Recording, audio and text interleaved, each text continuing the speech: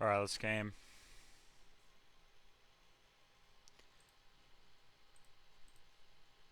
Stream looks good. Yeah, it looks good. Alright, let's go. Byron today.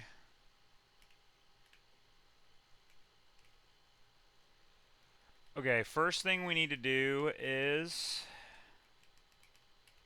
we need to level up our guys. I think it is more potent to use Ice Punch in case of emergency on Lucario, even though Thunder Punch is better. Even though Thunder Punch is a better move, I think I want to give this guy Ice Punch because I don't need Thunder Punch on the gym anywhere. So it's safer to do that in case something goes horribly wrong. We don't need Pidgeot. We don't need Turtle. And we don't need Lantern. Okay. All of these people will be useful in the gym in some capacity. I mean, you have no moves. Like, I might as well teach you this.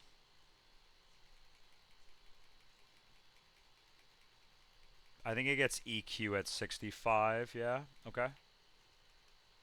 Get rid of Night Slash here? Yeah. I mean, I guess Aerial Ace is worse. Worse coverage. Okay. So, this guy is no delay.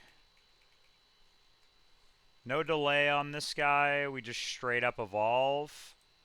And we go to level, like, 70 or so. I mean, level 60, basically. We go to, like, 60.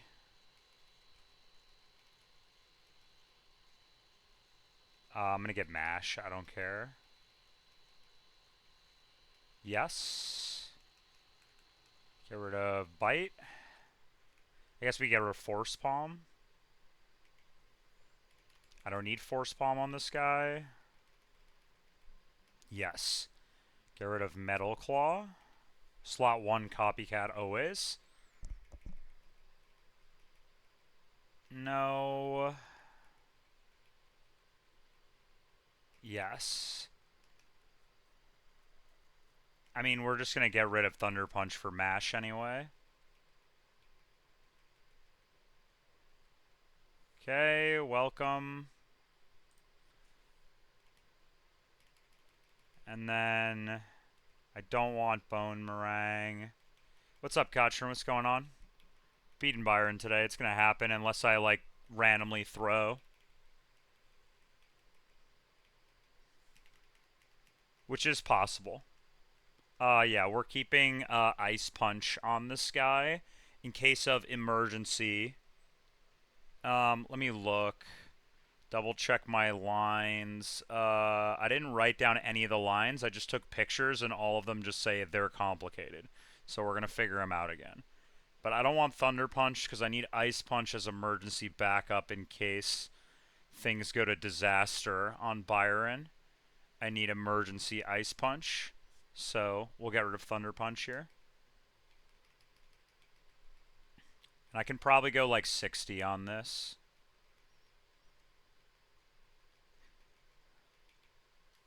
And I don't think I need Typhlosion at all for the gym because it's just kind of ass.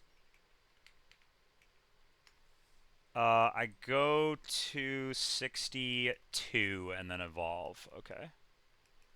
62.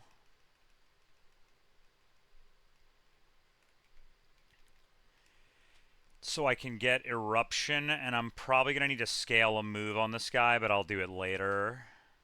No. Should get Thrash here. I mean, I don't know when I'm ever clicking this, so I just don't want this. This guy's probably going to die pretty soon anyway. It goes 62, and then we'll take off the Everstone. And then we should get Eruption here, yeah. I'll do slot 1 Eruption. And then we should get Typh. Welcome. And then let's just double check that my Lucario is indeed Iron Fist, which it should be. Yeah, it's Iron Fist. Okay. Alright, first fight. I remember this fight. Do I need to pre-sleep? I need to decide if I want to... I definitely need to pre-sleep for Scientist Bill. I don't need to pre-sleep for this next fight, but I might as well because I'm going into... And there's a bed here. So line is Marowak. Let me check Marowak XP, by the way. Marowak, Ludi, Lantern, Tenta, Turtle, and Lucario. So let's see if I can remember my own line or find a better one. Also, let me completely clear all my boxes and re-import my save. It's going to crash my computer because it does that every time. Should really get the Lua script for this, but I just don't really care right now. Okay, guys in. And then this is going to crash, so I should be able to just like close and reopen.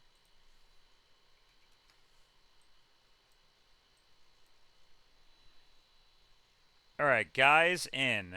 Lucario, Marowak, Ludi, Tenta, and Turtle, and Lantern. Okay. Here's the line. Should be Sailor Caesar. Yeah. So we're going to lead with Marowak with Thick Club. And we're just going to click Earthquake and kill this guy. And ideally he doesn't set rocks, but if he does, it's fine. So we don't really care very much about rocks in this fight. So this guy needs Thick Club.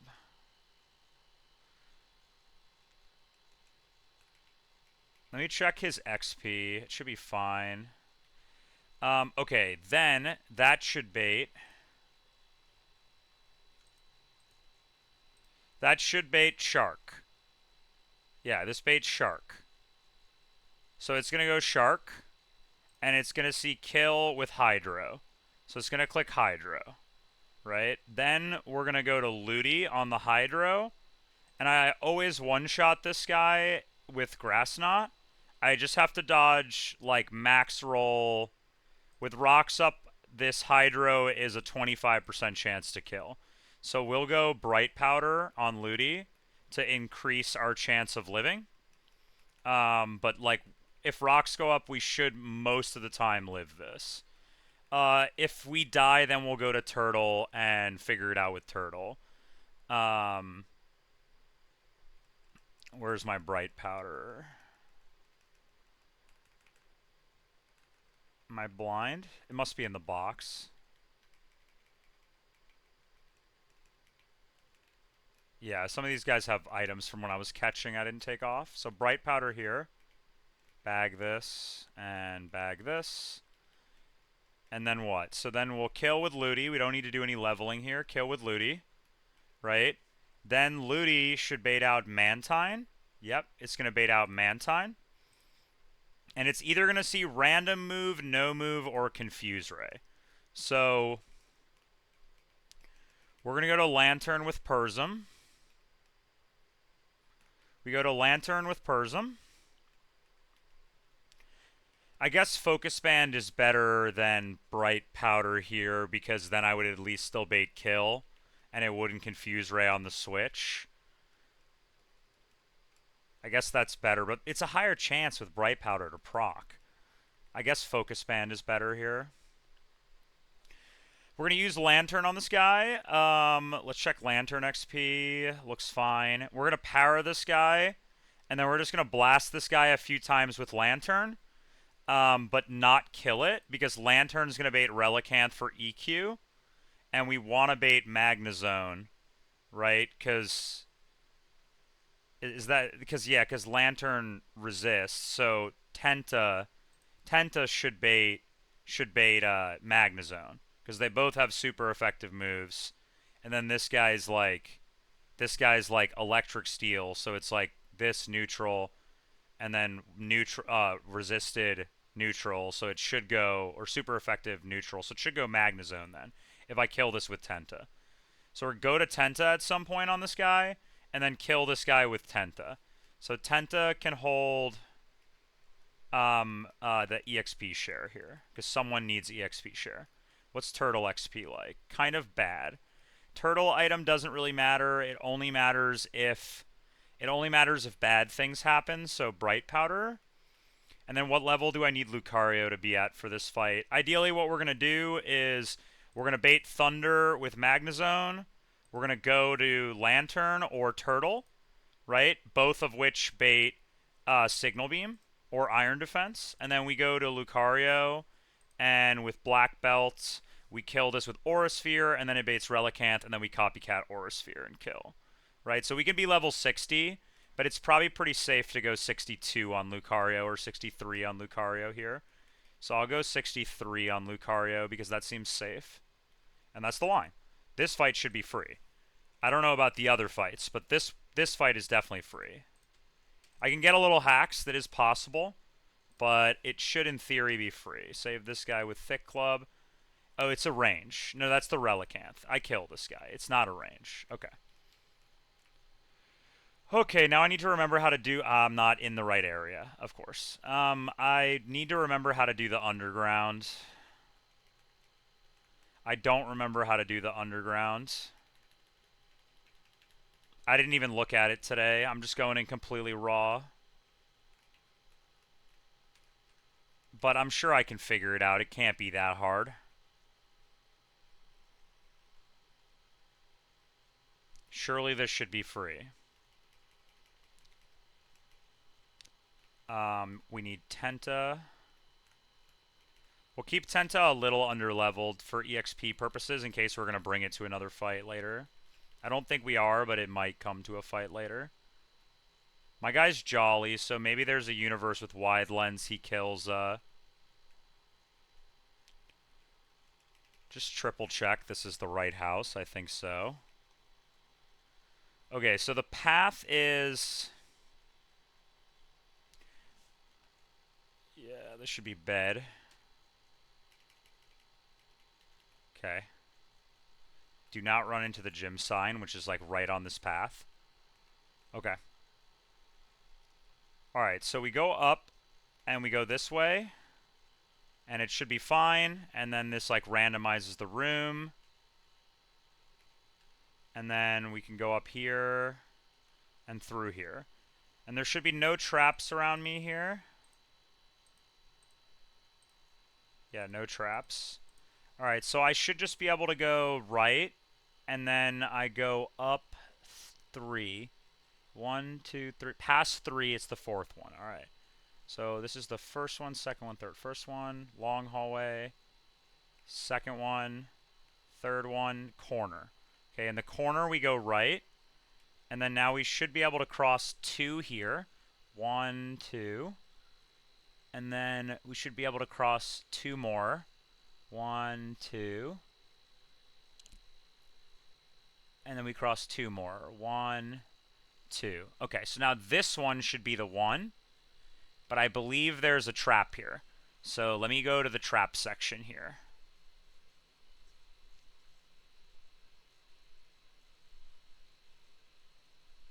Near the grassy room entrance. Okay. And then in the middle below the area. So if I go this way, it should, if I remember correctly, this should be safe.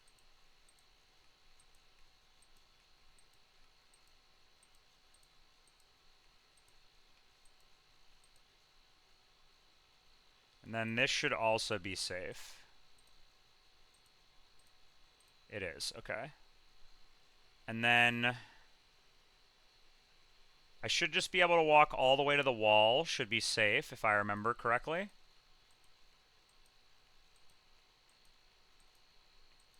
And then I should be able to walk all the way up here.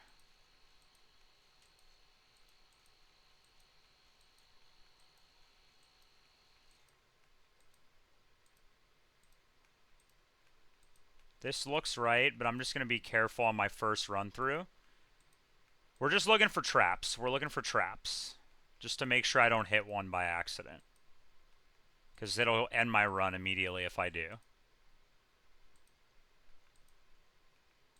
So I'm going to be kind of locked in the underground. Hold up. And yeah, this is safe. So I can go 1, 2, and then I go through, and I should be in the grass room. In the grass room, there is a trap that is below the door, but there is no other traps. So I should be able to just rappel up here. This should be safe. I can just run up, and there's no traps, and I can just bike across directly to the door. Alright. So I can just bike over this, and then get off my bike, and it should be safe directly to the door. And the trap should be below me directly. Yeah, it is. Alright, go up here, and then don't move until I figure out what I'm supposed to do. Alright, are there traps near me now? I want to go ice room. So there's no traps between me and the ice room, I think, except next to the ice room. So, let's see. Northeast of the hole where you exit the grassy biome. That's not where I'm going. The hallway, the tiles down and left from the hole to enter an ice, and there's also one in the middle, 7 tiles below. So just never walk in the center. Never walk in the center, and never approach the ice biome from anywhere other than the top. Okay. Okay. So it should be safe to go this way, and it's the first one, and then up 2. So there should be... Let me just read all the traps here, just to be sure. One to the right when you exit. The tiles down and left from the entrance to the Whalelord room, and another down a bit to the right of the nearby turn. Multiple from the oil room. I'm never going to the oil room. Multiple traps in the square of the crossroads area northwest of the lava biome. Multiple traps in the corner of a dead-end area northeast of the lava room. I mean, I should never be there, so it should never matter, right? And then 10 says the diagonal blocked the Whalelord room behind the lava biome from the left side.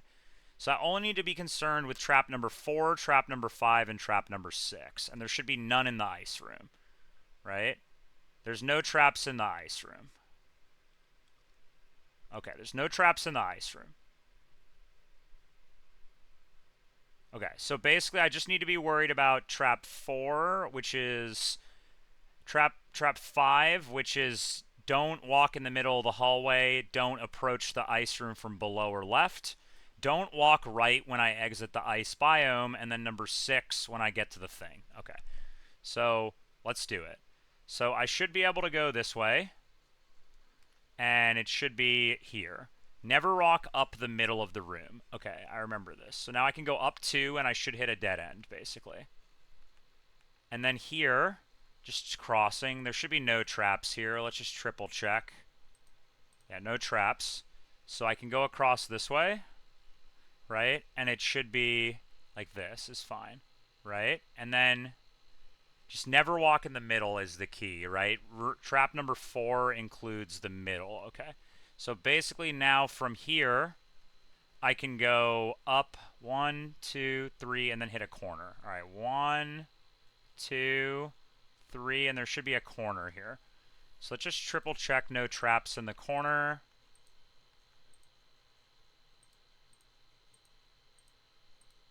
Okay, so this should be safe here, like this. And then this should also be safe to cross.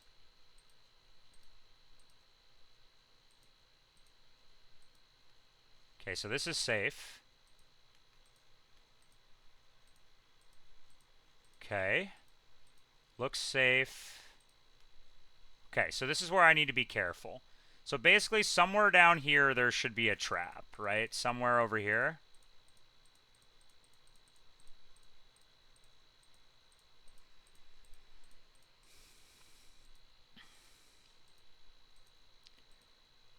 So I should be safe to walk across here. There's no trap here? Yeah, no trap. Okay, and it should also be safe to walk up here. Looks like no trap.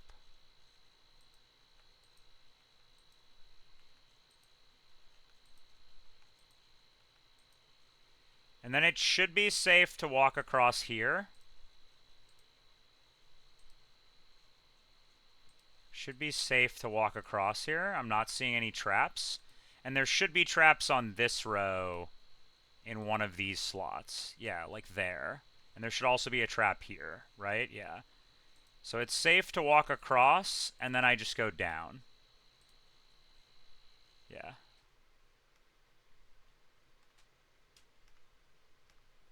Okay, and this should be the ice room. There's no traps in the ice room. Triple check. No traps in the ice room. No traps in the ice room. When I exit the ice room, do not move. Okay.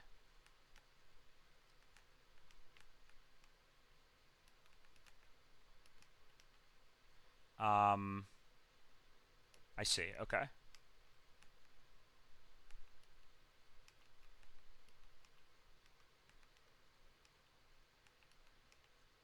So this is a dead end. So I clearly need to bonk with something here in order to enable this. So if I bonk here, then I can bonk here, and then do this, and then I'm in the same position, which means I'm stuck. This is a dead end if I go like this. Okay, so I can't go like that. I need to go like this to get back up here, because this is clearly right.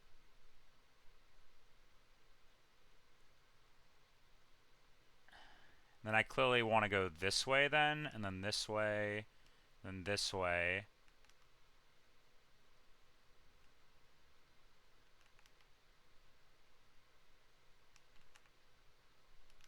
This is a dead end, but I can go like this. I see, but if I do this, then I'm out. Okay. Let's be super careful leaving this room. Okay, do not move. So there should be a trap right in front of me, and there is. Okay. But there's no trap above me, so it's safe to go up. So let's just get out of the way of this trap right now. Okay. So where's the next set of traps? So from the ice room, I can go up right over there, and I should never hit anything all the way to the Whale Lord room. Okay. So it should be completely safe to... Let me just double check trap 5. Yeah, okay. So I just need to be careful of the Whale Lord room. Okay, and that's it. So we can go up until we hit a wall.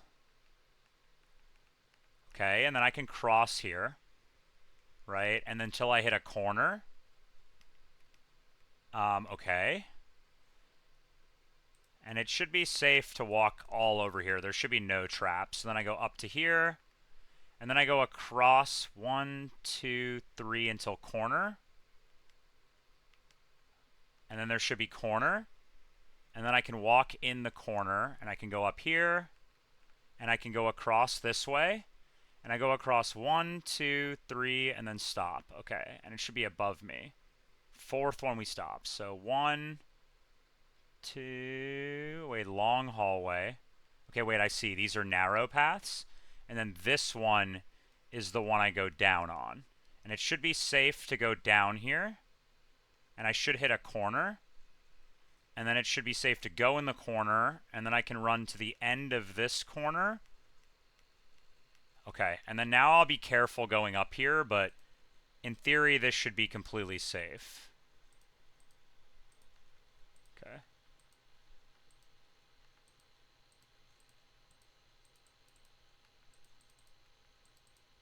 Just need to learn my way once, and then once I learn my way once, I can just repeat it over and over again.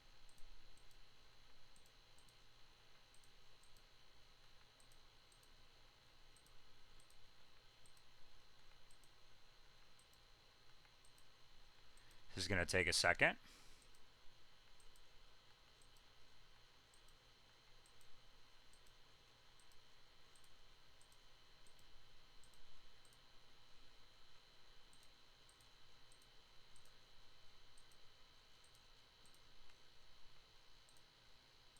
But in theory, it should be safe to go all the way up here. I'm just triple checking because I don't want to lose my run.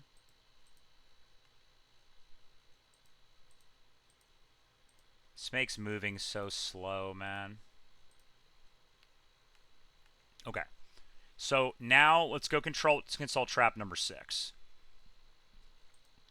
So in theory, there should be a trap somewhere off to my left here somewhere, right? If I understand correctly, there should be a trap somewhere over to my left, yeah. So right over there, right? Okay. But it should be safe to go up. And it is. It is safe to go up. That's what the guide says. That's what my counter says. Why is there no... Oh, it's further down. Okay, I see. So it's safe to go up to the top wall. And then it should be safe to just go across here, but I'll just do it really carefully.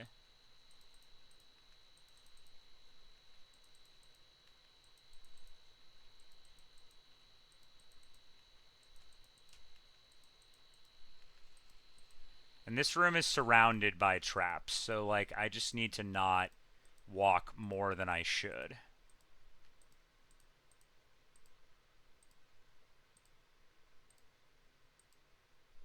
And that's the trap right past the door, right? So it should be 4 in front of me, and it is. Okay, so 1, 2, 3, Whale Lord room. Okay, this means we messed up, right? So we leave, right? And this takes me out, and then I need to reset the rooms, right? And then now I can go back in. Okay, so now we do this again, but now I am more familiar. Okay, so I remember there's no traps here. There's just the trap by the door. So let me just refresh quickly. Never walk in the middle of a room. Always walk on the right wall.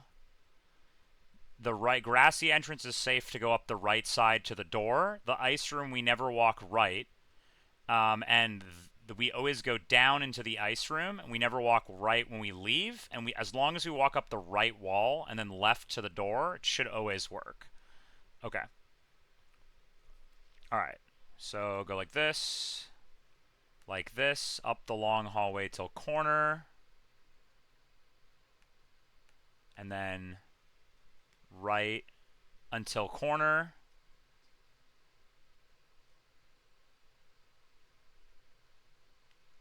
And then we never walk in the middle because there's a trap here, right? Like if I remember correctly, there should be a trap like right here somewhere. I just would love to know where they are so that the next time through I like know exactly what tile it's on. But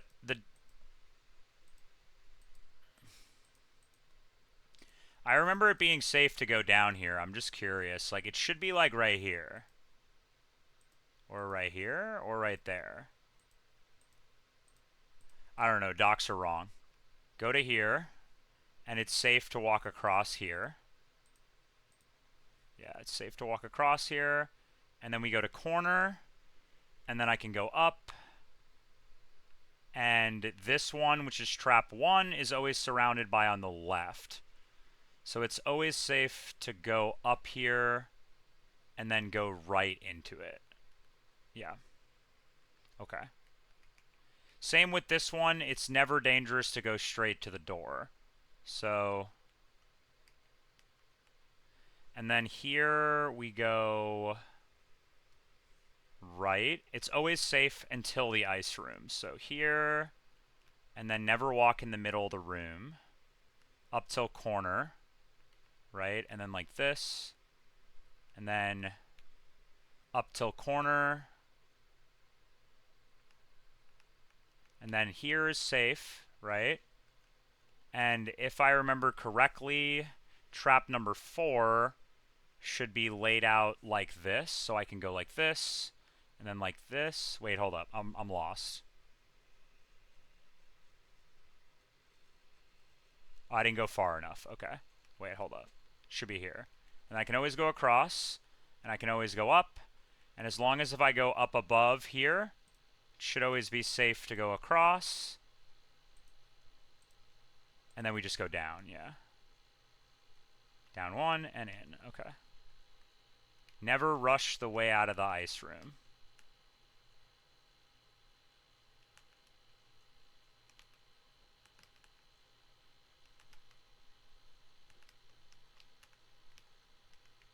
Okay, so never rush out of here. And then always just go straight up, and it's safe. And then this is safe all the way there. So it's corner, and then across until corner, and then up, and then this way until corner, and then up, and then across until the next tunnel, right?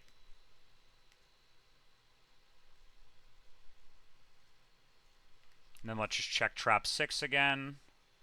Trap 6 is just hug the right wall and then up and then directly to the door. So hug the right wall and then up directly to the door. So down this way,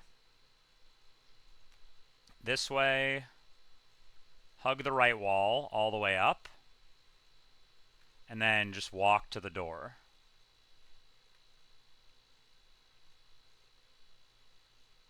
Whale Lord room, okay. I feel good now. I feel like I can do it without needing to check the traps every time now.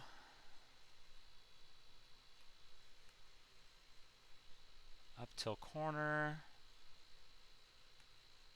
And then right. Until corner. Hug the left wall. Right. Go down to here. Go across. And this one is trap 1.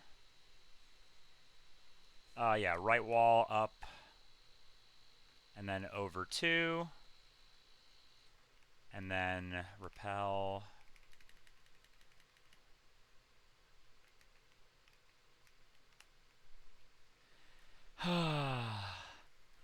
What's up, Spring? I'm getting better at this. I've already Whale Lord rimmed twice in a row, so this is always safe. I remember this one. This one's always safe. So I can always go here, and then we hug the right wall until corner, and then we go across, and then we hug the right wall up, and we go up until corner, and then we go across, and it's safe to stay on this row. And we go to here, and we go up past the door, and then we go across, and we go down and in. Okay. And then now here, it's like this, this, and then never fast forward out of this room. Always up. And now I'm safe. And then we just go all the way to the Whale Lord room, and as long as we hug the outer circle, it's always safe. Okay. Outer circle is always safe. Corner, up. Corner, up. And then all the way until we pass the long tunnel. And then this is always safe as long as I go outer wall. So yeah, outer wall is safe. So go outer wall, and then now we'll just be careful here. But should be fine. Maybe we're in the gym now? Whale Lord room 3 in a row. Excellent game. Excellent game. I just need to reset this thing, right? Like, I just do this, and then now it's like reset, and then we do it again. Then we do this again. And this is right wall is safe. Right wall's safe. What's up, Joey? What's going on? I wasn't counting. It's corner. I don't need to count. It's corner. And then never go in the middle here. Just go like this. And this is safe. And then hug outer wall. Outer wall up. And then this should always be safe. I really have to do this like 5 times. Okay, and this is safe. Here, up. This way. Up. Up till corner. Wait. Is that right? There should be corner here. Oh, wait, no, wrong one. Okay. This corner. And then cross here. It's safe to cross here. There's my door. Up like this. Over like this. Down. I mean, I only need to pre-sleep for 2 fights. So, like, I don't really think I need to pre-sleep, to be honest. Other than for Byron, obviously. That's the wrong way. I don't even really need to pre-sleep for this fight. I'm just doing it because, like, it's optimal because I have to get in there once.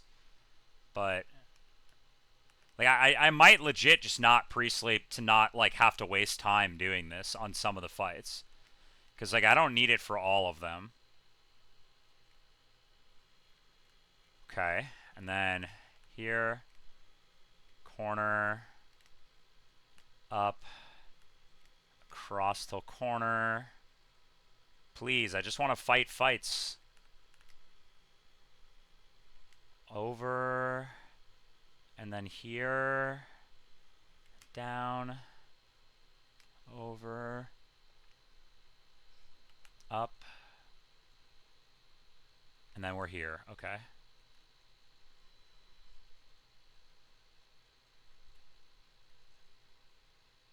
God damn it. This game is so stupid. What is this game?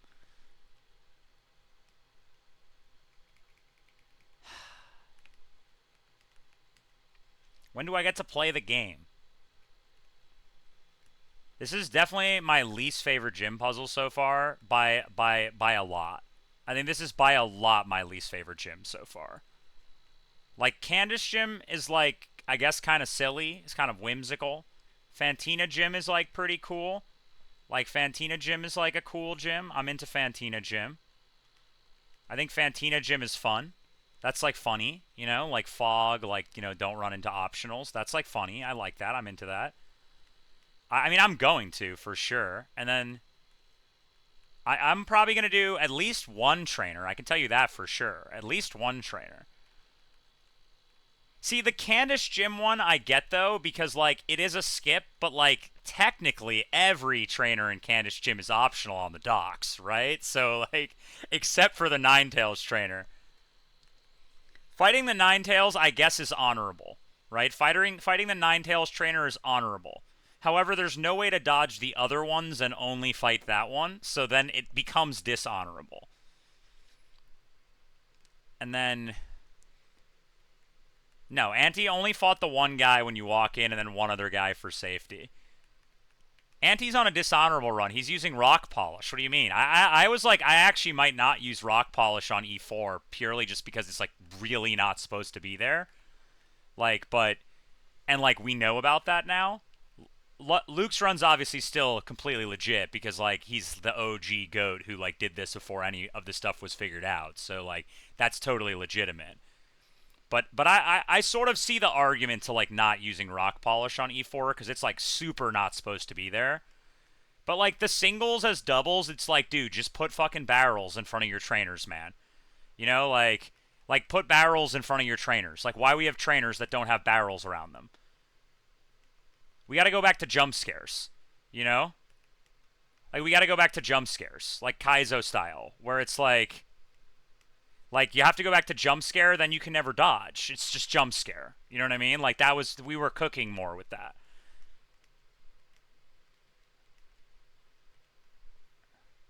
I mean, that just shows that it was, like, an accident for sure, but I also think you being the first one makes it sort of, like, immediately validated, like, as, like, who cares, because, like, you're the first one there, right?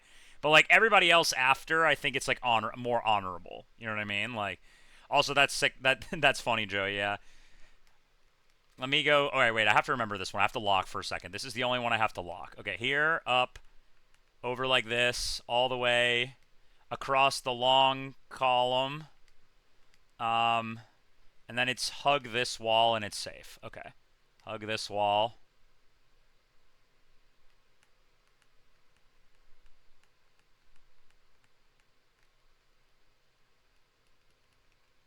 Okay, here we go. Jim? No, no! When do I get to play the game? When do I get to play the game? It's so long to get here every time. Oh my goodness. How do I get in? Like, is there a tech? Do I have to, like, leave the full gym? I thought this resets the gym. This resets the gym. Like, it says, like, stuff moved underground. Like...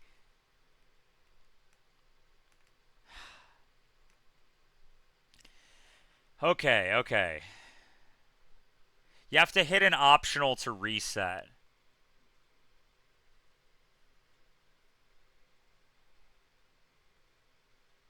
So it is just like you hit this and then it resets and then it's like... No, I'm not on an old patch. I'm on the most recent patch. That's got to also be capped. There's no way that's true, really. I was like, no way.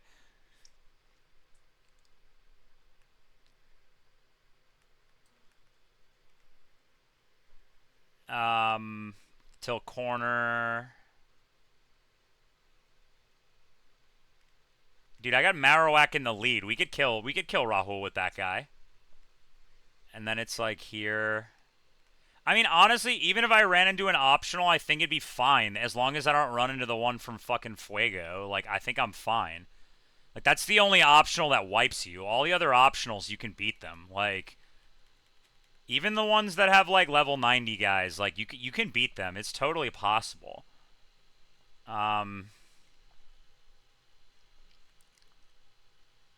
one that's, like... The one that's like the demon is the Fuego one. That's you auto lose. That one's auto loss. He's got like a full ass team. And then it's here. This one I can't speed up though, because like my speed up sometimes double clicks. And like there's a trap there. Okay. We're on a count of 4 Whale Lords in a row right now. What's the Whale Lord record, huh? Could I break the Whale Lord record? I don't even know if we have a counter on that.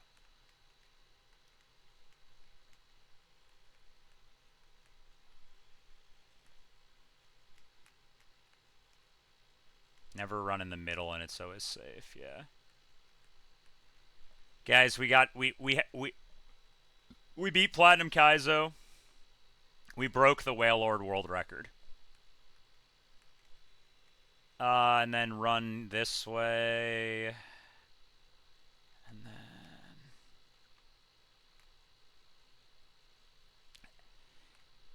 Thanks for Sketchy. I mean, am I right? Like, how do we even play these games without Sketchy? I'm actually good at puzzles, too. It's just unfortunate. This has to be a bit. Like, this has to be a bit. This is a bit. Like, come on, man. What are we doing here? What are we doing? Come on, man. I'm gonna full leave the gym. I'm fully leaving the gym. I'm leaving. I'm pretty sure I'm patched. Like, I don't know, man. I'll patch right now. Like, I don't care. Like, but the last patch that was released was the one that released Nightmare Mode, right? That was the last patch. The last patch was the one that had Nightmare Mode. So, like, I have to be on the last patch. It's impossible, right? Like, I have bed. I have bed, and I'm not getting Darkrai, which means this must be it. I am not on first patch because there's bed. That by default means it's not first patch. So, all right, we'll try again. Okay, this is the run for sure. This is the run for sure.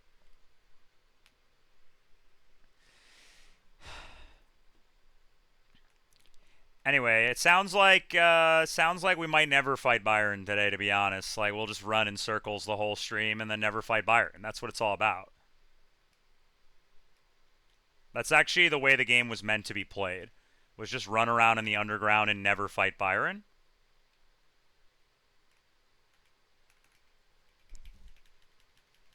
all this just to fucking wipe to like the sand trainer anyway. Um, that's the only fight I didn't prep. I prepped all the other fights, so the sand trainer I'm gonna have to figure out. Dude, I am never going in the oil room. I'm not going there. I don't want to know what it is. I don't want to know. I know it's just a surf, but like I don't want to go there. I have no desire.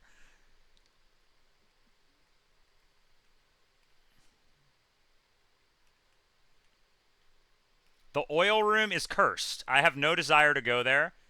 The naming by itself is cursed enough where like I just don't need to go there. I don't need that.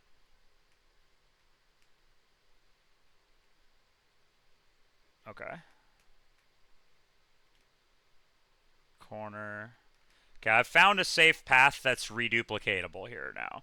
So now I'm kind of on autopilot a little bit here. And that's when you run into an optional, when you're on autopilot. I've lost a run to bad overworld movement, so like it's definitely like not out of the realm for me to do that. And I hit a gym sign by accident on this run, so like it's certainly within the realm of possibility that I could run into an optional. Please. No, no, dude, no. I want to play the game. I want to play the game. This can't be real. This hat it's just pure luck. I mean, like I'm patched. Like what is this? Oh my god, dude. This is the CB. I'm in the CBT right now, dude. We're sure I don't have to leave the gym. I just have to go there. We sure? I thought I'd at least have fought one fight by now.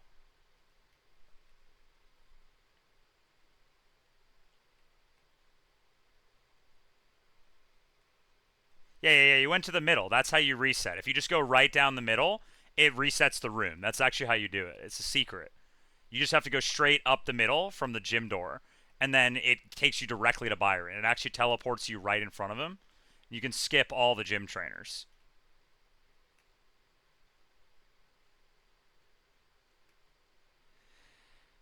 I need to go to the new Phyrexia room and pollute myself in oil, and then when I do, I'll come out reborn. And then the game will bless me for my virtue for going to the oil room, which is completely surrounded by traps more than any other room in the entire area is. This is safe. I don't want to go through the lava room because I don't trust my bike parkour.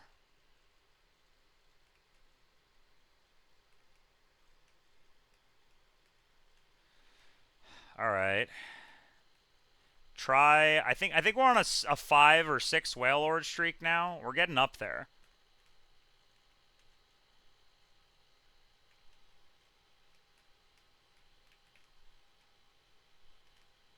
Corner. Corner. And then this way. This door. Okay. This one's the one. For sure, this one's the one. I'm feeling so good about this one. Here we go. Here we go. We're in.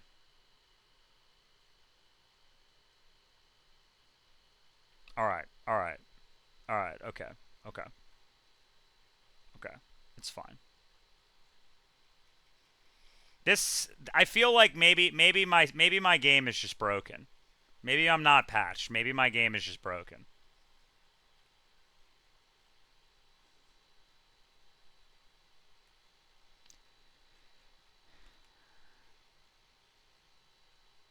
This is peak gameplay.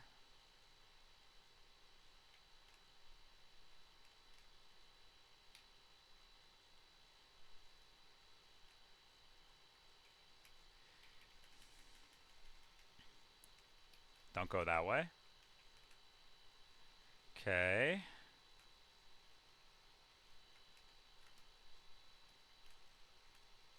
Corner.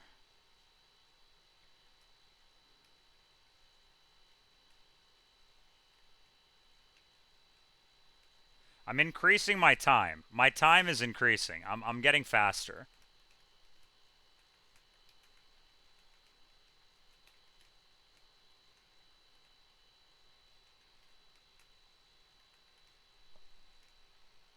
I'm getting better. I'm improving. I'm becoming the Platinum Kaizo. This is actually the training arc that I need to undergo if I want to become KTZ. I have to actually just run through the underground for 3 hours, and if I do, then I'll be reborn on the other side of better Nuzlocke. This is what is required. Okay, Whale Lord room, no more. Bang! Oh my goodness. We're in. What's my line again? I don't know. Do I have all my moves? Let me just check here quickly. Thick Club, Focus Band, Persm. This guy needs an item. Needs a black belt. Tenta has EXP share. This guy has Bright Powder. That's fine. Okay. With Thick Club, I kill this guy? Yeah. Okay. Okay. Alright. Sailor Caesar. Bronzong Sense Rain. Why is that in slot 1? That's terrifying. Earthquake just kills this. Don't set rocks, maybe? Okay, that's fine. Okay. So now this should go to Shark, and it sees kill with Hydro. Ludicolo dies to 25% of crits after rocks here. Hydro can also miss. But I have to get crit, and he has to basically max roll. If he does, we go Turtle, and he kills. Come on, Ludi. Lock in. You quad resistance. It is Tinted Lens. It's not a crit. Alright, cool. I kill this with Grass Knot. I guess Energy Ball is safer in case Grass Knot's bugged. I kill with Energy Ball. I'm faster than this guy. It's raining, obviously. You're dead. This goes Mantine. Sees kill with Air Slash because he hit me. We go Lantern, take some rocks. Right? We're Persm. We Thunderwave this guy. That was a shit ton of damage, bro. Lantern's never dead to crit here. Yeah, Lantern's never dead to crit Surf right now. Max roll crit Surf is 126. He could also still Confuse Ray. Let's just Shockwave. I guess I want to... I'll Discharge. If I crit, is that problematic? I only kill with a few crits, so it's better to crit. It's a Discharge here for the chip.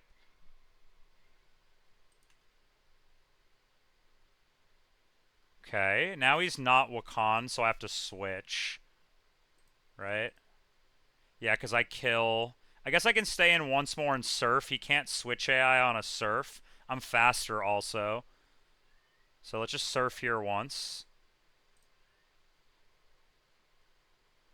Okay. Now it's Surf or Confuse Ray. I guess I probably should have gone Persm on Tenta in case of this happening. But it's just safe to just go Tenta right now. I guess, in theory, he could switch on Sludge Bomb, huh? Even though I'm faster? Can he switch if I'm faster? I don't think he can switch if I'm faster. So, it shouldn't ever be able to go Magnezone, and even if it does, that's fine. So, we just go here. Take some rocks. Nice. Sludge Bomb should kill this. It's a range. Kill this with Sludge Bomb. This should bait Magnezone. Yep, this is Magnezone. This is guaranteed Thunder. Lantern lives rocks. We can heal up on Lantern here. So we'll go Lantern. I guess in theory, if he sees kill, it's always Thunder. Let's go Lantern. There's no special AI on any of these moves. Should be Thunder. Now this is always Signal Beam or Iron Defense. We go to Lucario here. Go Lucario. Perfect. Okay. Aura Sphere kills. I'm Black Belt. Let me just... I did equip Black Belt. I remember doing it. Aura Sphere nukes this guy. You're dead. And then it goes Relicanth. And we just copycat Aura Sphere. You're dead. Okay. Alright, that's what the content is like today. You just run through the underground for 15 minutes, and then you fight someone in 5 seconds.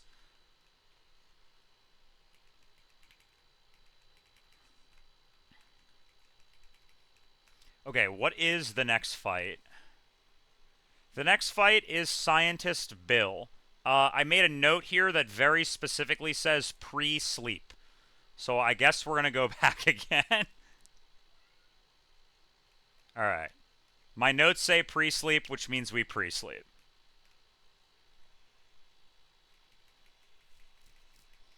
Alright, let's look at the line for the next fight. I don't remember what I was trying to do with this thing. My line looks horrible based on this paper, what I have on paper here.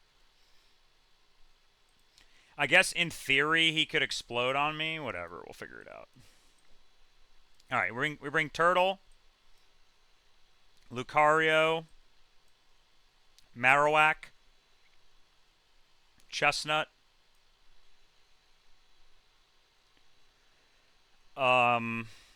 Muck,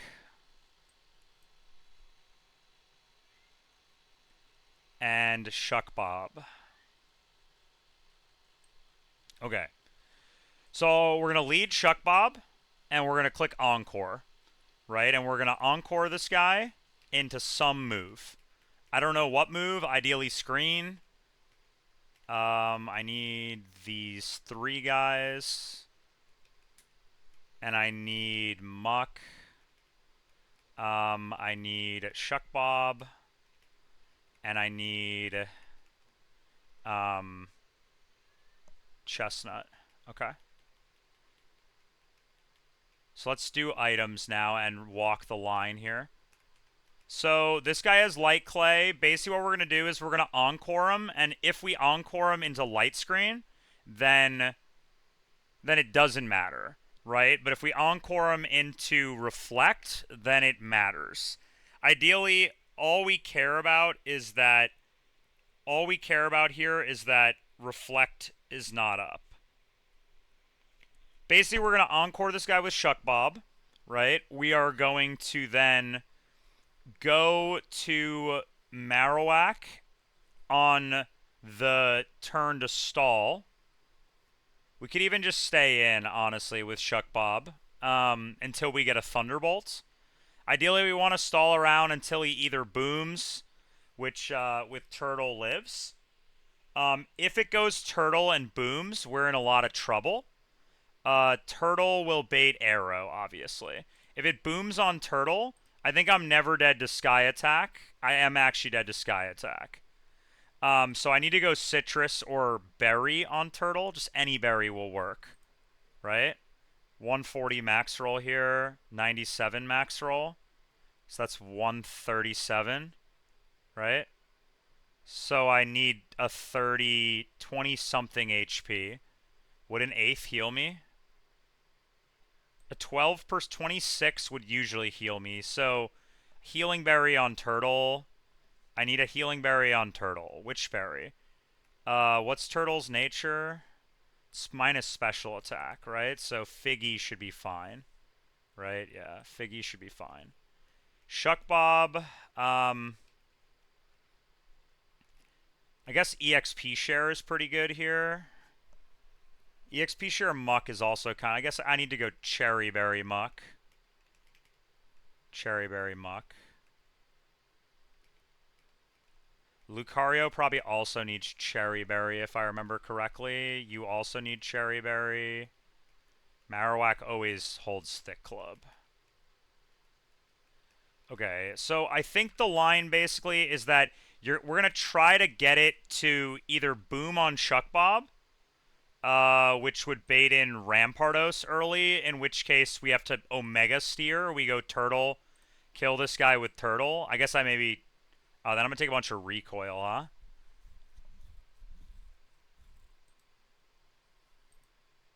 Yeah. We need to be very careful here. This guy can't really do that much to Chestnut, so in an emergency we could always go to Chestnut here. Ideally what we want to do, basically, is we want to try to stall this Electrode with Encore and then kill this with Muck, right? Killing this with Muck... I'm slower than this guy, so I need to guarantee that I don't proc Switch AI. Shadow Punch can proc Switch AI. Gunk Shot can proc Switch AI. Yeah, all of his moves can proc Switch AI, right? I guess he could go to Porygon to because he's immune but has no super effective move. Basically, what we're going to try to do is we're going to try to kill this Electro with Muck. We're probably going to teach it, like, I don't know, something random. I guess I can't even teach it secret power, because then it could go here, right? There's no way I listen to an entire mix in one cycle of the Underground. That's crazy. How about something like this? How about this? This seems good. I like this. I'm into this. I'm into this. Wait, so maybe my Muck line doesn't work here. Nidoking would obviously be optimal, but my Nidoking is over-leveled. I need something that baits in Bronzor, effectively. I can't use Marowak, right? Because it baits early this, right? And then Lucario would bait this because Earthquake, yeah, and better typing than Arrow, right? Fuck. Okay. Okay, what move can Muck learn that I have in my party? I guess I could just Rock Smash this guy. He can't switch if I Rock Smash. If I just Rock Smash, he can't switch here. Is there any other move he can't switch on?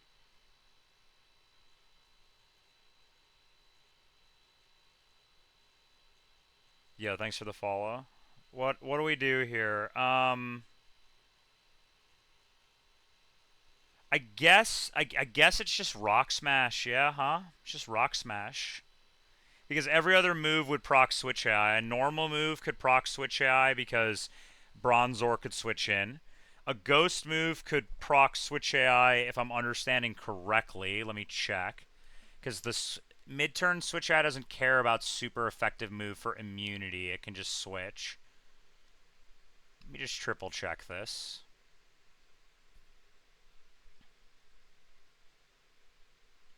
Oh wait, no. It's identical to immune switch. For this check, the must have it fit must acted first.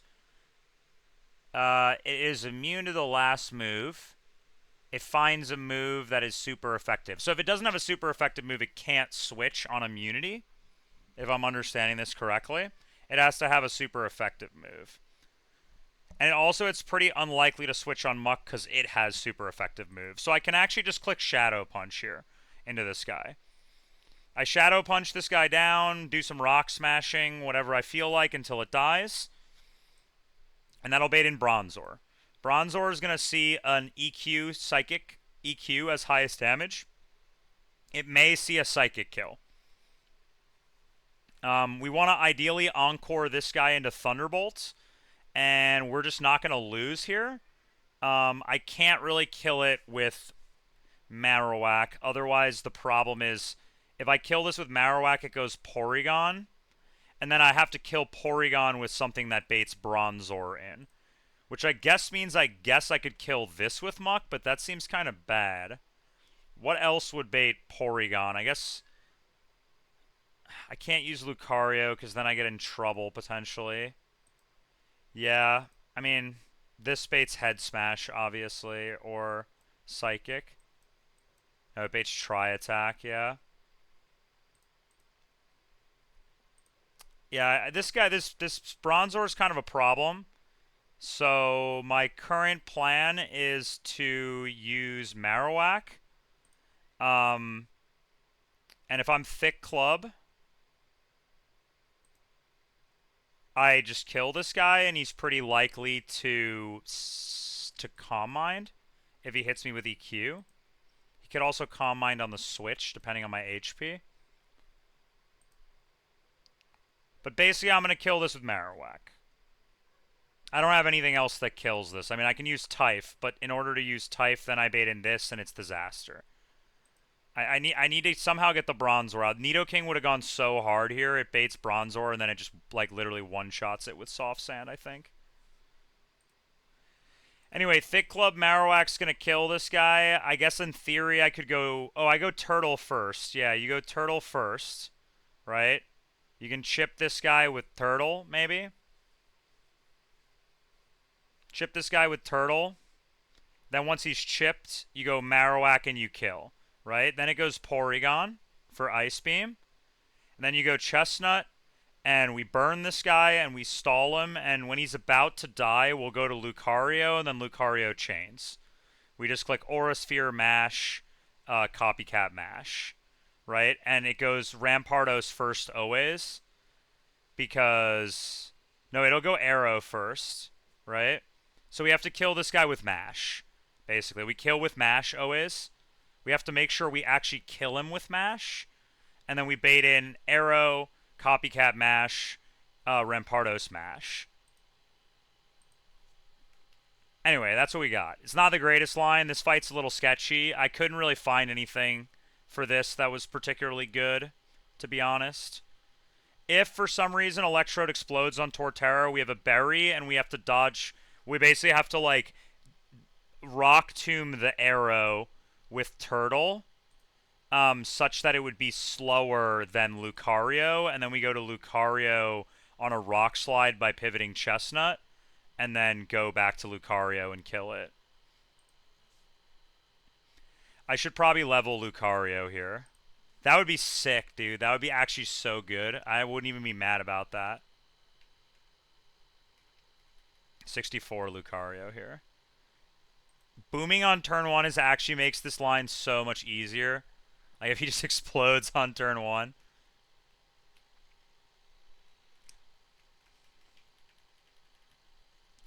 Alright, time to return to my hell.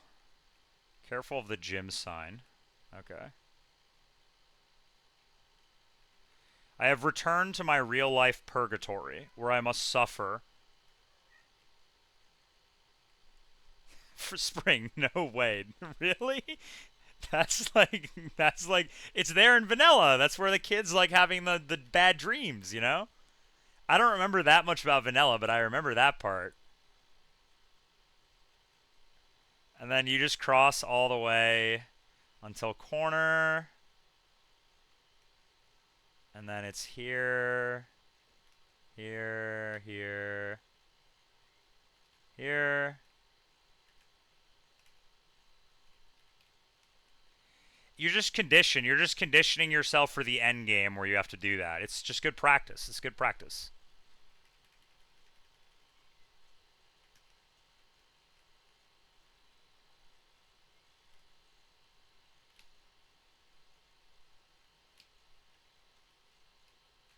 And then corner, bottom row, up.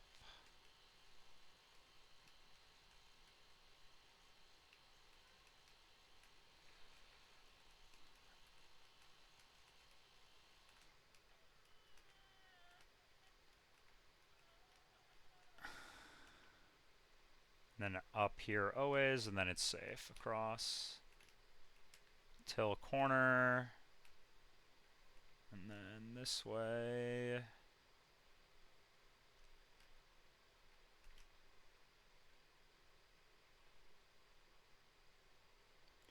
And we just hug here, and then we're out.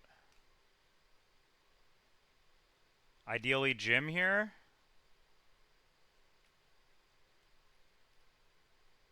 No. Oh! Okay. It's fine. I'm good at this game.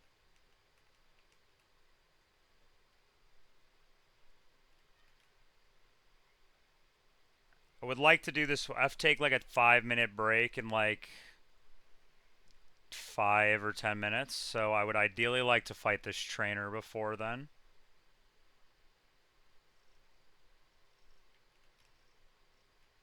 My cats demand food. They're harassing me right now.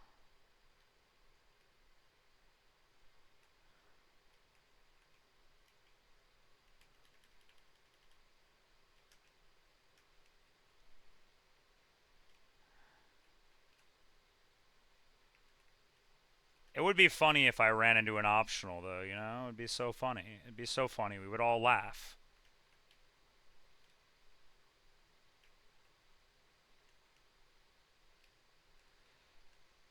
I think my Byron's pretty good, but the Byron gym is a little suspicious.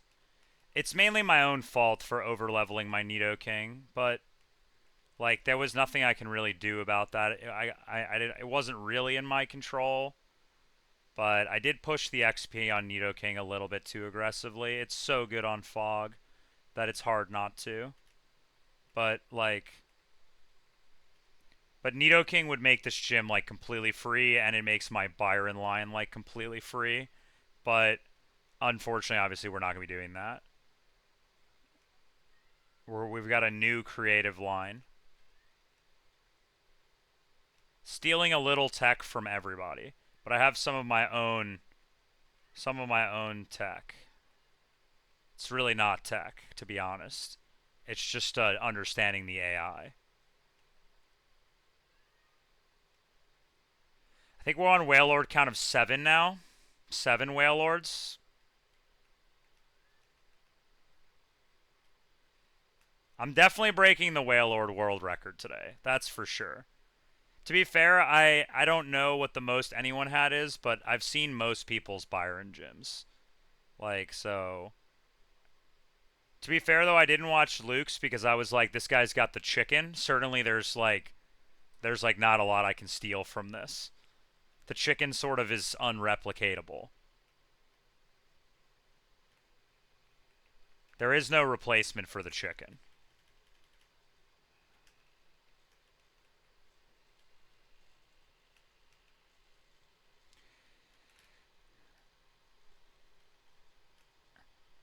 No, I mean, of course, there was no chicken. There was no chicken, there was no Tyranitar. I have Byron prepped, yeah. The only fight I don't have prepped in this gym is Idle Skylar. Oh, wait, hold up. I'm 100% sacking 2. That's for sure. But I have an option to sack 3 if I miss a 75% into get crit, basically. I have to sack 3 if I miss the 75% into get crit. But otherwise it should be, and I have to hit a range on Poliwrath. But it's a pretty good range. It's like 75% as well. Because I can't give Poliwrath a black belt because my Lucario needs it. If my Poliwrath gets double crit, it does die. This will happen. This will happen. However, the thing that you don't understand is that wait, am I going? I'm going the right way. Is that Poliwrath favors me? Me and Poliwrath are homies. We go back. On my first good run, I had the submission Poliwrath from 203 because I'm a devout Poliwhirl fisher. That they rewarded me, and it was like max speed, early submission, naughty Poliwrath or something like that. It was like 31 attack IV, like naughty, like plus speed, like a 30 speed or something. And that they just reward me. Poliwrath and I are homies. We go back. Oh, okay, no, we're in. We got another fight. Okay. Check items. Cherry. I guess I don't need Cherry on Lucario if I'm... I don't need Cherry on Lucario if I'm... I can go Metal Coat on this.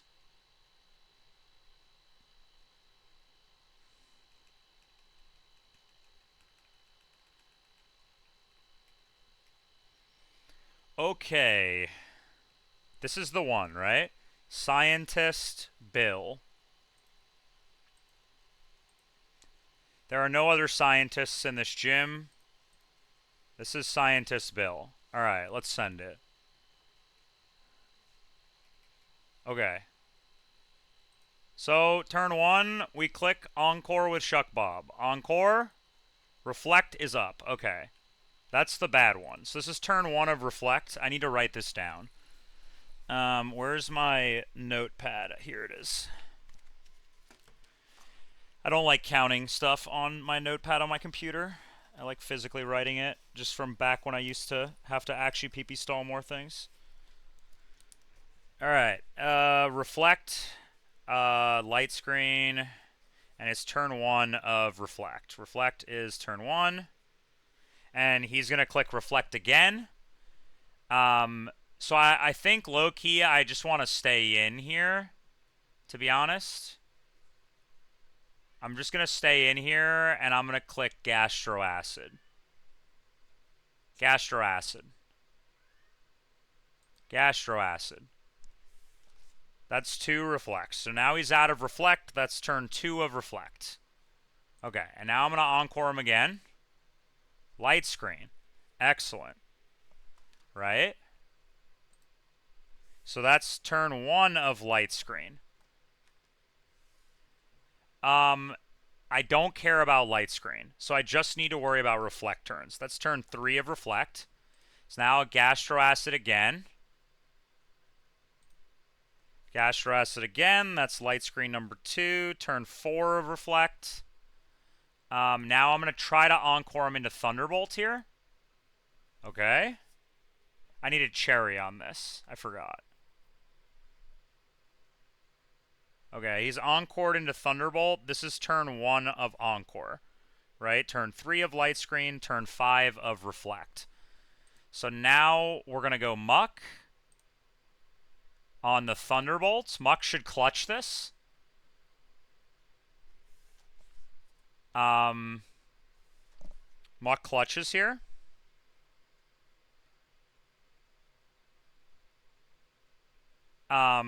That's turn 2 of Encore, turn 4 of Light Screen, turn 6 of Reflect. So we recover here. Okay. So this is turn 3 of Encore, turn 5 of Light Screen, turn 7 of Reflect. So Reflect is up right now.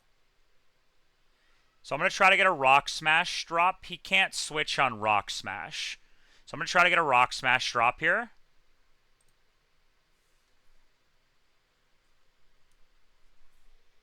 This is turn 4 of Encore.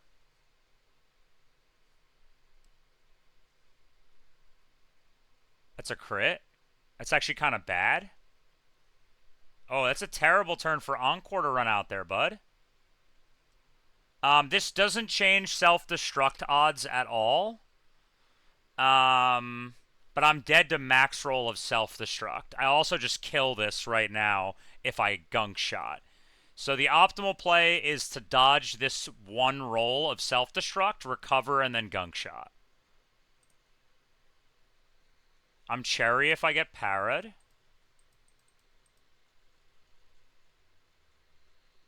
Okay.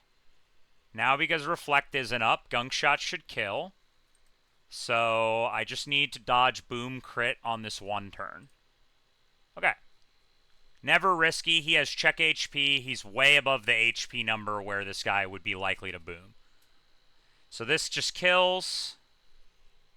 And reflect is over. I don't know if light screen is over, but I don't really care, to be honest. This should go Bronzor now. It actually legit is Muck Monday. I forgot. Muck has new powers today. Alright, there's no screens now. This is Bronzor. Bronzor doesn't see kill. He can Calm Mind here. I don't really care. He could also Earthquake, which I also don't care. We're just going to go Turtle here. Can he ever switch AI on Turtle if I click Razor Leaf into this? Or Woodhammer? The answer is no. I just need a little bit of chip, so he can't switch AI on Woodhammer. I'm also faster. Go here. I'm going to get EQ'd here, or Calm Mind. Okay, that's fine. This is a bit bad, but it's okay. It's okay. It's fine. We Woodhammer here. Don't crit this. Should Calm Mind again here.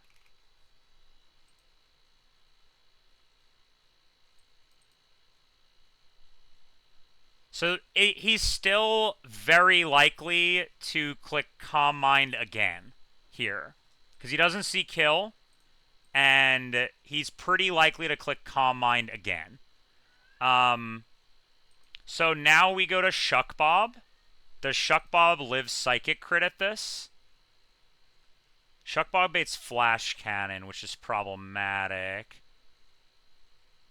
No, we just go hard Marowak here. He's got this. Never dies to non-crit. And he would also have to click it, which he's not going to. He's going to click Calm Mind. Okay, I'm dead to crit here.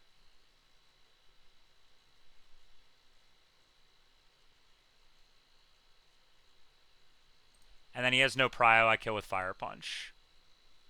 Pretty unlikely there to click Calm Mind, actually, to be honest. The odds say with check HP, he should be over 71%. So it was actually pretty likely to click Calm Mind again there. Because Calm Mind has 3 PP, I think. This should go to Porygon 2. He sees kill with random move. That's fine for me. I don't care. I just go to Chestnut.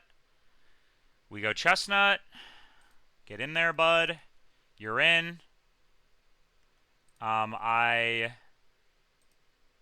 on. I'm getting my chat polluted.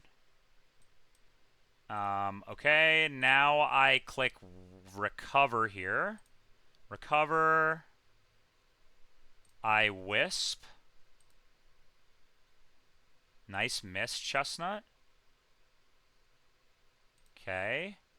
I don't want to risk this, so let's just wisp. Recover. Recover. Turtle is slower than this. What HP do I need this to be at with Metal Coat to kill? I need about 60%, so I should go Turtle now. Get Ice Punch, Ice Beam, then go here. So we go Turtle. Now we go to Lucario. Ice Citrus. Okay, we do this again. He can recover now. Do I kill? I mean, I guess I would know, right? I can actually figure out if I kill or not here, right? Like, Citrus heals this guy for 25%, which is 40... 50? It's 48. So Citrus should heal him for 48, right? 193. We do a little math here. 193 divided by 4 is 48. He takes how much from burn? From burn, this guy takes 24. To proc Citrus, he has to go below 50. So he went from 193 minus 24 minus 24 minus 24 minus 24 to 97. That wouldn't proc. So then he goes down 24 again, and then he heals 48. So 121. Mash Mineral is 121. Okay. So I kill this guy with Mash. If I did that right. I mean, there's really no harm in just pivoting around a little bit here. Like, if I miss this range, I could lose my Lucario. Let me just triple check. So, 193 divided by 8 is 24. So, to proc Citrus, he has to take 5 ticks, right? So, 24, 24, 24, 24. And then he doesn't proc it at 97. That's 1 too few. So, then he goes down again, 24. And then he heals Citrus, which is 193. Divided by 4. So he should be at 121, which means Mash should kill this. And I'm faster. Mash. I got an attack raise. That doesn't matter, but, like, sick. Now this goes Arrow, Copycat Mash. And then this goes Rampardos, click Mash. Right, this guy dies to Mash. This guy takes 200% for Mash. I attack raised again. Okay, let's save some of those Lucario for later. Okay. 2 down, 2 to go. This fight I haven't figured out yet, though. So I'm actually going to have to calc this fight. But the last fight I figured out, and we're risking a crit because I can't figure out a way that I don't, and I just really don't care, to be honest. Like, it's not even a crit that kills something. It just, like, means I have to, like, bring a different mon or something. Like, I don't really care. It'll be fine. Okay. I'll be right back. I gotta feed my cats, and then we'll calc this fight.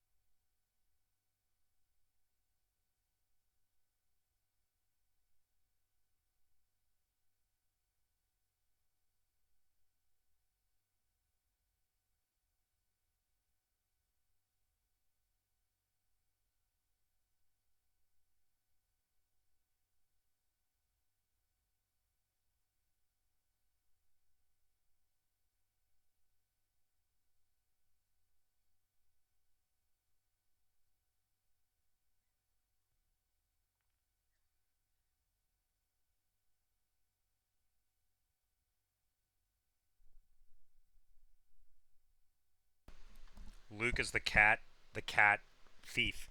He's the releaser of cats.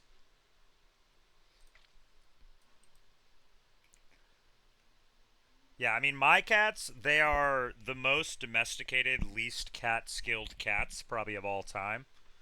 They're bad at every component of being cats.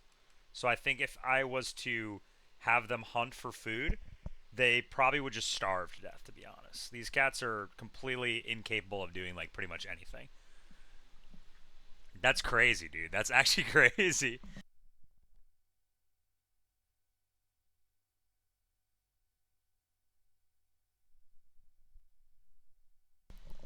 I mean, that cat's living life. My cats live a pretty good life. They sit on the floor and then they move to like a table and then they like get to like eat food that I put out for them every day and they get to like sit and sleep most of the time and then they get like new toys and shit like fuck, bro. Like you guys have it good. Like what the fuck? What am I doing? I'm out here going to work.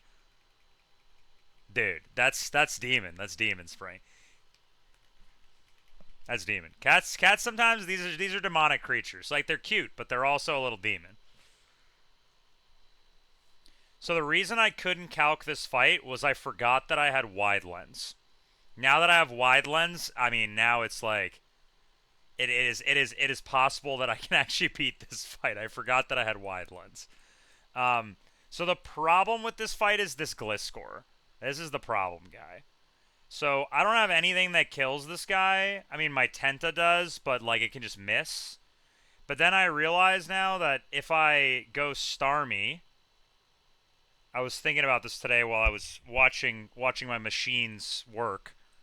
Um, if you go Starmie and I give this guy wide lens, or sorry, wise glasses. I mean, sorry, wise glasses, which I have. I believe I do have wise glasses, and I give this guy Aurora Beam, it kills. Bang. We figured out the Gliscor.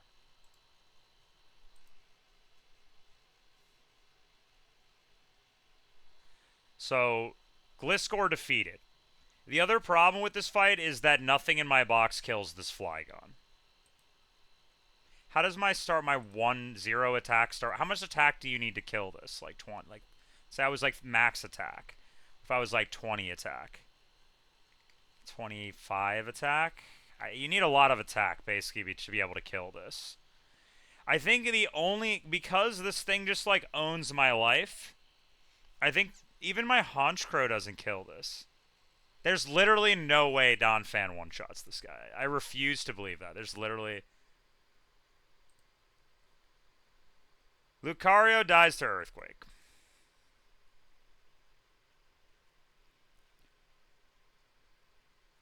I guess you could pivot to Lucario, Copycat Draco. Like that's like a thing. That's my spoiler. That's part of the Byron line. Who could have guessed? The Copycat Draco seems pretty powerful here, right? The Copycat Draco does seem pretty good. Who does that bait? Please tell me that baits Aggron. It does not. It does bait Aggron. No? That baits Gliscor. Right? That baits Gliscor. No, yeah, it baits Gliscor. That's terrible. Baiting Gliscor is terrible. I don't want that. I don't want that. I was thinking about bleeding Turtle, like straight up. Are you saying like, well, I mean, I guess I can look. Like, I can pull my Donphan out of the death box. Hold up, let's see what it does. I'm just curious now. Why is my Donphan not in here? I don't know. Let me just load in a default Donphan set. I mean, he's got to be in here somewhere.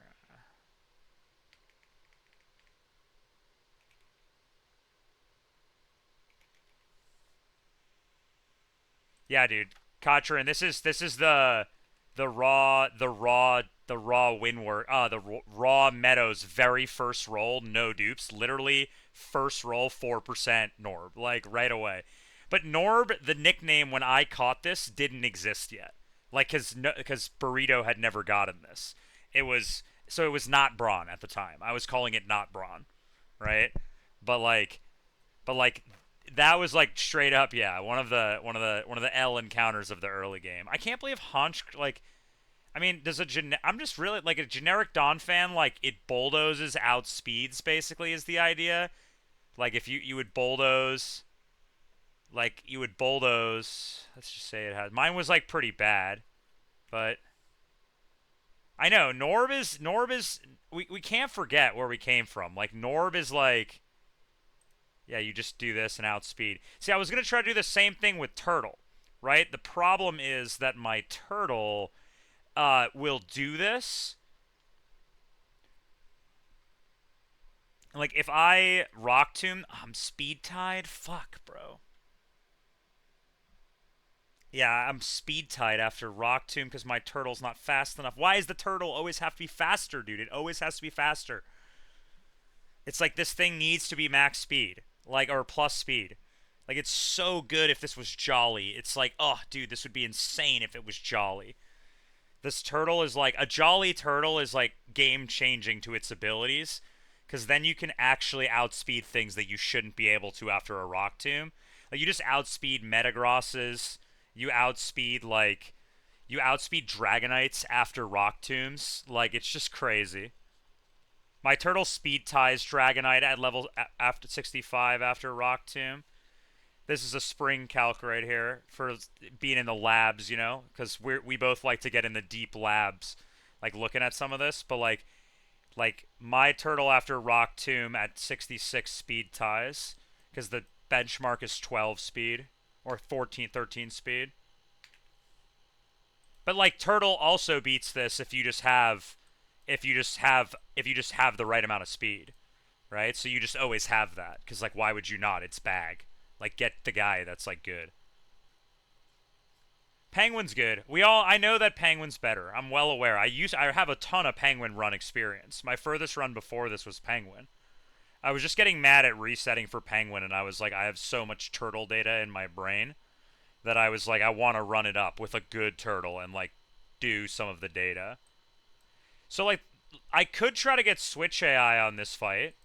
Like I could Rock Tomb this Flygon, take a Draco, right? I live after Sand because I'm not taking Sand. I live Draco. If he Stealth Rocks, that's also fine. Then you just Rock Tomb. Then you just Rock Tomb again, and you bait Aggron, right? Because Avalanche, and it's 4x, and he has no moves against you that are super effective. I guess he has Flamethrower. He's not that likely to switch. But you could just Rock Tomb. But you'd have to EQ twice here. I mean, what if you were Soft Sand?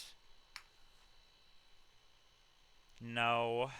What if you're Hard Stone here?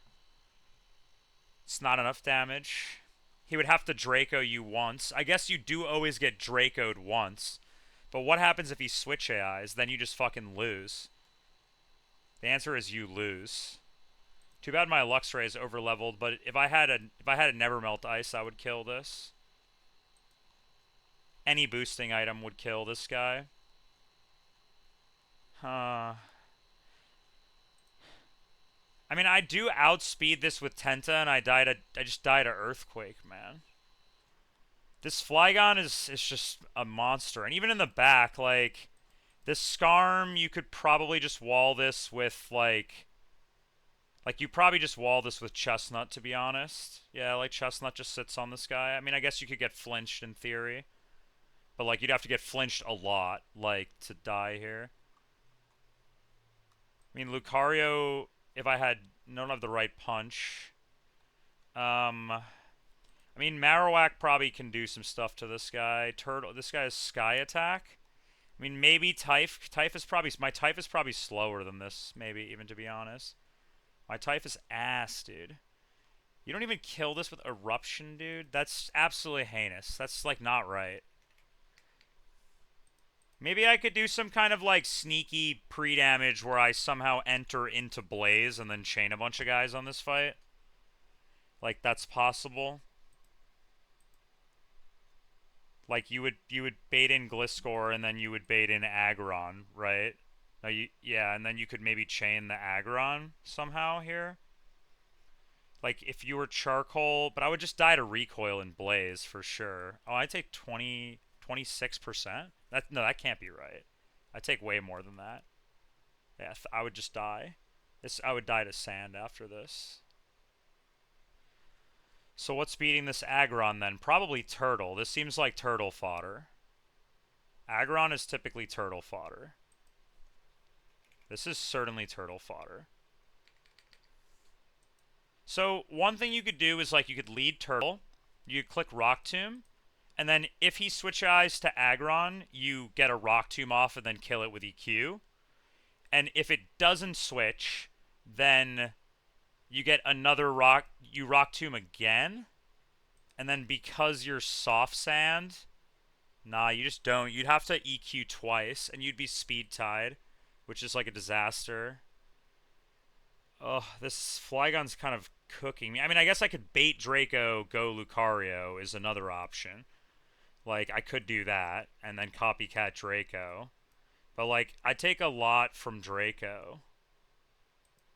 Like, if I get crit, then, like, I guess you just Ice Punch. Oh, yo, my Lucario just does 81% with Ice Punch to this? That's crazy. 85%? That's insane. I guess that's the Iron Fist right there a little bit. So you just go Lucario and just Ice Punch this thing. And you always kill it. Okay, that's something. I have something now. Does something always die to Draco? Maybe like Beedrill always dies to Draco? I could probably find a way to use Beedrill on this fight. Like, I guess you could make anything die to Draco if I pre-damaged here. But I don't know if I really want a pre-damage for this fight. I feel like with Sand up, I just want as much HP as possible on everything. It feels like looking at the back line, like Chestnut would be good to have for this Skarm into Fori, potentially. Like, he would go Fori, and then you just wall this with, like... I mean, this moveset looks like Starmie just walls this, if it can't boom. Just can't do any damage to it, but yeah, Starmie does wall this. And it comes to this fight. I'm not Magic Guard, though. Magic Guard would be so good. Why is my guy Natural Cure? It would be so good on this fight. I mean, Chestnut can't sit on this guy unless you burn it, which I'm not going to do. This guy kind of is not the greatest into what I have. I mean, I could use, like, Lantern, I guess. Too much from... He has Earthquake. I just missed that. I mean, Turtle, I guess, yeah, Turtle just beats this guy. If I don't use Turtle anywhere else.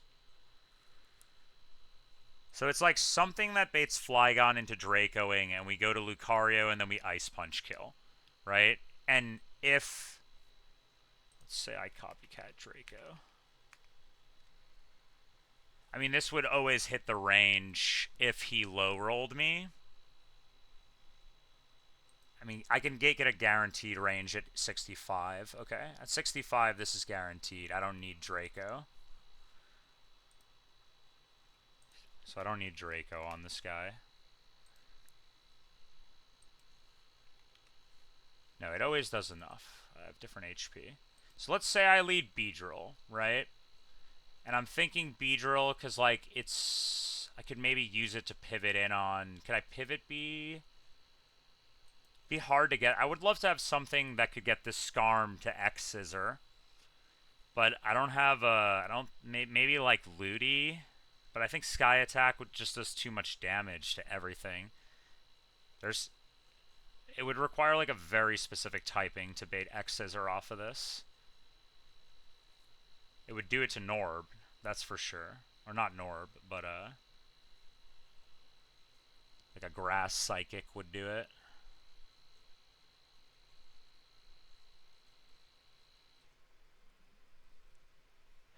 So basically I need to get Turtle. I either need to use... So I'll use Turtle in the back for this.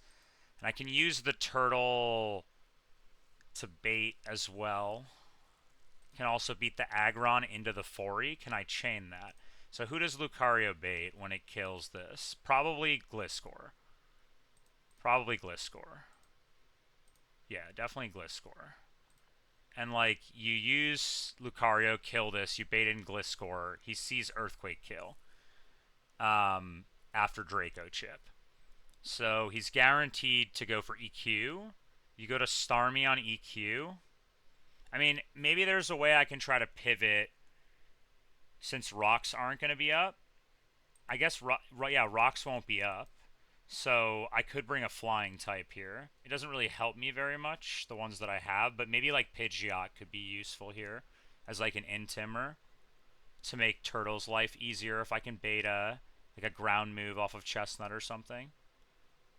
So yeah, you just Ice Punch this guy, goes to Gliscor, you go to Pidgeot, right? You intim this guy, and he like can't really touch you, to be honest. You kind of actually just wall this guy here with Pidgeot because he's just built like that, to be honest.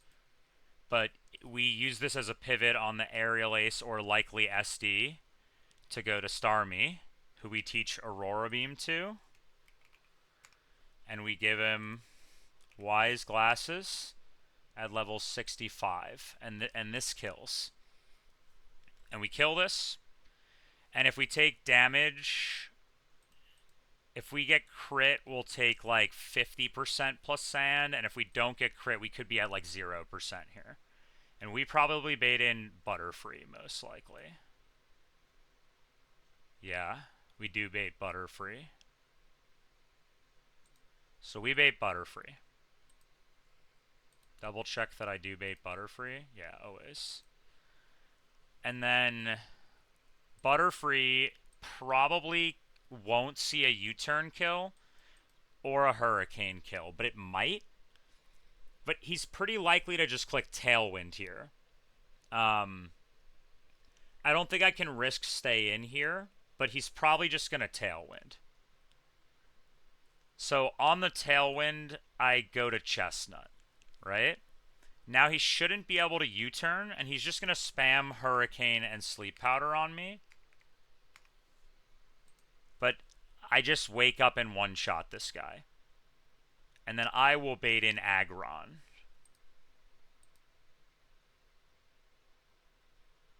Can I get Lucario ever in on this? It'll just Tailwind. It might, I guess in theory, if you didn't kill this with Starmie and you went Aggron, you could chain this.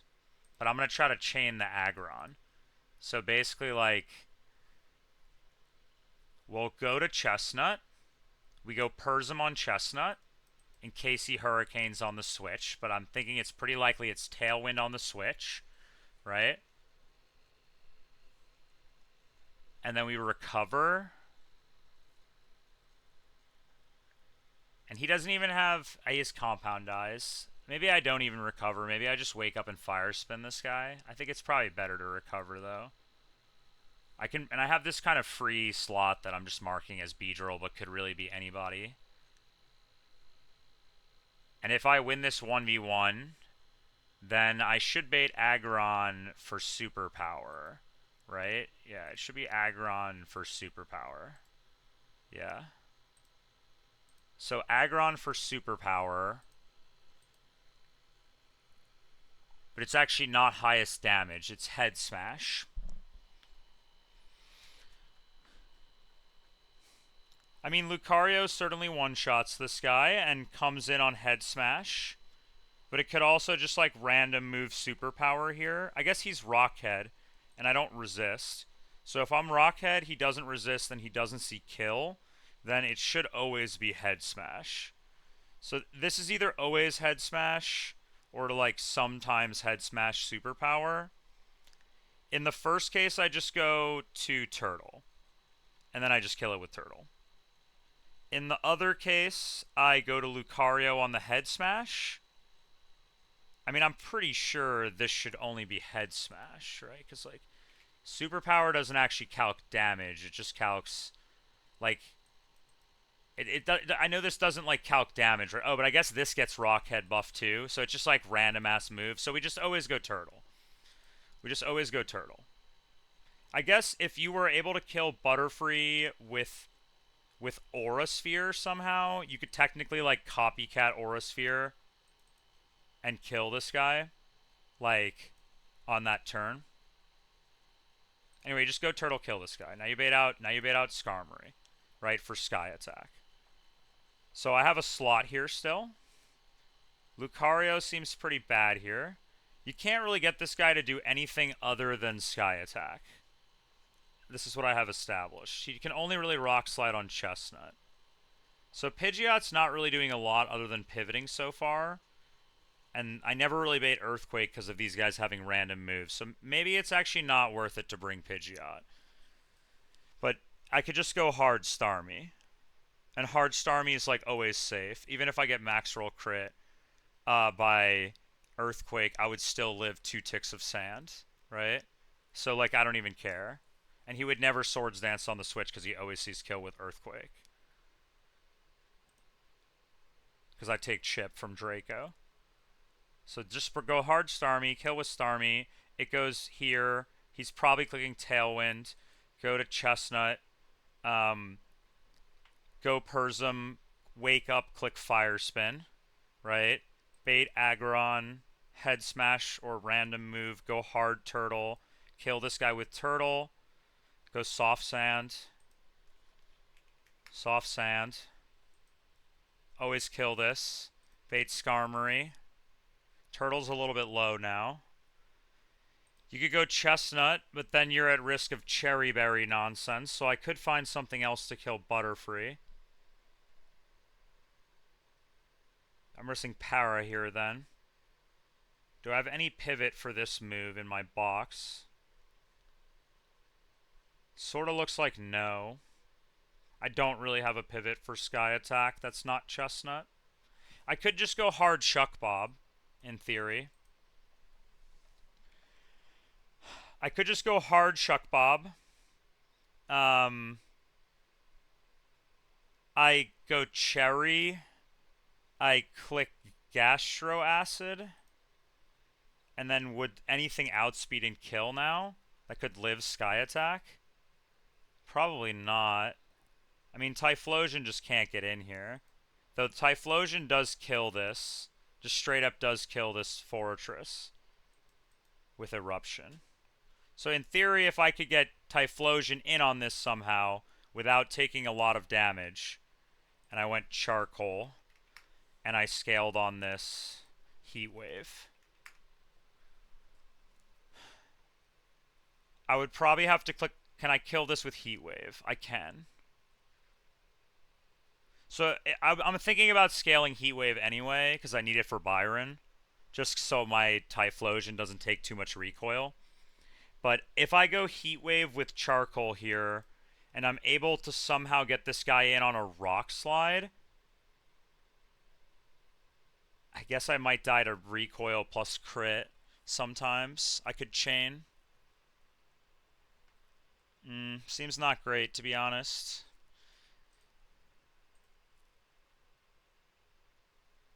I mean, just like feels like having something that switches into Earthquake, like Turtle does. Like Turtle usually beats this guy if it's last, right? But like I could be kind of low in some universes. I could be kind of low here, and then I would need backup. So like going Pidgeot is like kind of good because then you bait Rock Slide.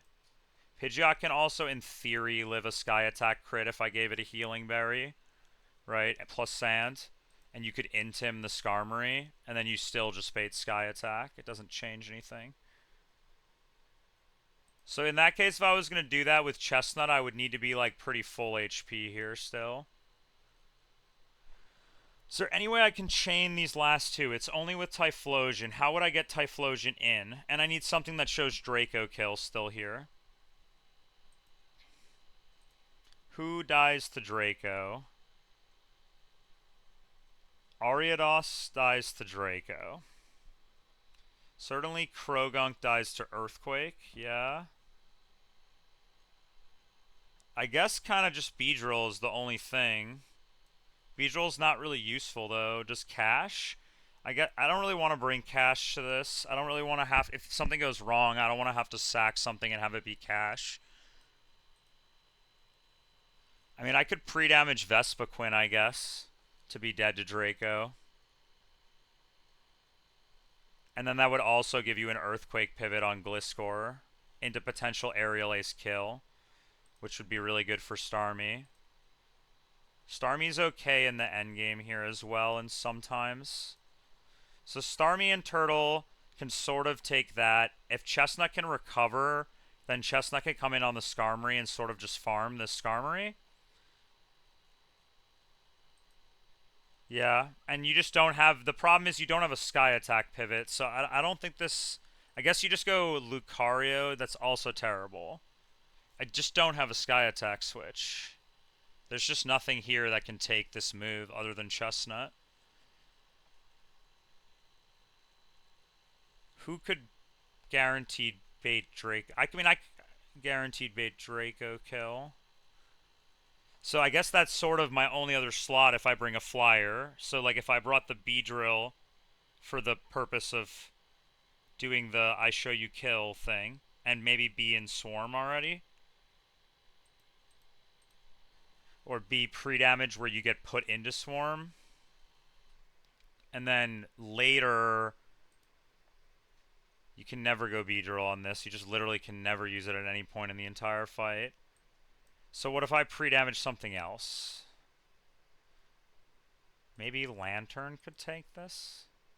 Lantern kind of can tank this. I could go Lantern just to try to power it, maybe, to make Chestnut faster, and then I just have to dodge a para from him, basically. That seems not bad, to be honest. And then you could maybe go Turtle. I don't hate this, actually. So we just bring a Lantern to help with the Skarmory. And we eventually try to have Chestnut kill this, though. Like, we want Chestnut to come in, be faster. Now he can't get flinched, right? And I just have to dodge this para to kill this. And even with Tailwind, like, he sets Tailwind on the switch. I wake up and kill. I pivot to Turtle. Tailwind is down. Aggron is safe, right? Turtle has enough HP to take care of this Fortress most of the time. And then I need something that dies to Draco. That's the last slot. So I guess I don't really want to risk Ariados. I guess it could be Dugtrio. Dugtrio might just straight up die to Draco. It also dies to EQ, of course. Why not? I guess it's neutral, and I'm higher Spadef because I'm plus Spadef Dugtrio for clicking beat up on Blissey purposes, obviously. But I could do Luminion. Like, I could pre-damage Luminion and then U-turn. I guess that's something for chip. But, like, what does it even matter? Like, I already get the chip here. Like, I don't need any more chip. I don't really need chip for this. But I guess that's better than other things. But he could... And then I need... What happens if Turtle gets too low against Aggron? And I need Turtle to somehow clutch here. And I have to go Soft Sand here, so I can't go Berry. If it gets that desperate, Turtle baits EQ. So I guess I could go Starmie, risk a crit on Starmie. And then Cash would do okay here, actually. Cash is pretty good, but then I'd have to have Cash be the one who helps with Skarmory, which is bad. And how much could Cash be pre-damage to bait Draco kill? Not that much, actually. If I was like 70% on Cash, I could in theory come in here, take an EQ crit, and then like kill with Muddy Water or something. Okay. Looks like a line. Starmie, Lantern, Turtle, Chestnut, Lucario, and the thing that dies to Draco, which is, I guess I didn't decide. I guess, it's Cash. Cash is what dies to Draco. And then the last mon is my Cash.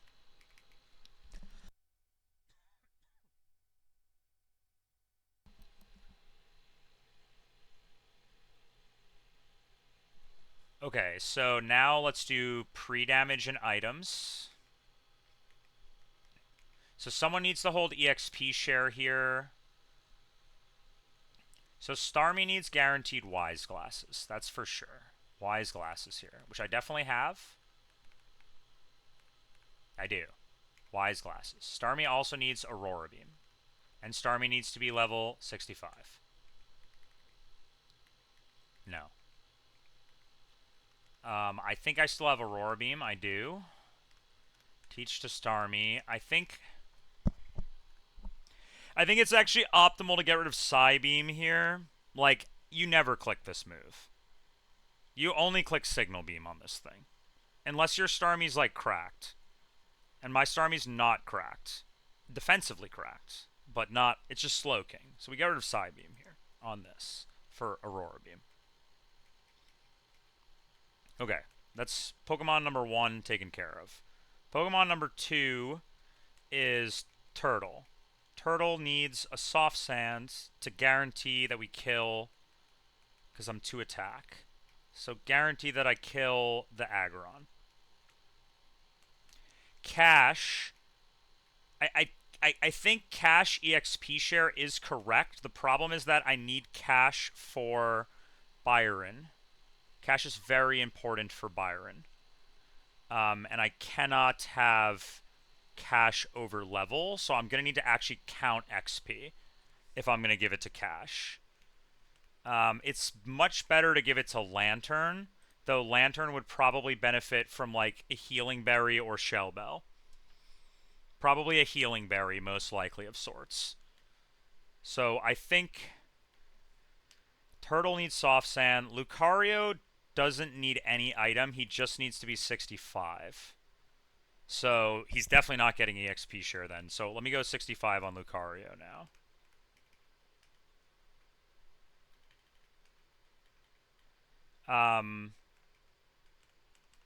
Okay. So Lucario item doesn't matter. Best item on this is probably Shell Bell.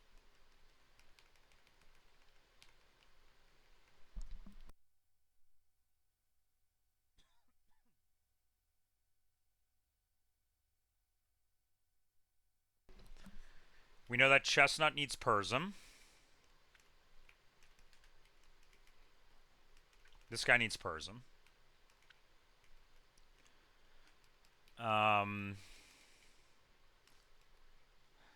Okay, let's check EXP here. Let me do some math.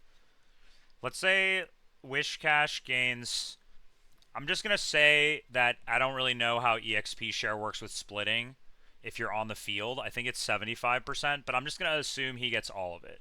Would I overlevel if I took half of everyone else and I took full from Flygon and Fortress? The answer is... wait, where was I? 1044. Okay, and then I need XP from Butterfree is 157 or 75. And then Aggron I take like 1340 basically. So Wishcash should not overlevel here if I did my math correctly. It should not overlevel here. So I can give EXP share to Wishcash.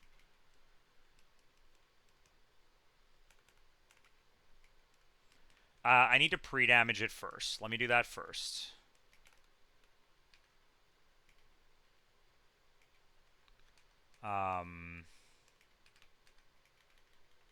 Okay, let's pre-damage.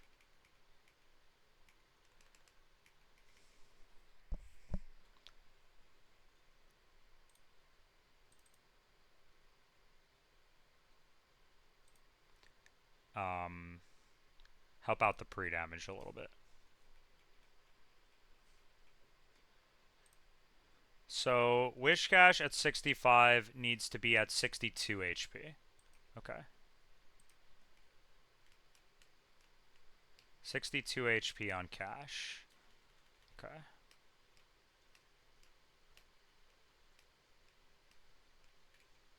think I overdid that a little bit. Nope, okay. 1, 2, 3, 4, 5. Okay, 2 more. 1, 2. Okay. So we've pre-damaged Cash, and now we're always dead. Okay, Cash in slot 1. Cash in slot 1 with EXP share. EXP share. Lucario, Shellbell. Lantern, Healing Berry. Lantern's nature is minus defense. So Mago should be fine. Looks good. Let me update my levels in the calc. Starmie 65 with Aurora Beam, Wise Glasses, Chestnut 65. Best item on Chestnut is Persum. Turtle 65. Lantern is 65. And last mon is Wishcash, who's 65. EXP share. Okay. Pretty much nobody on the... Most guys on this team, if my Starmie was Magic Guard, no one on this team would take sand damage. Let's just double check. EXP share. Shellbell. EXP share, Shellbell. 65. 65. Mago. 65 Soft Sand. 65 Aurora Beam Wise Glasses. Pre-damage to 162, which always dies to Draco from Flygon. And let's go. Alright, we're up in our Whale Lord counter. Whale Lord count, I think, is at 7 right now. We're at 7 Whale Lords.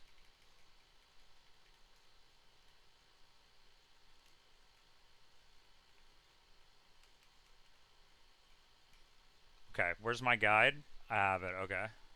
I'm ready.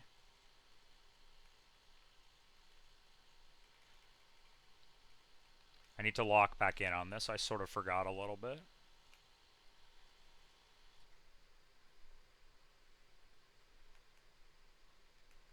This way, till corner, then left side, right side.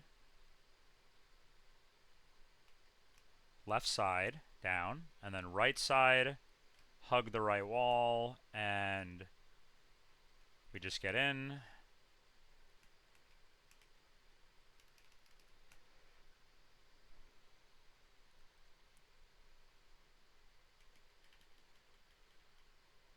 Top row is safe. Next area, this way. This way.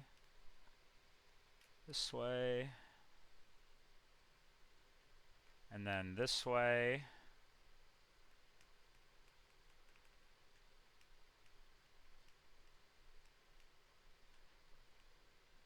And then this puzzle is free now. Okay, never go right, always go up. Now I'm safe.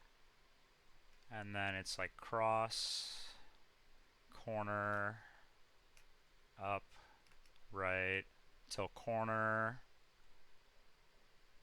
and up.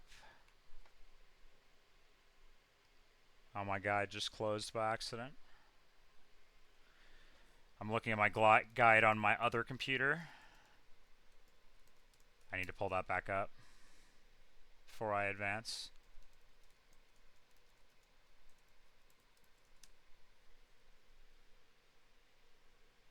Okay. So where am I now? Oh yeah. So this way till corner. And then long hallway. And then hug outside wall is always safe. Outside wall is always safe. And then we just walk this way. And we go in. Whale Lord. A classic here. 8 Whale Lords.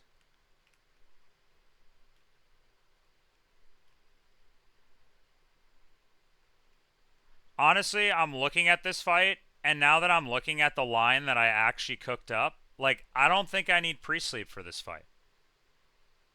But I'm already out of the gym. So, like, it's like, too bad, like, you lose.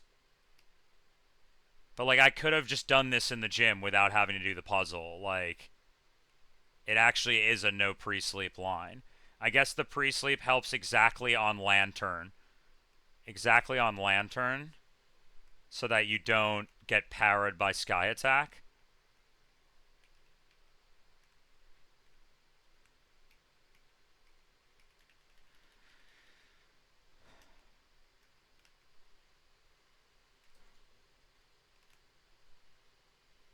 I feel like I'm like I know I'm in the mines literally, but I feel like I'm in the mines. Like in the actual mines of child labor.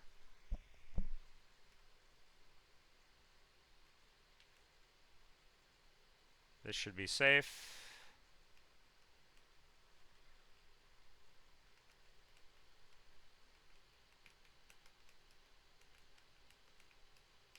Oops.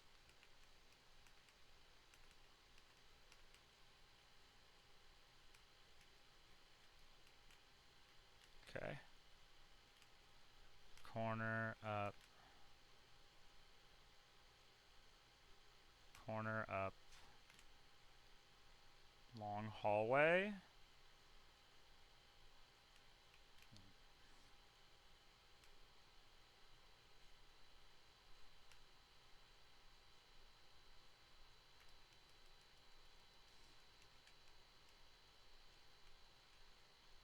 Alright, we're in. Alright, now I actually have to find where the fight is. How do I actually get there? I need to do investigative journalism right now.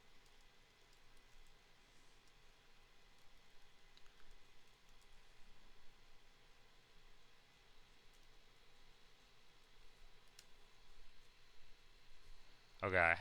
I have a VOD. Let's consult. Where is this trainer? How do I get to you?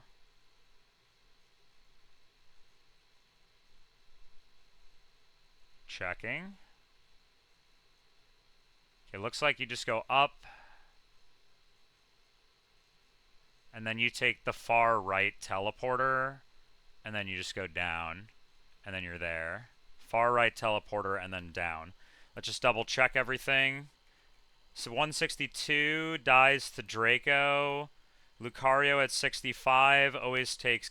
It's always min like 19% recoil. So you always kill with Ice Punch. And then you bait in Gliscor, who sees Earthquake kill. We just go hard Starmie. And you always live Earthquake crit plus 2 ticks of sand. So it's completely safe. And I'm Wise Glasses. I am Wise Glasses. Which kills. Chestnut, 65. This will bait in, and I taught Aurora Beam. And this will bait in after I kill Butterfree. Butterfree sees... Potentially it might U-turn because it's super effective. I guess I didn't think about that, but either way I go Chestnut, I bait Aggron. I go Turtle, Turtle baits Butterfree. And then we're just back in the same situation. You just, like, go back to Chestnut, but now Tailwind's not up. Like, that's fine. That's also fine if that happens. And then the back is just won by Turtle. Persim, Mago. And Mago's not minus special attack. Yeah, I'm minus defense. Okay. And Mago is minus speed. Yeah, okay. I'm good. Okay, so it's this way. Let me just save. And then we actually fight trainers. Okay, this one. And then this one. And this should be her.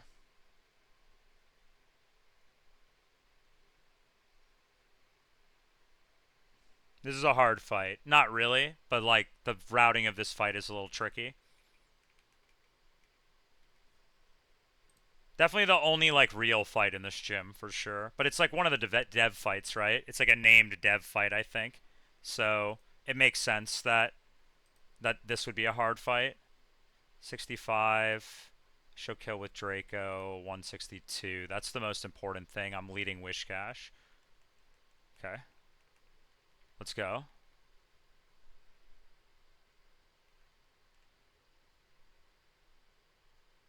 I didn't forget anything. I don't think so. Okay. I show kill with Draco. He's going to Draco. We're going to go to Lucario, who is not going to get crit by Draco.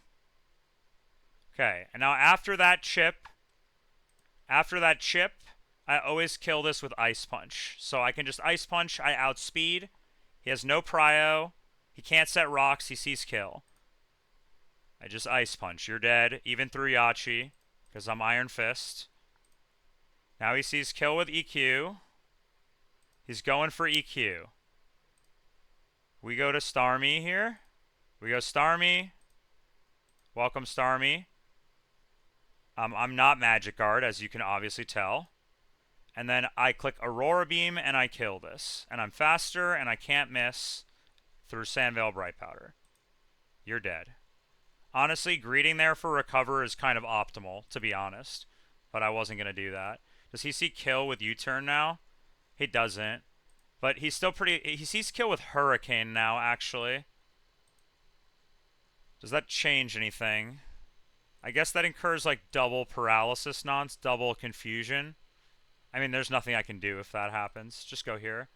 It could U-turn here, too, or Tailwind. Okay. I mean, not overkill, I guess. Okay, I didn't get parried, which means he's pretty likely now to set... to just click Hurricane again, which means I should just be able to kill. I don't want to greed here with the recover, but I think greeting for a recover, if I can't because he has sleep powder. Never mind, I just kill this. I guess fishing for boost doesn't actually help me. Like if I Omni Boost, do I outspeed the Aggron? I do, but I don't kill, right? And I would never stay in there because I'd be dead to head smash crit. So there's no point in APing, but I can do it for the culture, I guess. I can AP for the culture. Because I've never clicked it before yet. Save my Persum, okay. I did Omni Boost. I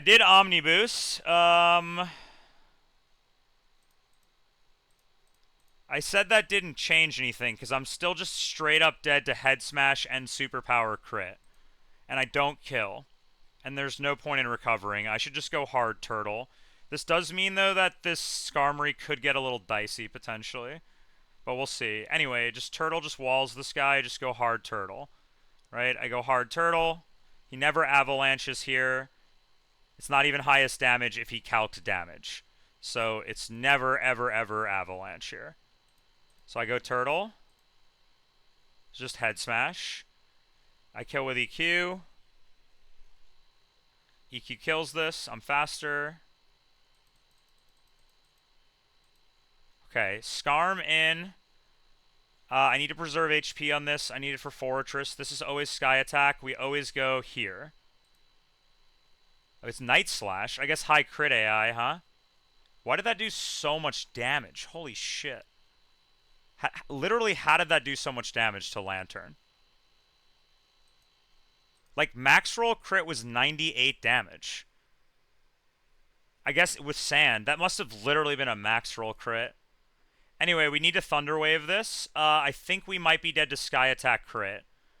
We are because he also didn't proc Berry, but he can also just random AI not click Sky Attack. I guess because I resist, he might not be able to click it at all right now. Anyway, I have to Thunder Wave this. Don't do it. I'm dead to like 5 or 6 crit rolls here.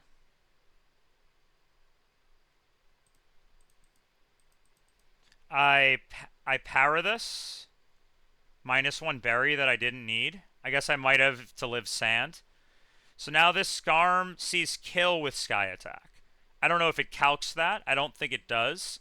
But if it does, it can definitely click Sky Attack here. I don't think it can click anything else. So I just go to Chestnut here. I need to dodge Para. Para would be bad. In that case, I need to dodge full Para. Come on. Come on. Okay, we're chilling. I got powered. Fuck.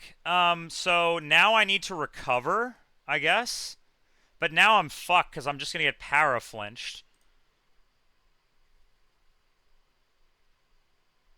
This was like the only risk that I was incurring. Come on.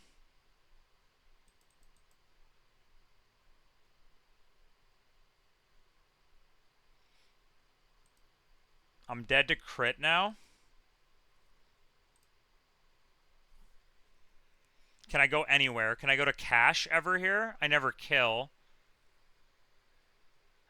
I mean, I guess I could go to. I guess I could go to Lucario if I could do any amount of chip to this. Then I could go Lucario.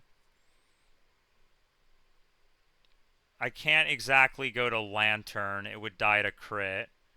I can't go Starmie. Starmie doesn't die to crit though, and then I could like try to recover or something, but it's not enough damage. I could use Turtle for this, I guess, but I also don't do enough damage. I think I have to try to recover here. But I could make it random move then if he hits me. No, it's still never random move. It's always Rock Slide after. I mean, he has Para Chance. I think I have to go for it. Unlucky. Dead to a lot of crits. Come on, Chestnut. Unbelievable. Unbelievable. This guy is the fucking GOAT, dude. How does he do it? How does he just be so good? I honestly don't even know if it's worth it to keep recovering because I'm just gonna get power flinched again. But like I think like it's probably optimal to keep recovering. And Chestnut just locks like that. Alright, now if I fire spin he can never switch here. So it's fine to just fire spin. Nice. Insane. There's an argument to switch to Turtle now for positioning, right? Because this is always Rock Slide, right? This is always Rock Slide. So I should pivot Turtle for positioning now. And then now I kill this with Rock Tomb. And then this is 4E last, so it can't boom. And he does just 0 damage to me, and I just kill this guy.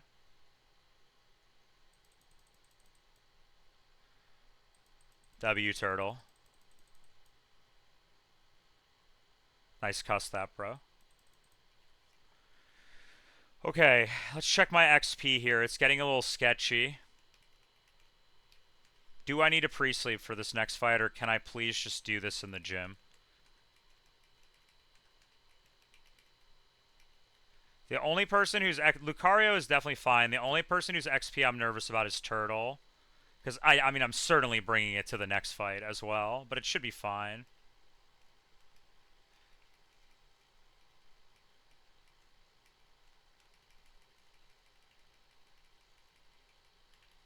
Alright, let me remember my line for this next fight now.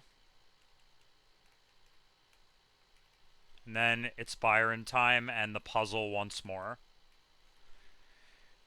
Alright, next fight.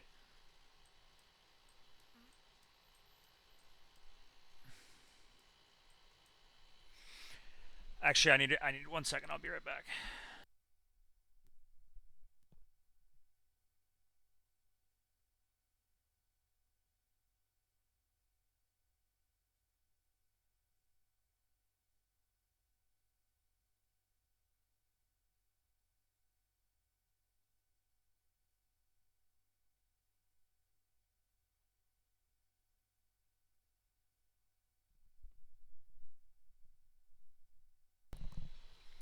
Alright, let's check. Let's go here. Alright, last fight in the gym. I don't know if I need pre-sleep or not. We'll check. So it's lead Hariyama, and we're going to lead Crobat, who needs a Sharp Beak. And we simply just need to dodge Fake Out Crit on turn 1. It's simply that simple. If we do, it's completely free. If we don't, then we need to like figure something out. But basically, ideally, you just take a Fake Out, don't get crit, right? It goes here. It sees Zap Cannon, never HP Ice Kill. If he fake out crits you plus Brave Bird recoil damage, you would always show with Brave Bird recoil plus fake out non-crit, you would take I think you actually always just show the HP ice, to be honest. Yeah, you do. That's too bad. Alright, well then the Honchkrow line is better, I think. Like, we can lead Honchkrow. We don't need boosting item. We can go Shell Bell. We take a fake out. If we don't get crit, we'll take 16% here and like 23% here for like 49 or 40%. And then we would still show HP ice kill. Okay. I mean, I don't think there is a pivot. My turtle's too slow. Just a little bit too slow. I was trying to kill this with Doug Trio coming in on Zap Cannon.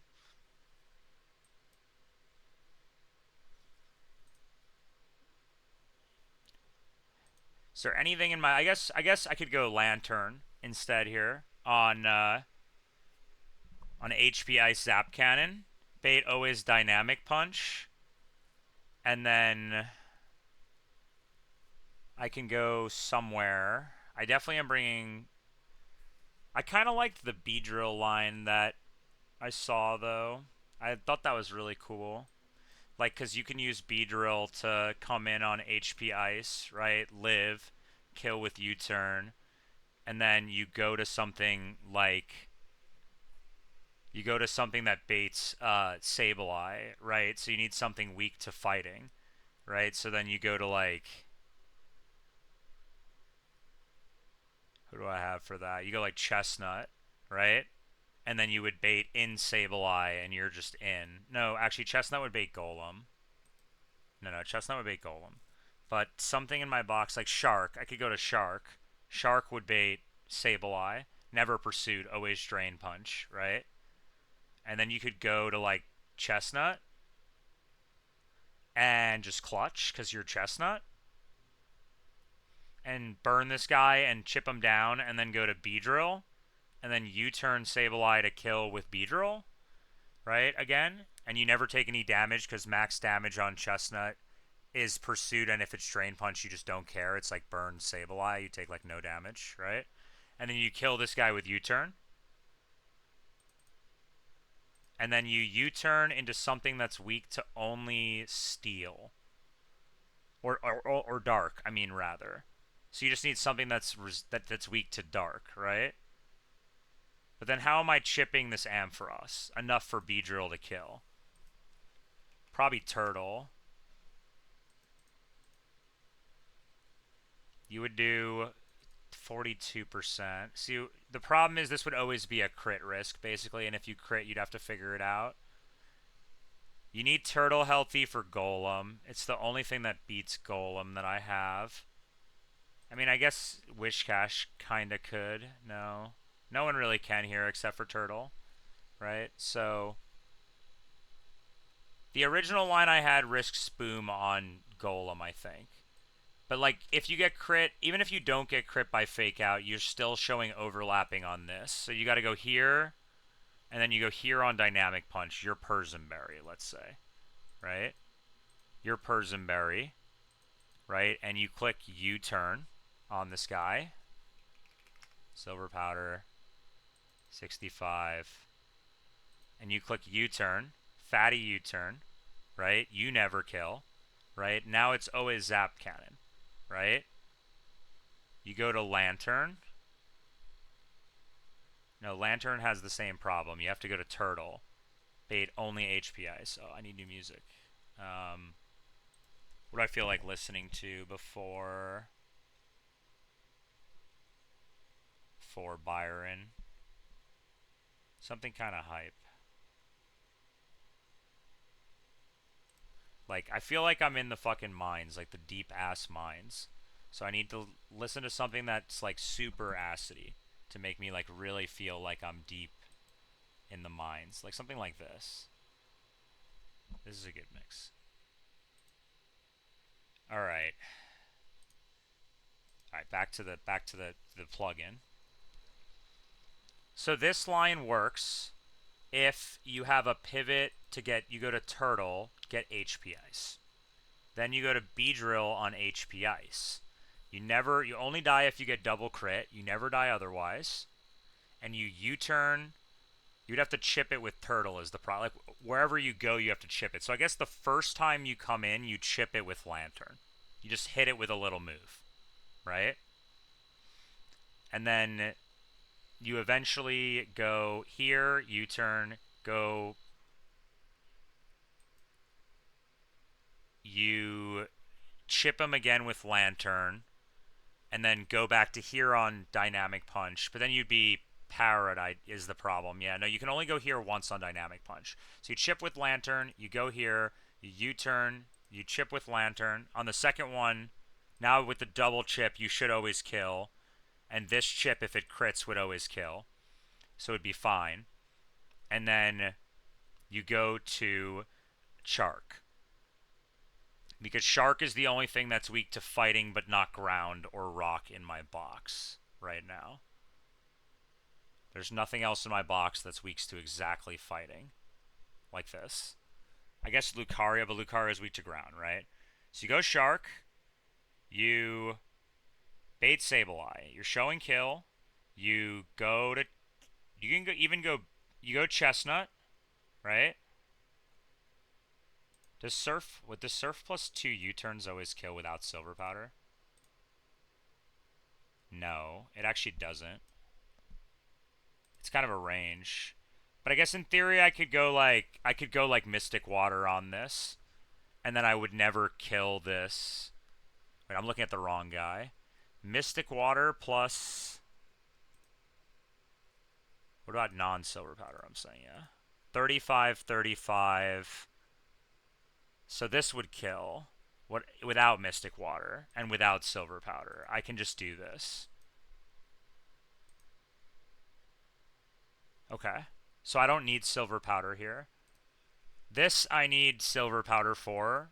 I just need to be able to do 30%, which means I just need to track my turns with Chestnut very carefully. Because then what will happen is you will U-turn to a guy I don't have. Someone weak to dark.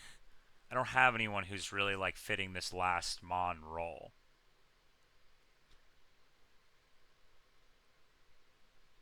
Do I have anything in my box that would bait this guy? I need Steel. It would be hard to bait Steel without ground or rock. I don't really have an ice type or anything. I guess dark is probably my best bet. And to get a dark, I would need to use like Starmie. But like Starmie does nothing in this fight. I mean, I guess could Starmie beat Dunsparce? Like in theory, yes. Like you just Toxic it and then you just switch to Chestnut and you're chilling. And then you just go full health Turtle and just wall this guy. And you can even... Yeah, you just go full health Turtle and wall this guy. But like, where am I getting a Starmie slot from? Like, I don't have a Starmie slot. I would need to get rid of Lantern in order to create a Starmie slot here. I would have to... Yeah, I would have to not bring Shark, but then I can't do this. I just like getting the Sableye first, honestly. If I can use this line to get the Sableye first, and then U-turn, kill the Sableye, go Turtle, right? This guy would literally have to turn one Boom on me, right? And I would die if so, and that would obviously be awful. But, like, he would literally have to turn one Boom. Like, I wouldn't even give him a switch turn to give him another chance. Like, there's nothing else in my box that I could bring that would bait what I want here on the end. But so far, I don't need pre-sleep except for this Dunsparce, but it's actually good that it can glare me. That's actually good, because then I can burn cherries, which I don't care about, and make him waste turns and not damage me.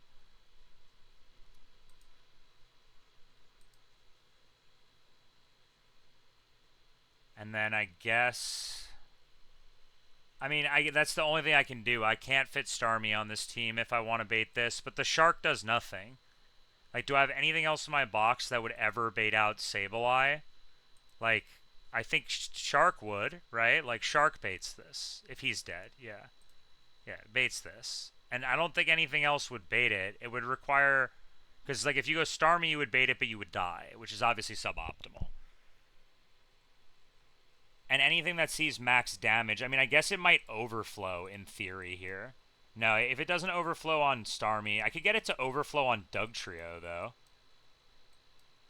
It wouldn't matter. It would still go there. I could get it to... like, I'm thinking, like, here, if I kill this with Beedrill out... Oh, well, what I guess I could do is I could switch to Beedrill, kill it with Beedrill, bait Golem, you turn off the Golem, then it sees kill. As long as it... Oh, it'll see, like, Cell Rock kill, so I can't do that. So it won't see kill, you go to Turtle, it's exactly the same odds, basically. Turtle has to dodge Explosion. Otherwise, the only way that I have to bait this is Starmie, right? Like, yeah. I don't have anything else that would bait that I can think of. Like, I don't have anything that's weak to Steel. That's not, like, specifically Steel. Yeah. I have no other way. I would have to bring Starmie. So, in that case, if that's how... I would like to get the Sableye out first with the Shark. And then we'll just go to the Turtle on the Golem. And... Or we'll just go to the... We could just go to the Turtle on the last turn here, even, if we want. Or on the Turtle here. Go here, kill this guy, boom. We don't get exploded ever. We hold Bright Powder. And then it goes to Dunsparce last, and I try to Rock Tomb this guy once or twice and get glared inevitably, and then go back to Chestnut and then get glared and hold Cherry and deal with this problem. And it's fine. And then, like, you can even go, like, back to Honchkrow because it walls this guy and just kills it.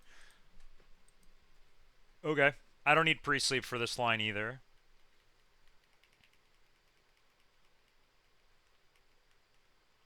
Okay, so I need B, and I don't need Silver Powder, so I can give it EXP share. I guess I should optimally edge it, but, like, I don't want to leave. I can give EXP share to Shark, actually. It's completely fine. Turtle. We need Honchkrow. Honchkrow is better because it's better into Dunsparce. Yeah, because I could also use Raptor in theory here, too. I could use Raptor in theory here. But it's the same problem. Like, you just have the same inevitable end problem. Crobat's a little more steez because he'll fake you out and then you'll just kill him anyway. But I like Shellbell Honchkrow the most. Shellbell Honchkrow. We need Chestnut. And we need... It's a little cheeky, this line, to be honest. But I think it'll work. I think I might need Healing Berry, potentially, on Beedrill. Lastmon's Lantern. Okay. So... Shark is optimally doing nothing. So, EXP share. Here. EXP share. Turtle needs to dodge an explosion. So, Bright Powder. Lantern... Lantern needs to be more likely to survive hits against Ampharos. Item actually doesn't really matter at all, to be honest. Like, the only item that would really matter here would be, like, maybe like, a Healing Berry of sorts. But it's not even, like, mandatory, to be honest. It's just helpful. Like, so I think in that case... It's no guard, so it can't miss Dynamic Punch anyway. I would never go Focus Band. So, I mean, I guess Shellbell here is good then. Well, I want Shellbell on B, so I can't use that there. I want Shellbell here. I don't need Sharpbeak. I don't need Sharpbeak. I just kill this guy because I'm adamant. And then this is Shellbell. I mean... Silver Powder does make my moves hit harder, but that's actually not that important. Item on Chestnut needs to be Cherry. And then an item on Lantern probably should also be Cherry. I guess technically we could go to the Shark against Dunsparce, as long as it's not Headbutt. And some guys do bait Iron Head. So, like, I guess technically... it would probably be optimal to go cherry on this, but it's fine. And then we need to go 65 on B-drill.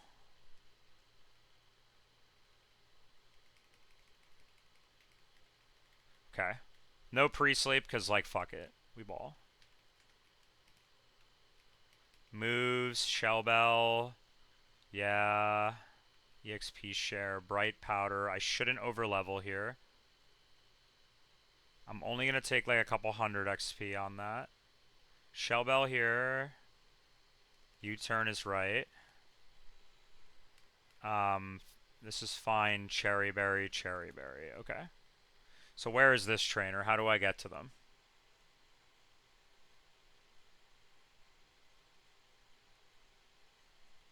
How do I arrive at you? I mean, there's probably no traps, to be honest, in this gym. I just don't really care about messing with it right now.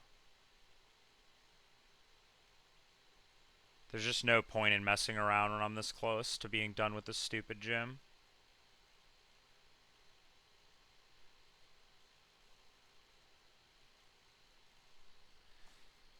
Either way, it's probably like this way, and then like this way, and then like this way, this way. This looks right. Yeah, and then you go down here, or this takes you up rather, and then you go up here, and then across the top one, and then yeah, okay. Let's make sure I'm leading Honchcrow, Shell Bell, EXP Share, Bright Powder. Everyone in the calc is up to date. Yeah, Beedrill 65. Shell Bell here. Save that. Honchcrow is Shell Bell. And no one has boosting item on them in the calc. Yeah. The turtle is calcing with soft sand. I need to take that off. Okay, 65, 65. Turtle's not going to over level. Alright. Alright, let's go. Alright. Alright, Honchcrow kills this guy. I'm going to get faked out. It's fine. I'm faster. He has no prio that kills me here. So I just kill him. Highest damage here is Force Palm. He's dead. Alright. We Shell Bell. 145. 145 is one of the nice HP numbers where we actually don't show kill with HP Ice, which means the Doug Trio line was fine, but we couldn't risk that. This is always Zap Cannon. So always Zap Cannon, we go to Lantern here. Should always be Zap Cannon. Okay, now this is always Dynamic Punch. We're going to chip this guy once with Lantern here. With a Surf. Surf. Nice. I'm confused. Now... Wait, did I go Persim on B? Did I forget to go Persim on B? I did. Ah, fuck. Okay, it's fine, it's fine. We'll get B on HP Ice. It's fine. So this is always Dynamic Punch. We'll just go to B-Drill here. Because he eats this. He's the best pivot in my box for this move anyway. On this team. We'll go here. I didn't go Persim. Oh, he Flash Cannon? Why? Does this have like, does he have like Dynamic Punch AI where like, if you're confused, he won't click it? I don't understand why it did that. Like, why did it Dynamic Punch my Lantern? Does it not see Volt Absorb for damage? That's just not true. Oh, yeah. It does get -1. I see. Oh, okay. Interesting. Anyway, we're going to U-turn this guy. Now, U-turn. Crit would be nice. We Shell Bell a little bit. This guy's going to click Zap Cannon again. So optimally here, it'd be nice to heal up Lantern, but I don't really want to bait random move. I kind of need to go Beedrill on HP Ice now, which I live crit. I actually don't live crit of HP Ice. I was definitely supposed to go Persim there, but it's fine. Beedrill will have to dodge this crit, or we're in a tiny bit of trouble here. I guess random move is worse than HP Ice. Yeah, random move is worse than HP Ice. Let's go here. This is Zap Cannon. Now this is always HP ice. I'm not faster here. I can't stay in. I can never kill with Honchcrow. I need to kill this with Beedrill. So yeah, alright Beedrill. Time to lock in. You are dead 2. All but 2 rolls of crit. So you just straight up die to crit here, Beedrill. If you die, I'm sorry. Like, you're not very bulky. I'm gonna be honest. Like, you're not that great. I care for you. But like, I would prefer if you lived this. It would be great for the line if you lived this. Okay? Don't crit me.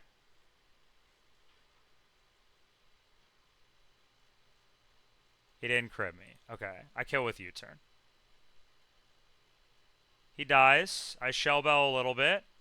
And now I go to Shark, because Shark will bait Sableye for Drain Punch. If I did this right. Yeah. So he sees kill with Drain Punch, which means he'll always go for it. So now I will go to Chestnut. Lock in Chestnut. Recover here. Okay, hit this Willow. Don't get double crit. I think that's one of the... You'd have to miss the Willow as well. How many turns does this guy die in? This guy dies... He's non-even HP. So this guy will die in 9 turns. So... Oh, but he's going to Drain Punch me a bunch and stuff. We'll just stall him out. It'll be fine. He's leftovers too. We're just going to sit here and stall this guy. Is he out of Drain Punch? I thought Drain Punch had like 20 PP. Oh, it just has 5 in this game. Oh, so he's like straight up out of Drain Punch.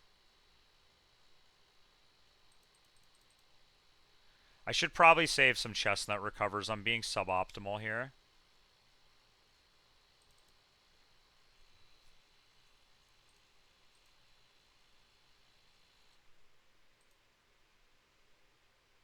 Could probably wait one more turn to recover. Recover here. Okay. I think he might run out of Pursuit PP. I need to be full HP. Okay, I think that's a range where Beedrill should kill. And Beedrill's not going to take any damage because he doesn't have Drain Punch. So Beedrill should live this. Should be fine here. That's fine. He crit me. That's unfortunate. Beedrill should always kill with U-turn. I'm faster. U-turn. Go to Turtle. Turtle should be in with Golem. And now Golem, I literally need you right now to just not explode on this one turn, okay? I'm not asking that much. I'm not asking that much, right? You're max HP. Like, I need you to just not explode, like, one time. Like, just one time. Just don't explode. I could have gone Shark, but he's Sash, obviously. Right?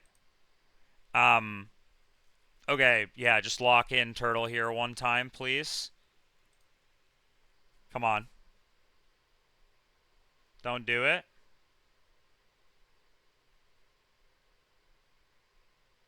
I'm Bright Powder if you do. That's a crit. Oh, that's just regular damage. Okay, we're chilling. That's literally it. Just literally just dodge boom. It's free. Alright, Razor Leaf. Okay, as long as I switch off of this guy one time, I shouldn't over-level, I believe, here. I think as long as I switch off of this guy one time, I shouldn't over-level. Yeah, I'll never over-level here. So, I think the first thing here is probably Rock Tombing this guy. Probably Rock Tomb here. So now I'm faster. Now he'll glare me. Just EQ here. Now I'm glared. Now he won't glare. This is Headbutt. Go to Lantern. I guess Lantern. I guess go Chestnut first, right? Yeah, go Chestnut first. Chestnut's still slower. I'll just try to recover here. Am I dead to Ironhead crit? I mean, I have an out from here. I'm just seeing if I can... I'm seeing if I'm fine here.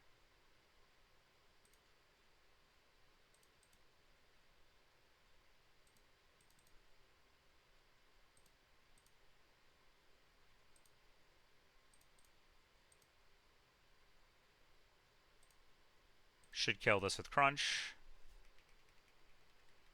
Okay. I was trying to give Chestnut a chance to clutch there. He didn't really want it. Okay. Byron time.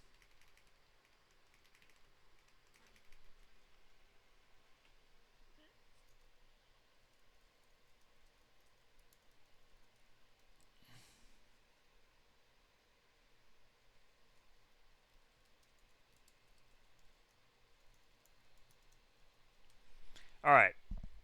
Let's go back to the PC first.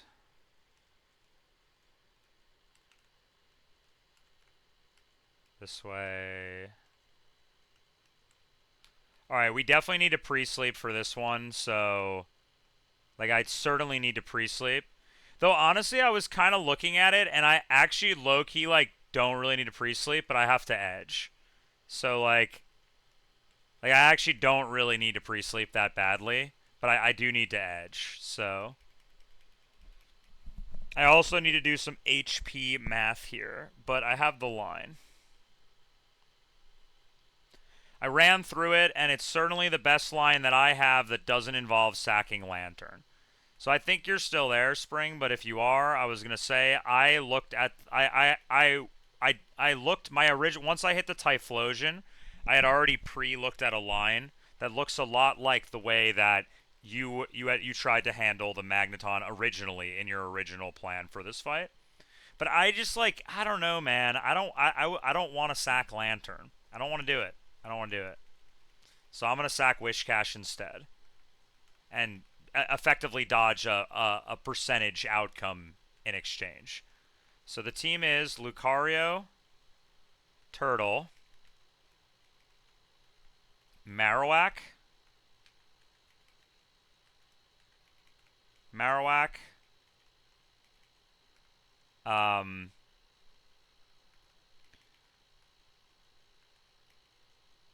and then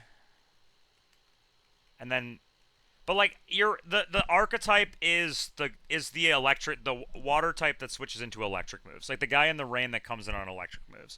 The difference is that the cash being Swift Swim means that occasionally you kill things, but I looked at like oh, this is just a moment for me to rant about my own run, but like this is just like this PK snowball, right? So like I have a lot of deaths, right? But most of the deaths that I have are because of this one Xatu death, right? Like this one Xatu death killed all but like 5 or 6 mons in this box, effectively. Like because there was a snowballing effect of Mansion down here of not having the Xatu, and there's a snowballing effect up here of Gardenia.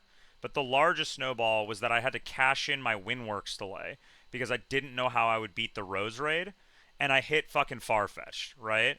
So, like, basically, I had Lantern on that table, and I would have Kingdra now if I had not had to rip that because of the Xatu death, which died to crit Metronome Twister trapping move into 50-50 follow me, kill me over my partner on Terra Luna. But that would have allowed me to have Kingdra here, and then I would feel really good about my lake, and I wouldn't even care at all about losing Wishcash, like because then I could bring Kingdra to Lake Valor, and then I think my box is great for Lake Valor. Then I obviously don't have Gator, and I don't have Kingler, but I have like Dry Skin, Lantern, Poliwrath, Ludi. Like I have a lot of good mons for that fight. So Typhlo, and last mon for this fight is um who is the last mon for this fight? I'm actually not looking at my notes. Last mon's Poliwrath. Yeah, Poliwrath. So Typhlosion needs to be pre-damaged, and Marowak needs to be pre-damaged. So let's do the levels first, and then I'll do the pre-damage. Level to 65 first. And then he's already 65. Okay. So let's pre-damage these two. We need to triple check that the Typhlosion works, and then I'll explain the line. But basically, Typhlosion lead with Charcoal at 65, save, pre-damage to 160 HP should always be dead to Earthquake. So Typhlosion needs to be HP 160. And the other pre-damage is Marowak needs to be pre-damaged so that it always dies to Draco Meteor. I'm bringing Marowak instead of just like a hard sack because if things go wrong on the Magnezone here, then I can just use Marowak to do the same thing on Steelix as Wishcash. So I need to be at Marowak needs to be at 1. Does that mean Marowak ever lives EQ? It does. Yeah, it does live EQ. So I could technically still hit this and come in here and dodge crit if necessary. 132 HP. 132 on Marowak. So let's just do that right now before we think of anything else, because that's a lock that we need to do that.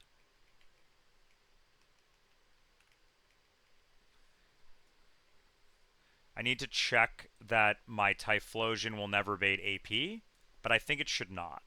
I calced this before, but I'm going to triple check. Okay. Okay. So let's set those guys' HP. He needs to be 160 exactly. And he needs to be 132 exactly as well. 1, 2, 3, 4, 5, 6, 7. I think I miscounted one. No, I didn't. Okay. So 1, undo Marowak. Marowak heals this, 132, and then Typhlosion needs like 10 more. So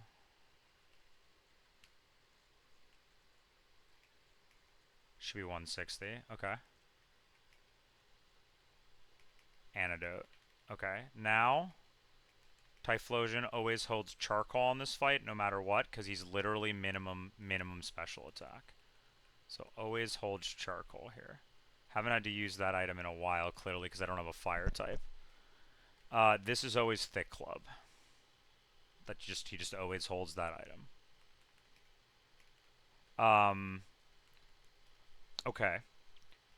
Lucario needs... Let's check. So, back to the line. Typhlosion kills this guy, right? He takes 65 in recoil, which means he goes to 95, right? 95. And then I level up, and I gain 3 HP, and I go to 98. So later, when Jirachi comes out at 98, I will never show kill to Ancient Power. I will never show kill to Extrasensory. Highest damage will be Doom Desire. So I can just kill this guy with Eruption again, and I'll take 70 damage, and I'll be at 28 HP when Dragonite comes in. Right? And 28 HP always puts me 1 HP above Fire Spin. So this is completely safe with Typhlosion. There's never rocks. No secret items. Unfortunately, to get the chip that I need on this fight, I'm going to need to go scale Heat Wave on my Typhlosion, which is really annoying, because, like, man, this guy sucks. But, like, I need to put Heat Wave on this thing. So I need to go use a scale on Heat Wave. I may even have to go get a scale, honestly. Like, I don't even know if I have a scale right now. I should have at least, like, one scale, right?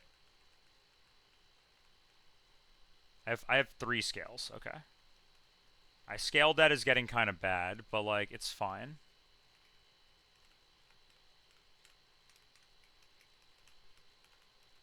Okay. So we're going to scale Heat Wave onto Typhlosion. I don't have any TM I could teach him that does the same thing. I'm sort of wondering if there's a world where it needs to be Heat Wave because it's 100 base power. Yeah. That's why I need Heat Wave. I don't have a replacement for that. because 180 base power there. Um, we need to check. Basically, like this should work, but yeah, I think I need. We'll check right now. But basically, here's what's gonna happen. Sorry, my overlay's freaking out. We're gonna kill this guy. It's gonna bait out. It's gonna bait out Wall Rain. We're gonna go to Polyrath. Polyrath needs to basically clutch the fuck up here. This, after trapping, is a 61% range to kill. So I could go EXP share to make this a 78% range, but I don't think I can go black belt. So I'll probably go EXP share. Going healing berry on this is pretty good to prevent double crit. Like you just throw like a 20 per 12% berry on this guy, and then you usually live double crit basically. Pretty much always. Not always, but like a lot of the time. I think EXP share is probably better, but I'm not sure. But like then basically you'll kill this guy, you'll bait in Magnezone. Ideally it'll only ever see kill with discharge. If it sees kill with both, we figure it out. But we always go to cash. And then because the last move used by me is submission, and because he has double screens, my calcs of the AI say that it should be about 78% to, or 70, sorry, let me pull it up exactly. But my exact math says that it should be 77.6% chance, roughly, to reflect or attack me non-crit, right? Those are the two conditions that we need. So it's like about 80% almost. So we're just going to go hard Lucario on that 80%. And if he reflects, we just don't care about the reflect. It just doesn't matter for the fight, right? So like the reflect goes up, we just ignore it, we just kill this guy. But in order to kill this guy, I need black belt. I don't think I can kill this with wise glasses. No, it's a range. And there's no way I can ever level this up. So this guy requires black glasses in order to get this. I mean black belts in order to get this. There's no way around it. He requires black belts. So I can't give black belt to Polyrath. So I'm either going to give Polyrath Shell Bell or Healing Berry. One of the two. Polyrath, this guy needs, this is Lucario. Okay. So basically then Lucario always gets black belt. That's 100% locked in. We never need to think about it again. It's a guarantee. And Polyrath we can think about. But basically, I will kill this Magnezone. If not, I will go to Wishcash, and I will just steer with Wishcash to somehow be able to stall out enough turns and stay in here. You never but proc switch AI. You just stay in here, and you just like chip this guy a little bit. And eventually, on one turn, like where you think he's going to set, reflect, or, you know, or light screen's about to run out, we just go hard Lucario and kill this guy, right? If we can't, then Wishcash, I don't know, man. You got to just clutch, buddy. Like, that's what I got for you. But, like, it's really likely to be Reflect here. If it is, we win this one matchup, right? Then it baits Steelix. Steelix sees EQ, right? He never sees Iron Tail. We go to Turtle. Turtle takes the Iron Tail. I mean, takes the Earthquake. Takes 26%. Minimum, he takes 25, 22. Maximum he takes 26. These are actually specific numbers I should probably denote here. So it's 47, and then it's 56, right, on min and max roll. He's going to take a Life Orb tick. So Steelix takes 10%, right? Then he's going to Iron Tail, right? He could explode. If he explodes, that's fine, right? He's going to Iron Tail. We're going to go back. We're going to go to Wishcash again. If Wishcash had to stay in for a little bit on the other guy, he might die here. And if he might die here, instead, we just go hard Marowak on the first Earthquake, right? If we go hard Marowak on the first Earthquake, we dodge crit and we hit him. And if we get crit, then we just get a free switch to cash and we chip him. In both cases, he always takes at minimum 2 ticks of Life Orb, at maximum 3 ticks of Life Orb. If Reflect is up with Thick Club, I do 20%. Right? And if Wishcash hits him, the problem is Wishcash can crit kill. So I think I'm going to teach Wishcash. I think I'm going to delete Surf or Wild Charge on Wishcash.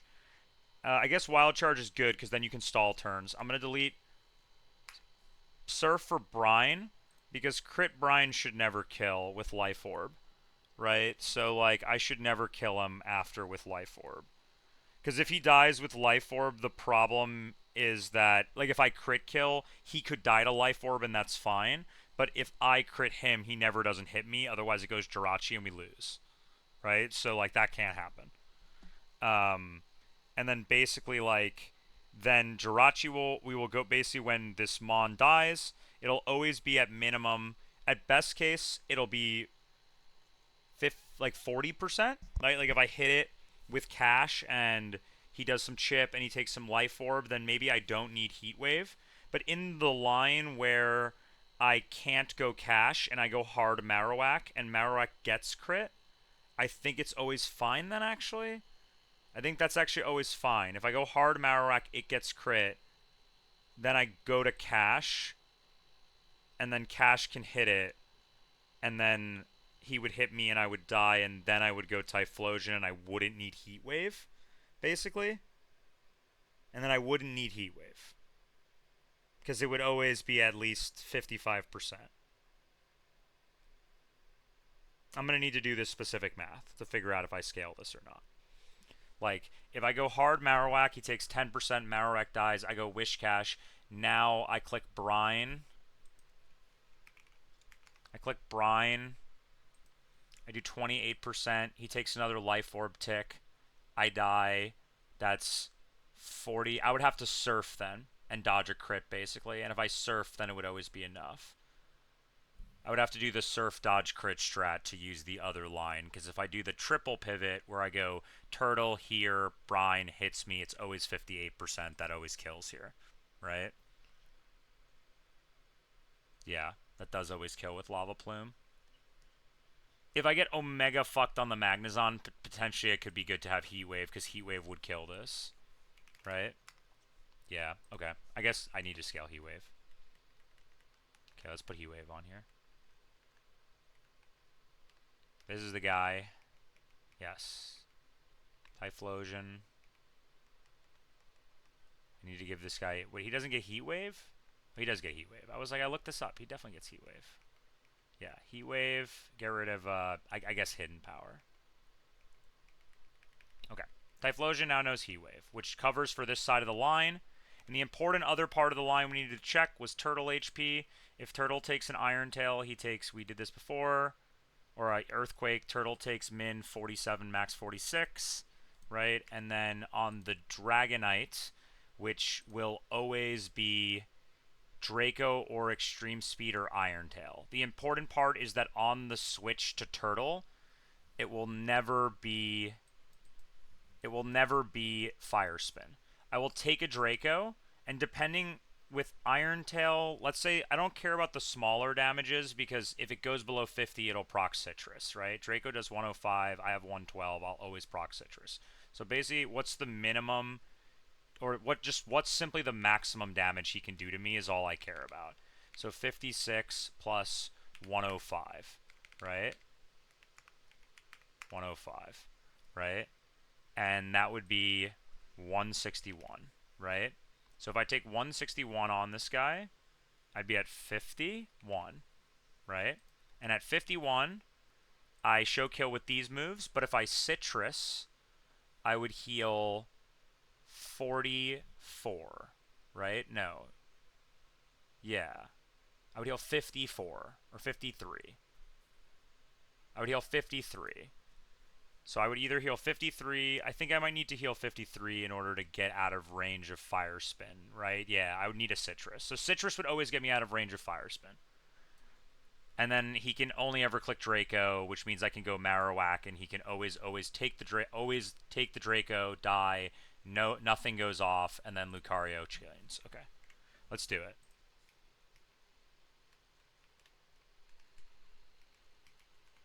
Okay, go here. I need to remove moves from Wish Cache. Only put Turtle in the PC. Turtle in the PC.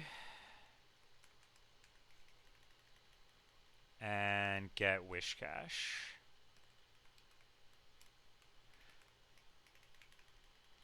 We will delete some moves now. This is the move, remember? Yeah. This guy. This guy. And I need to delete off of Wish Cache. We need to delete Surf. I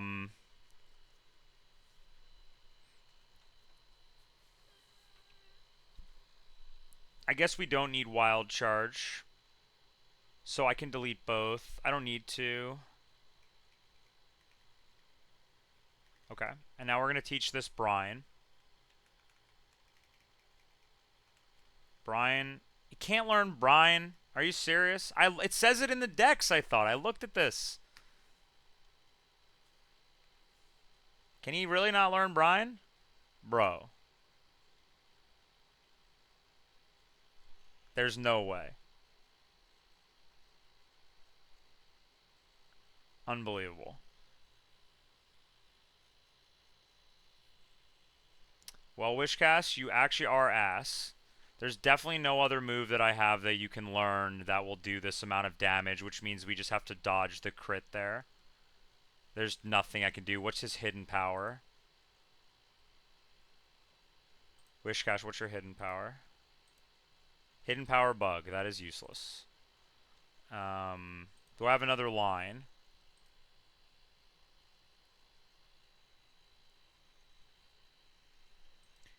The minimum damage on this with Heat Wave is... I won't be in Blaze. Let me take that off.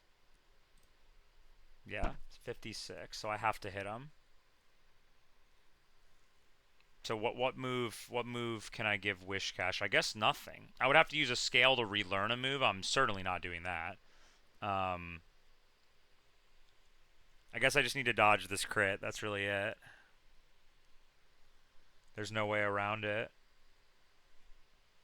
Because there's no other move that Wishcash can learn that can do this amount of damage. I'm not going to use a Water Pulse TM on Wishcash and then sack it.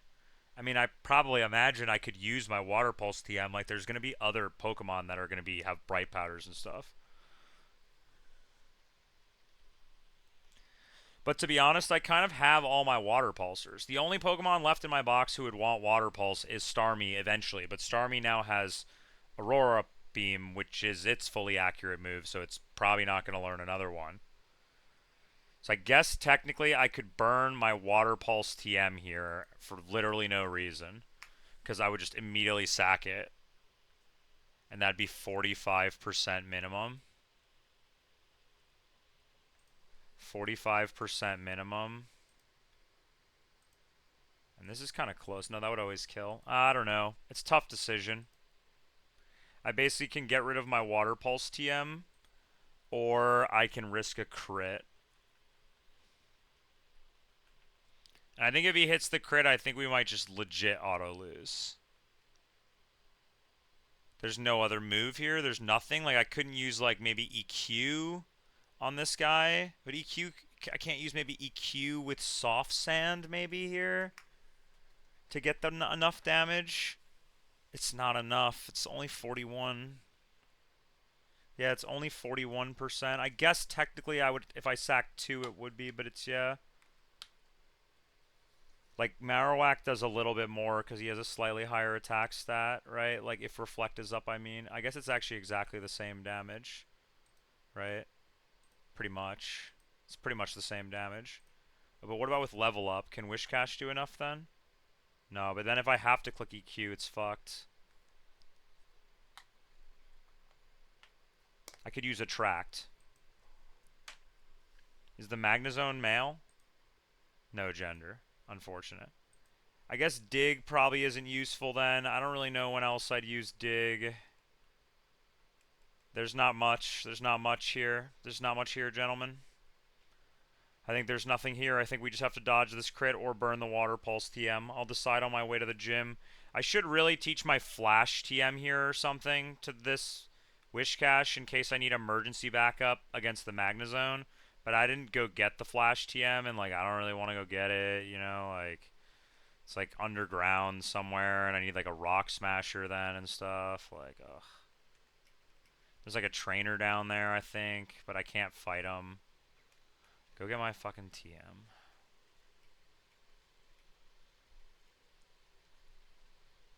This is what happens when you just like play early game and like don't think about picking up items because you just like are in early game and like don't want to be in early game anymore. Um, this would be a free fight with Nidoking though, completely free. I think I literally would be completely riskless, like including the Poliwrath. I could make it completely riskless with a backup slot, effectively. But Nidoking, alas, watch Nidoking saved the run, so like I'm not exactly complaining about Nidoking being over leveled. It saved the fucking run.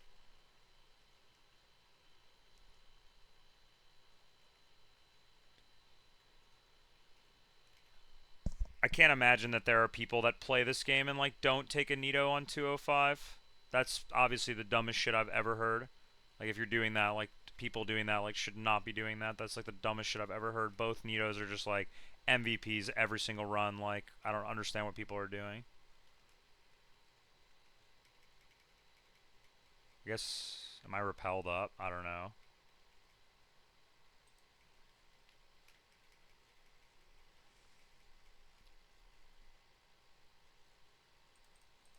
This is the kind of prep that the game designers want. And there's my flash TM. Okay. Do I have an escape rope? If not, I should go buy a bunch of them. I should have some escape ropes. Only two. Can't escape rope. Okay, cool. Why not? Sure.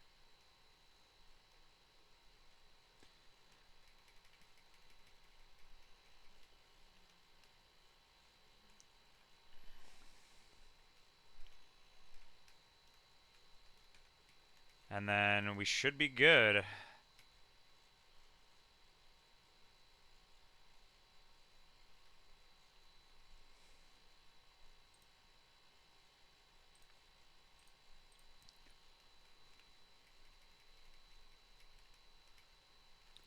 Okay, cash. Get back in.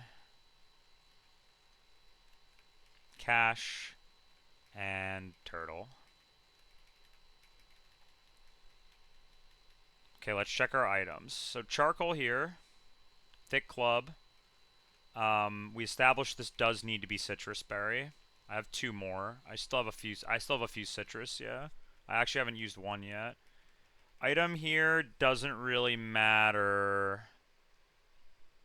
I think bright powder is actually untech. Like, cause I guess bright powder is tech for the Magnezone. I mean, citrus berry on this guy is interesting. Like a healing berry on this guy is interesting, right? It doesn't even help most of the time. But like, I want this guy to die. I don't want this guy to win the matchup against Steelix. So like, giving it items like bright powder or focus band or like kind of throw because like I don't want it to win by accident. It does help with the Magnezone backup, which I guess is the real lose condition. I would have to go Mystic Water, and then I would have to go like, I mean, I think it's, I mean, be real with me. Anyone, and if anyone thinks that they know, like, there's no way that is saving this Water Pulse TM like that useful. Like, is it really worth it to save a Water Pulse TM for later in the game? Like, aren't I going to approach a level of power in a split where like clicking Water Pulse is like not meaningful, and there's like a better, more impactful way with like Wide Lens or something to like play around a Focus Band or a Bright Powder or something, right? Like, yeah, but like I'm Post Fog. That's what I mean. Like I have another Water Pulse TM. Like I'm saying, like I have multiple water pulsers in my box, right? Like I think it's probably worth it to just burn the water pulse TM here to guarantee that I never lose. But it's just a complete waste. It's just literally a one-time use insta burn, and I lose it, and I'll never be able to keep it. The only one I think that would want it would be Starmie. Though people have talked about arguments about like water pulse Nidokings and stuff like that. Like, but mine's minus special attack. I think it's probably fine to teach this guy Water Pulse. I'm just gonna say that I don't need this Water Pulse TM, and oh, and if I end up regretting it, then I regret it. But like it's fine. This is a pretty dangerous fight, and like I want to make sure that it goes correct for me. It's not a hard fight, but I've made it very difficult with the losses that I've incurred. I can't learn Flash, great. Didn't even check that, but at least I have my flash TM. So I'll keep Wild Charge as a way to do nothing. Item here, I guess, really doesn't matter at all. Best item probably is like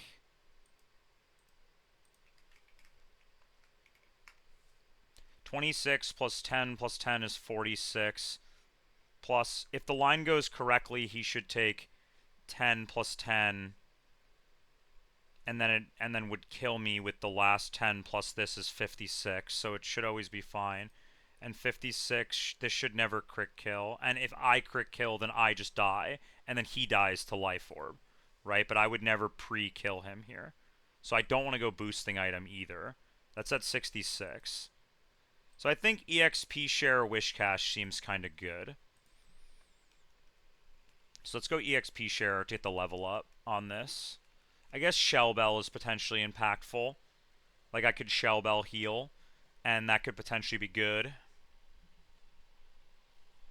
No, but I don't want him to explode on me, ideally, so I would prefer for him to see kill, and me never to Shell Bell out of a... I can never Shell Bell out of a kill. It's only for Magnezone, basically, here. So, if it's only for Magnezone, then the best thing would be Shell Bell to have some amount of passive healing, or to have Bright Powder. But Bright Powder's bad for Steelix. I guess it's probably Shell Bell, then.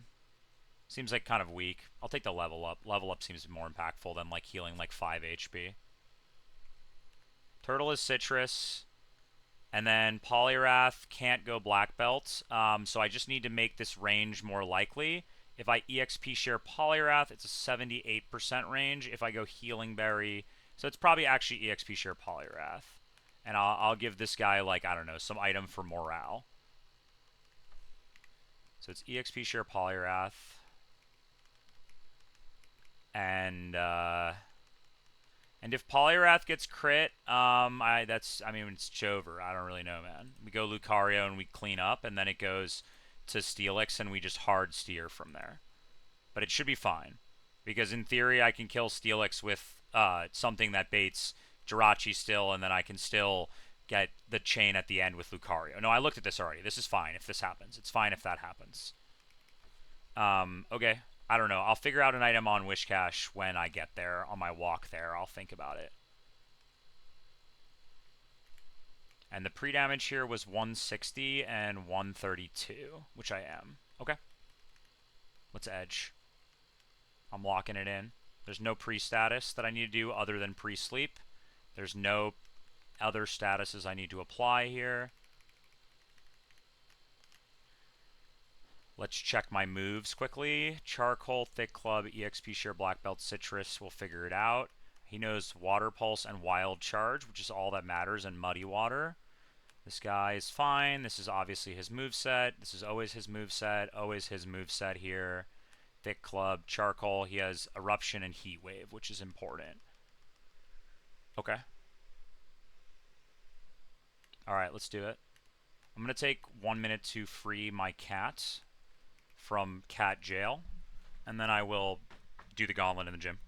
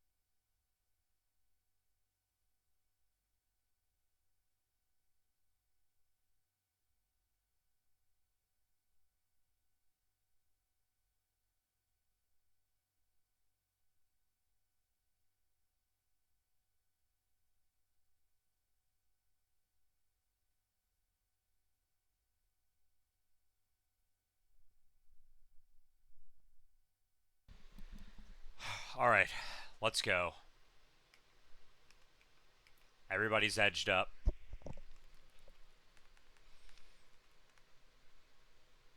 I guess in theory, I won't hit an optional. But I was just saying, I guess in theory it's technically optimal to like put one of these guys that doesn't need pre-sleep like in the box and then put it in the front of the party in case you run into an optional so you don't overlevel something. Does anyone not care about pre-sleep? I guess Wishcash actually doesn't care about pre-sleep. So I actually can do this. It's like completely free to do this because Wishcash doesn't care about pre-sleep at all. So I'll bring like Starmie as my beat optional guy. So we'll put back in Wishcash. We'll grab Wishcash when we get in the gym. And we'll put him in the front of the slot. Give this guy Smoke Ball. And I have to remember to put the EXP share back on Polyrath. I will remember that. Okay, let's fucking go, dude. Let's go, dude. Come on. I'm so close to silver. I'm so close. It's right there. If I beat this fight, I can go all the way to Candace. I feel good about it. My box can do it. But, like, I don't know. My Candace is going to be evil because my Clef is dead. But if I beat this, I can go. I can do it. I believe in my abilities that I can do it. Okay, let's go back to the map. So it's corner, and then right all the way until corner.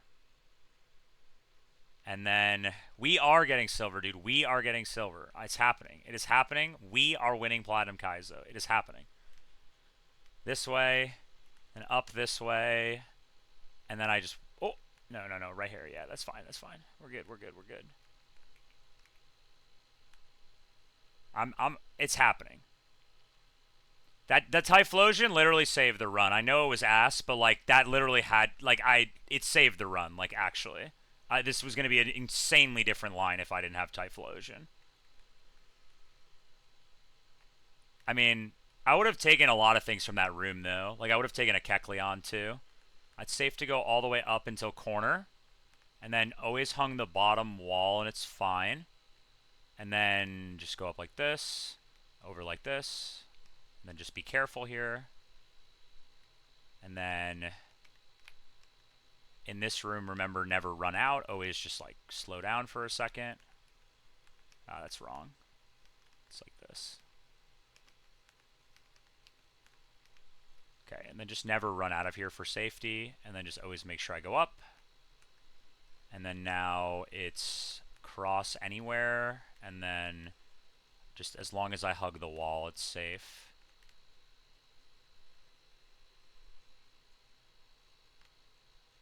This mix is what I was looking for, though, to be in the lab in the mines here. Okay, and then always hug this wall, and it's completely safe. Just give it to me on the first try. I would love to. Okay. Of course not. 9 Whale Lords.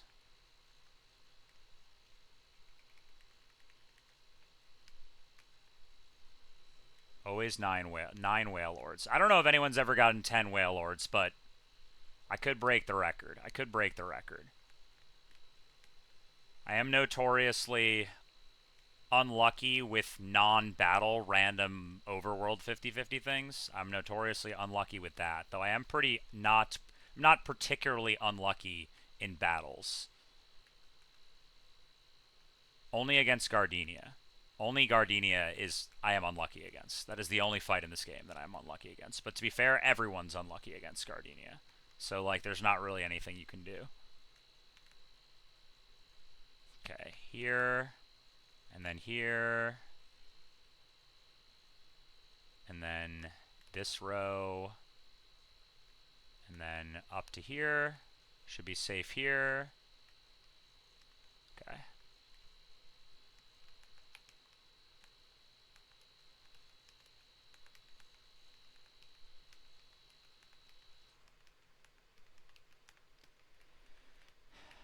Okay, be careful here. Okay, and then up, cross, and then just hug the corners.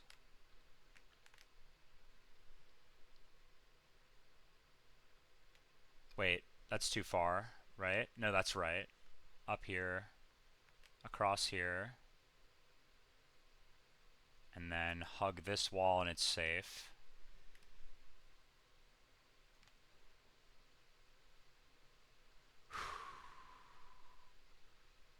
Please, I would love to be in there. Nope, 11 whale lords, or 10 whale lords.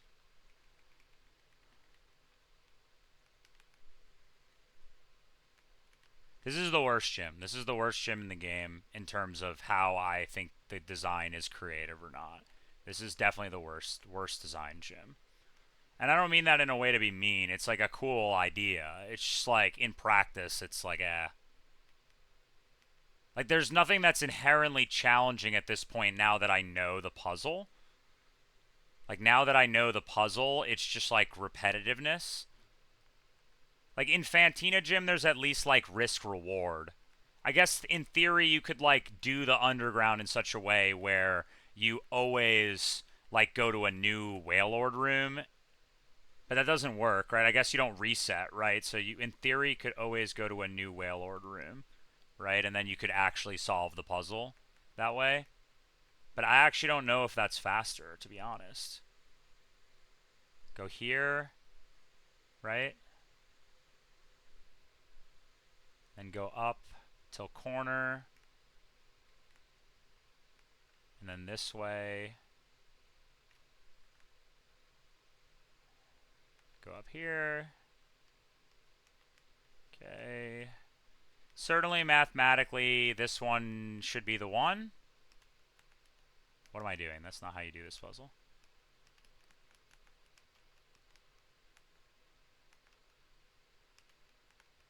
It's just the same exact thing. I'm geeking out.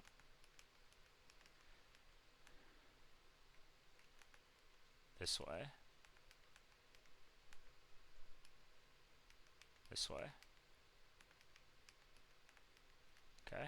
Be careful here. Okay. Cross. Corner. Go to corner. Up.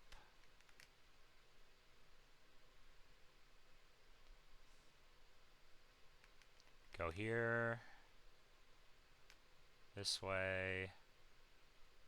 This way. This way.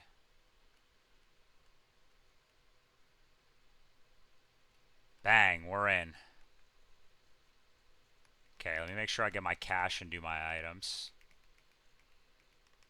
Because cash can never be statused in any way. So it doesn't matter if he's not pre-slept. Okay, take this item. Okay, let's rearrange my party. Typhlosion lead. Give this a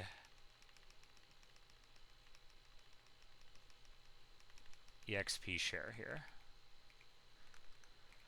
Okay, eruption, heat wave, charcoal, 160, 132, earthquake. This guy has all moves. This guy has all moves.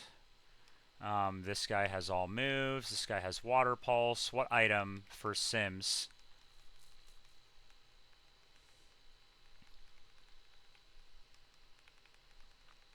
Two EXP shares is illegal, right? I mean, that's not allowed. You can't have two EXP shares in Pokemon, can you? Or it just does nothing. Can EXP share Pokemon to, like, two EXP shares Pokemon?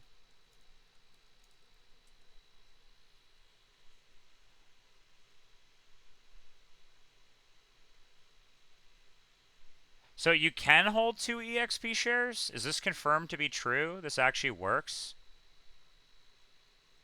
Like, is this known? Is this known?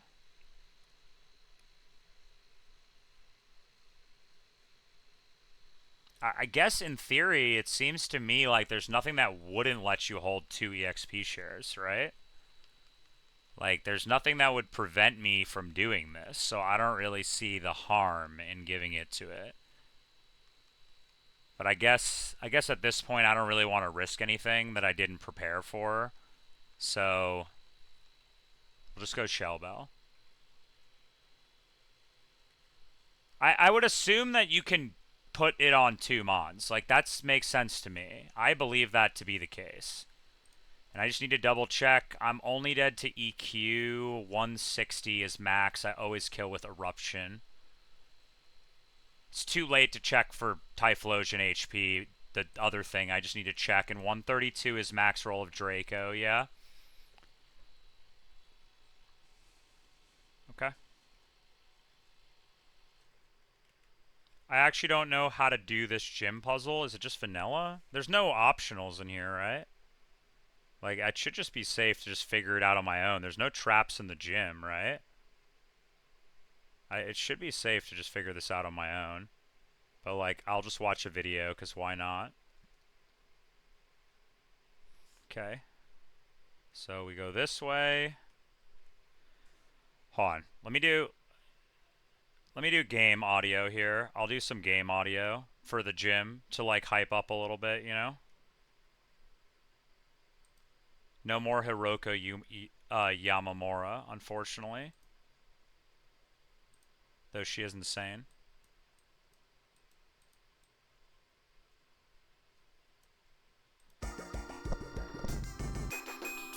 Okay.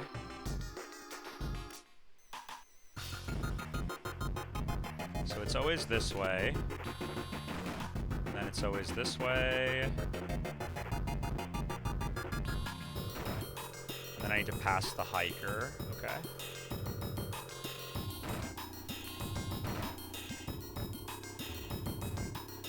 Should be this way. Here. And this way. And that was the last trainer in the gym. The last one I did was the last one. Okay.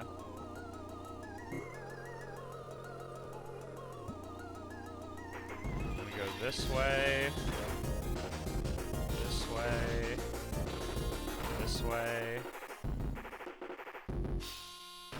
Here we go.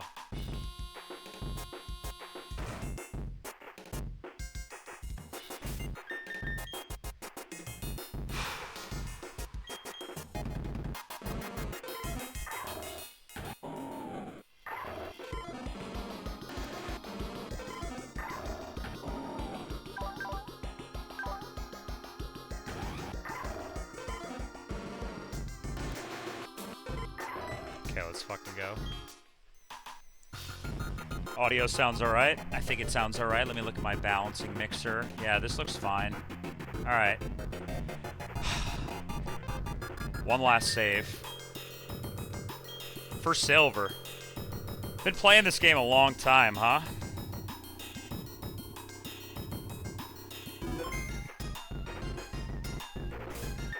One last check.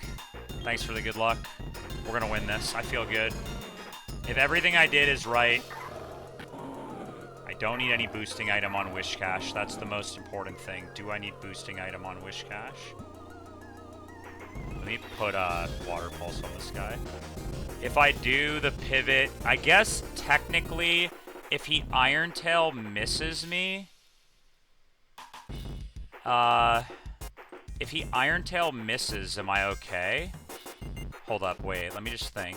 So if he Life Orb ticks on the Earthquake, on the switch, he misses the Iron Tail, he doesn't tick. He's at 90%. I Water Pulse, he takes 25%. That's 65%. And then he takes Life Orb tick to 55%. I should count the HP, but 50, maybe the level up might actually be necessary. I might need to go EXP share here if the level matters. It's only 2 damage, so it's unlikely. So it's 58 from Water Pulse. He takes how much from Life Orb? 22, and then 22 on the turn he kills me. And I do, so that's 44 HP plus 58 HP, right, is 94, 102. If he takes 102, he's at 122. and then 122 mineral of heat wave kills. Okay, no, so we're fine here. So I don't need boosting item. My Typhlosion does outspeed these guys. Always baits Doom Desire. 96. On Metagross, I'm going to take how much recoil? 65. Puts me at 95. Plus I'm going to gain 3 on level up. Which means I should never be dead to AP. Should never be dead to AP.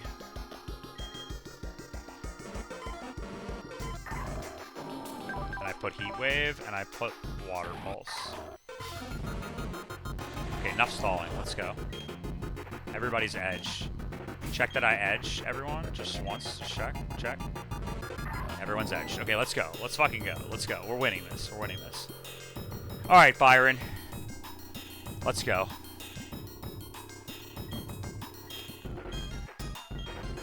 I, Byron, will take your challenge.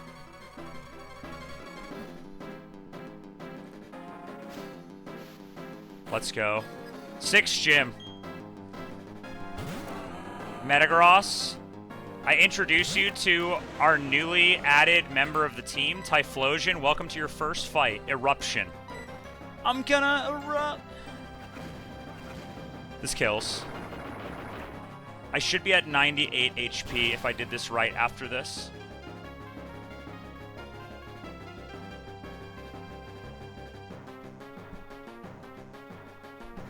Okay.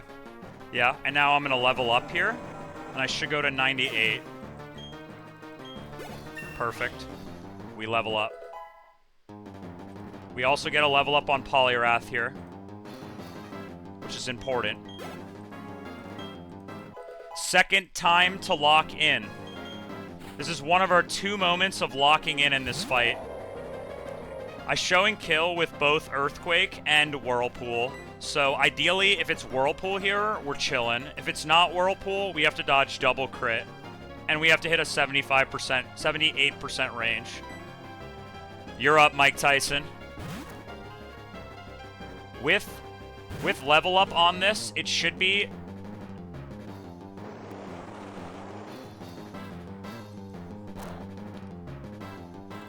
Okay, we didn't get crit, any Whirlpooled. I have better luck than Spring. This is a 78.5% chance to 2-hit KO.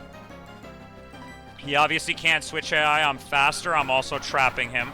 Crit kills most of the time here. I think crit would actually be kind of good. That looked like a pretty good roll. I live crit always, but crit is a little bad because I could be dead. If he crits me, I might be dead to Flash Cannon. Okay. I live this. I live this. Alright, Poliwrath, you gotta hit the range. You gotta hit the range. It looks pretty good. It looks pretty good. Hit the fucking range, Poliwrath. Come on, hit the range. It's pretty likely. Oh, he missed the range! Oh, no. Wait, you live this. No, you always die. Okay. Unfortunate. He crit me anyway. I got double crit as well. That's okay. That's okay. It's okay. The curse of the Poliwrath on the wall rain. It's okay. It's okay. It's okay. We're still fine here. We're okay. I thought of this. I prepared for this outcome. So in this outcome, if this happens, we needed to go early Steelix in this case. Because then Typhlosion after Steelix is still going to bait Jirachi. And then after Jirachi, it's still going to bait Dragonite. Which means Lucario has to chain the back. This means that technically Marowak, technically something could live here. But anyway, I'm faster with Lucario and I always kill with Aura Sphere. So we go to Lucario. Lucario baits always Steelix. I kill this with Aura Sphere. Rip Poliwrath. It had a good run. He is my GOAT. He missed the range. It was a 78% range after leftovers. And he also had to get crit. We level up on Lucario, which does matter, actually. This actually changes some things later, potentially. So this should go Steelix. Steelix sees kill even without Lore with EQ, so it should always be EQ. So we're going to go Turtle here. Should always be EQ. It's never any other move. We go here. Turtle in. Turtle's going to level up here. I'm Citrus. I take nothing from this. This can boom or Iron Tail. Both outcomes are okay, but we would much prefer if it Iron Tailed. So we're going to go to Wishcash. This is your moment, Wishcash. This is your moment.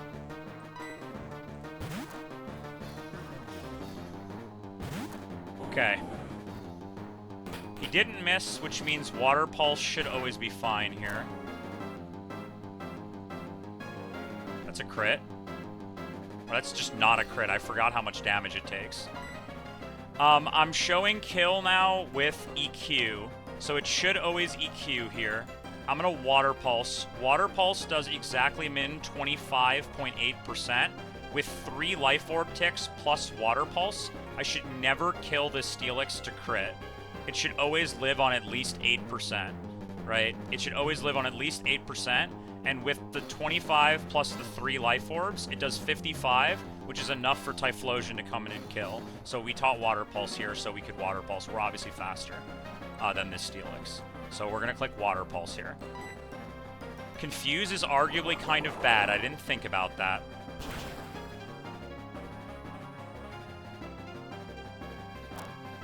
We get a little Shell Bell. It doesn't really matter. We're still dead to EQ. 07 Wishcash. You did your job. You made it all the way to Byron. That was your job, was to make it to Byron. So now it's time to swag out a little bit. Go back to Typh. We didn't need to scale Heat Wave after all, it looks like, with the damage roll. Heat Wave always kills this. I'm faster.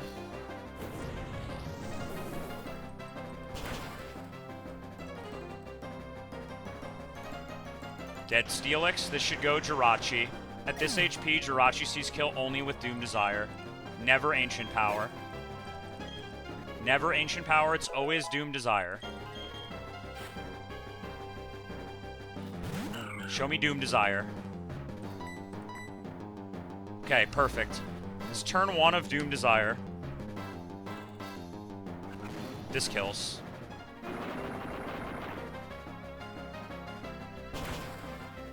Jirachi down. And if I did this right, I should be at 28 HP. Perfect.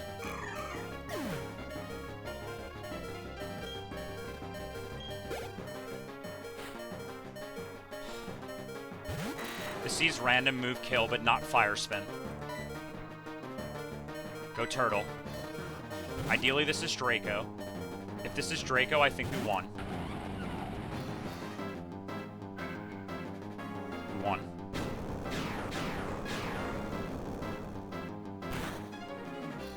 This is turn 2 of Doom Desire. With Citrus healing, I get out of range of Fire Spin here.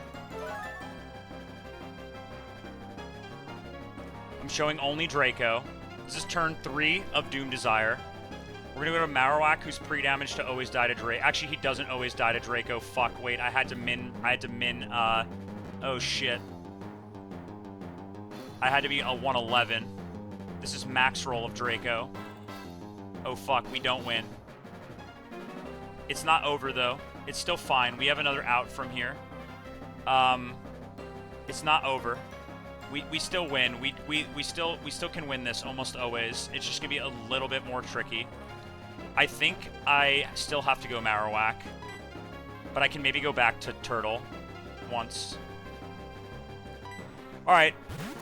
Just kidding. I think it'll fail. I looked it up. I did some research. I think it'll fail.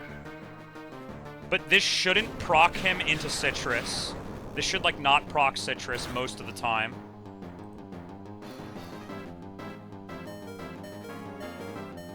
I proc Citrus. Okay. I did mess up something at the end. So we have two options. We have two options. Option number one. We go to Lucario. I mean, I guess we can figure out exactly what HP this guy is at. I can figure out exactly what HP he's at. I'm going to need to look at this. I had to pre-damage an extra, like, 20 there. That's my bad. I just didn't think about it. Okay. It's fine. It's not over. We literally would have to... We can still win by just dodging a crit here. But I'm seeing if we can not have to dodge the crit. So let me see exactly how much damage it took. I was at 166, and I went to 166, and I went to 70. So I took 96 damage, which means he took 47 from Draco. And then I went to Marowak, and then on the Marowak, it took how much? It went to 21, I think. So, yeah, it went to 21, which means it took 111. It was 111, which means it rounds down or up. It doesn't really matter. It took 55 or 56. And then with Citrus, this guy heals 50. So effectively, he took 5 or 6 there, which means he's taken minimum 52 from Draco, which means he should be at 151. He's at 151 here. So the question is, does Lucario have a range to kill with Ice Punch? It's 18.8% chance, plus I have Freeze. And am I dead to Extreme Speed afterward? Yeah. So I think I need to go Turtle here. I think I have to go Turtle. And then try to bait an Extreme Speed. But if it's Fire Spin random move, I think I lose. Basically, I need to get a min roll on Fire Spin. I need to hit this range with Ice Punch. Or... I really think this Copycat Doom Desire thing is just going to fail. I think it's going to fail or cast Doom Desire. Like, or use Doom Desire. Both of which are bad. Right? So I can't risk it, I don't think. I mean, I could go Typhlosion and sack Typhlosion and always win, right? I guess in theory. Or I can go to Torterra, bait Draco, go Typhlosion, sack Typhlosion, go here, and then win, right? But I don't really want to sack Typhlosion. I want to try to win this with this. So I can go Turtle, and I could Rock Tomb, and then potentially I'm baiting Random Move Kill, and then Random Move Kill, I can go to Lucario, and I just have to dodge... Fire Spin, High Roll, or Crit.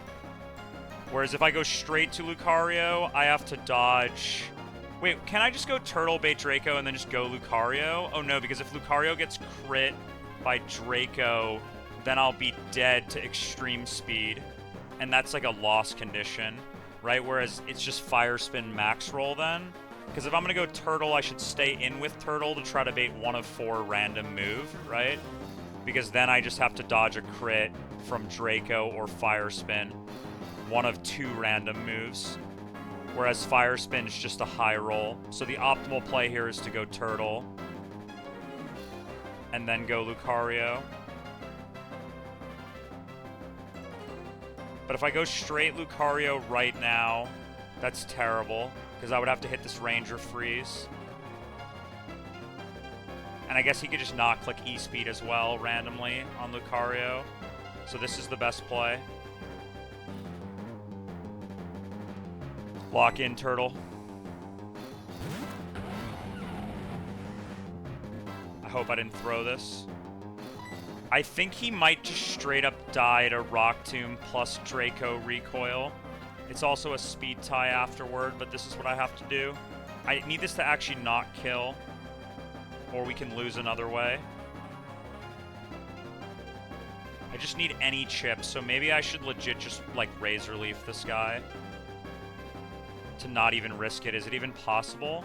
Maximum damage. I guess if I crit Rock Tomb, I could kill. So I think I should literally just Razor Leaf here.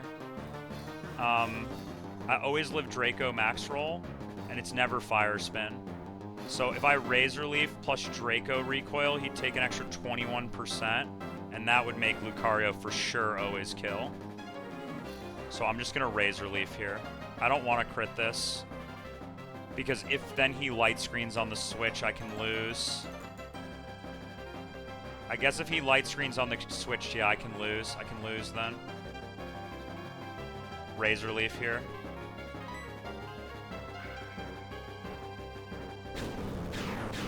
Alright, Lucario. I did not make this easy. I could have made it free.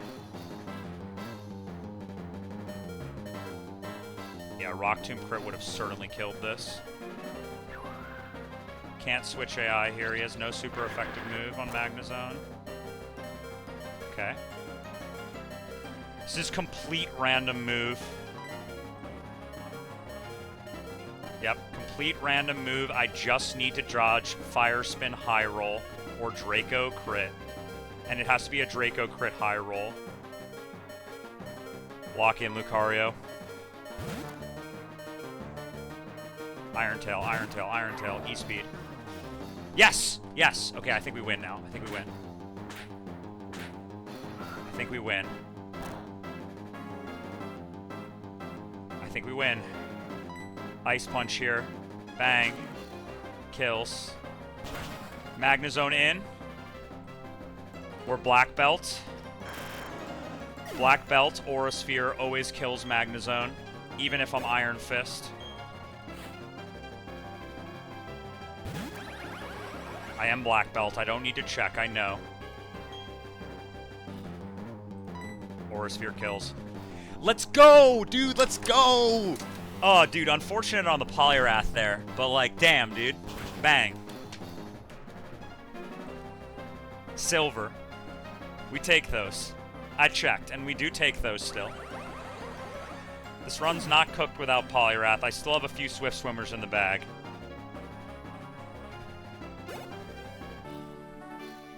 G fucking G, Byron.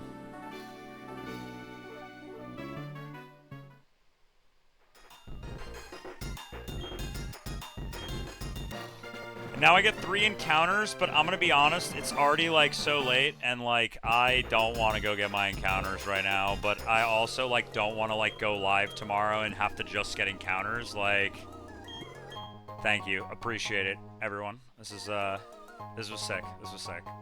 Bastiodon in, we get the Ghastly in, we get the Rotom in. I mean, ideally, right? But, and then ideally we would, and then also we get a Bastiodon, Rotom, and Ghastly. I can spin the wheel. I can spin the wheel. Maybe I'll spin the wheel, but I won't Plat K Hex it. I'll just like record the video of spinning the wheel. You know what I mean? That way, like, we know what the IVs are, and I can just load it in offline, right? Because like I actually don't have Plat K Hex on here right now on my computer, so like I would have to go download it and stuff anyway. So like I think I'll just spin the wheel. We'll see what the Ghastly is. I mean, we'll see what the Rotom. I mean, not the Rotom or Ghastly, but what the Bastiodon is. We'll just see what it is, and then okay. I don't have to go immediately to the library, right? I can go back to the Pokemon Center first, so I'm going to do that first. Huge.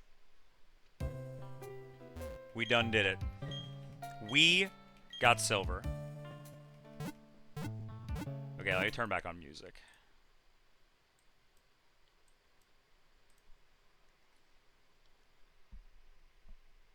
Okay. I could play I'll play a specific song for this.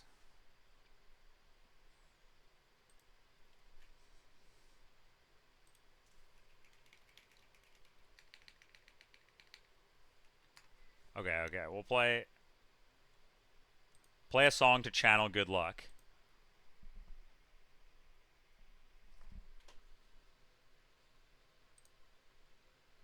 We gotta channel a pasta of some sorts. Alright, wheel time. Wheel.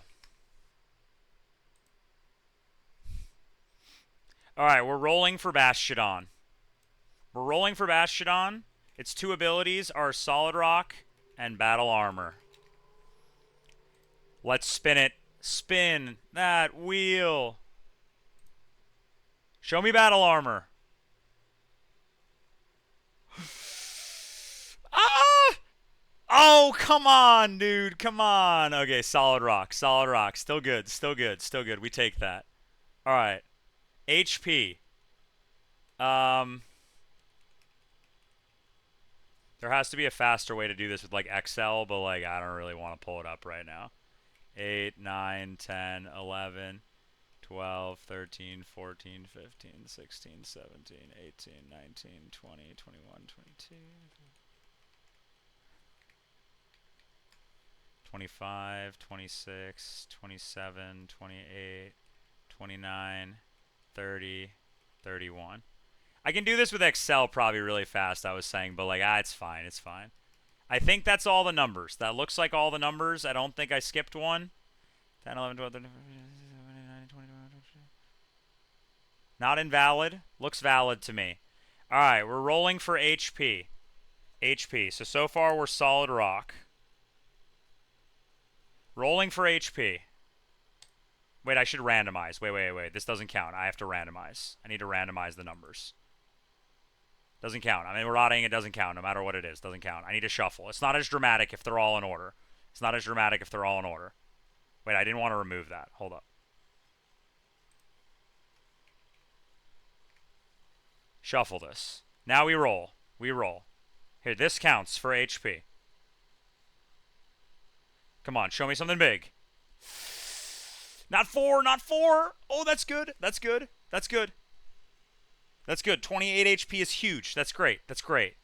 Okay. Attack. Roll.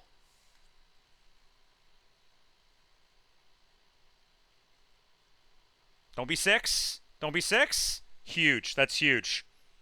22 attack. That's great. That's great. Rolling for defense. Most important stat here. Important stat. Though it's pretty big already on defense. So you're one of the okay ones to whiff on because it already has very high base defense. This is fine. This is fine. We take that. Special attack. Special attack. Don't care about this stat. Don't care about this stat. That's fine. Get that out of the way. Get it out of the way. We don't care about that. All right. Special defense.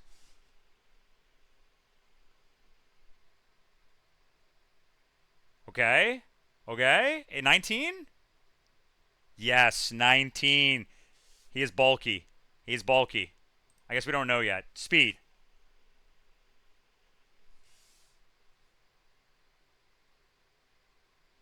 He's a monster. It's a monster. It's a monster. Alright, now natures.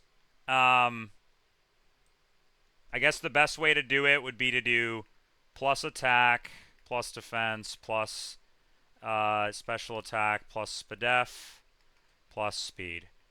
So, just to refresh on Bastiodon's base stats in this game. Anything that's minus special attack or minus speed are ideal here. Okay. Wait, we have to loop it back. We have to loop it back. All right. Here we go.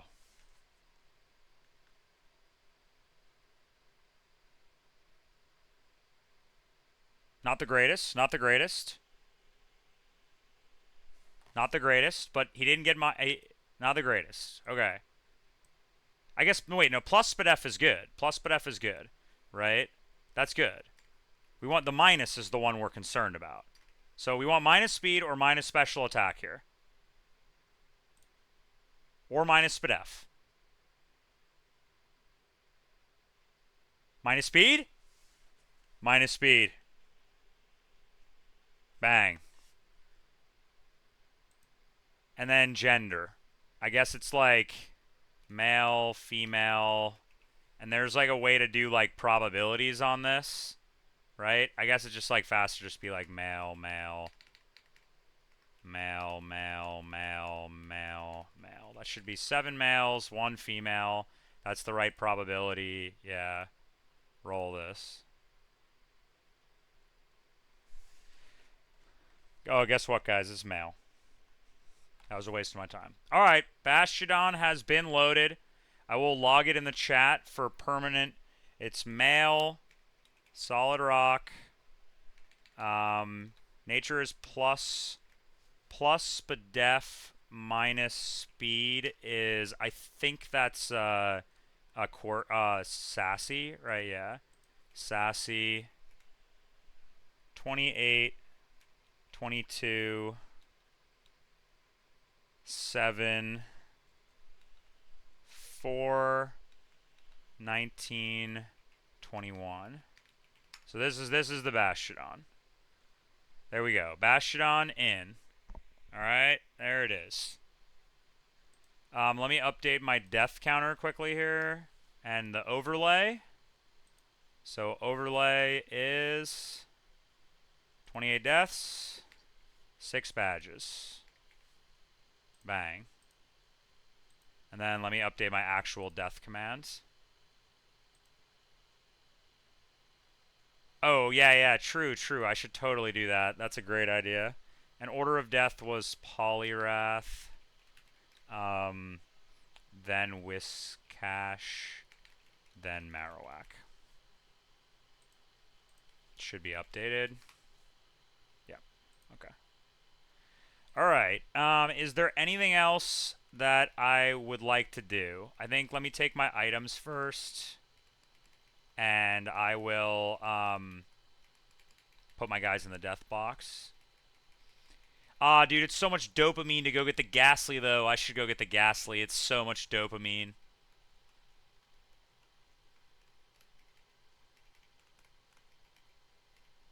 I gotta go get it. It's too much dopamine. It's too much dopamine. I can't resist. I guess this is my HM slave for right now. And on this guy, it's just lead Ariados and pray. That sounds like a good plan. Lead Ariados and pray. There's really no backup plan because he can just teleport on anybody else. And I guess on Rotom, probably like Lantern probably sits on it if I needed to bring another person.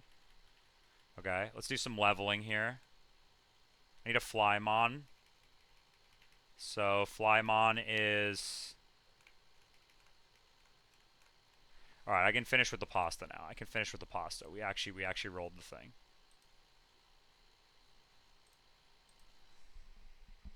So yeah, I don't need Lucario for this. I'll just bring Crobat. I guess Pidgeot is... Pidgeot for Aura. We gotta bring the gang, you know? Pidgeot for Aura. Turtle for Aura. Bring Honchkrow for Aura, obviously. Honchkrow is a high Auramon in the box. And then we'll bring Lantern for Emergency.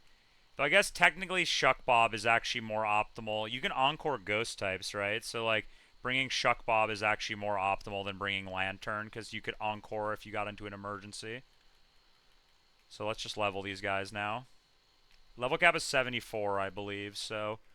On Ariados, I can certainly... I think probably teaching this Mega Horn is worthwhile, right? I guess Sucker Punch, Nightshade, Leech Life is probably a good moveset. But I'm sort of thinking, like, maybe you could get value out of Ariados by clicking, like, a fat Mega Horn on something, and you just don't care if it dies. Like, Nightshade and Spiderweb are obviously mandatory here. But, like, I mean, this guy's just, like, never coming to any fights at this point. Like, I have Beedrill already, so, like, the odds that Ariados is coming to any fight is, like, almost 0. So I think I will teach it Mega Horn and get rid of Leech Life to give it potentially more tech here. Potentially could be technology for some moment in time.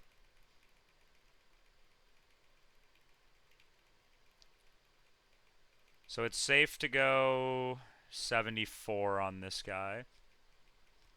And I guess I should technically calc this, so let me exact calc this. It's probably safe to go 70 on these guys, for sure.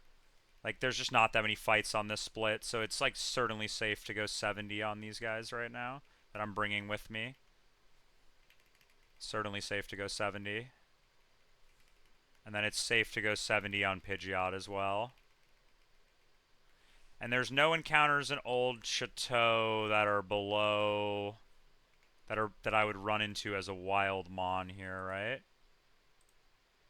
Yeah, all these guys are below my level. So if I'm 78, 70, 74 or 3. If I'm 74 Ariados, I should be fine. And I need to figure out which is the left room. But like, let's say I calc against level 17 Ghastly. So Old Chateau left. This is probably it. Storeroom. Calc against level. I guess I want the lowest level Ghastly, right? So level 14 Ghastly, and I use Ariados. I guess I always kill this with Nightshade, huh? He's typically too low HP. It's not even worth it to Nightshade this, right? Because you would usually just kill it anyway most of the time. And then if it's Rotom, I can never really... The lowest HP Rotom would be 70, so I actually can't Nightshade this guy. I would have to have stayed 69. Okay, fine. So then I'll just go 74. Or I guess 73 is fine. Okay. Okay, and I need to teach this guy Strength.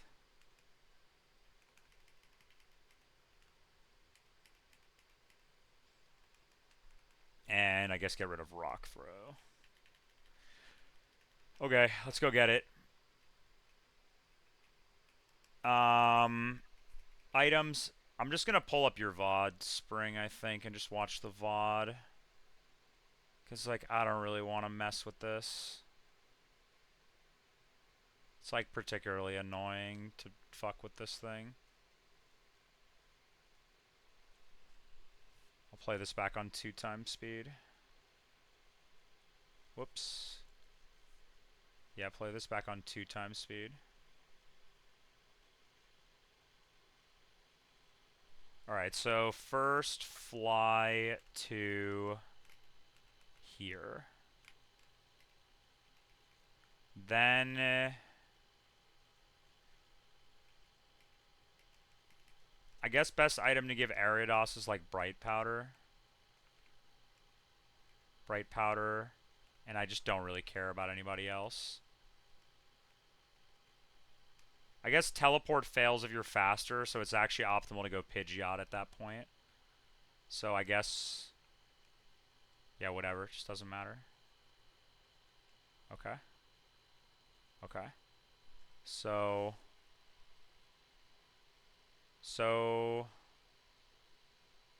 It looks like you can walk in and go up the stairs and then go through the front door and then all the way to the left door. Okay. So... What's up, Gardenia? You're not going to fight me, are you? Okay. Well, I guess I needed to talk... I guess I didn't have to talk to her to get in. Okay. Max Repel.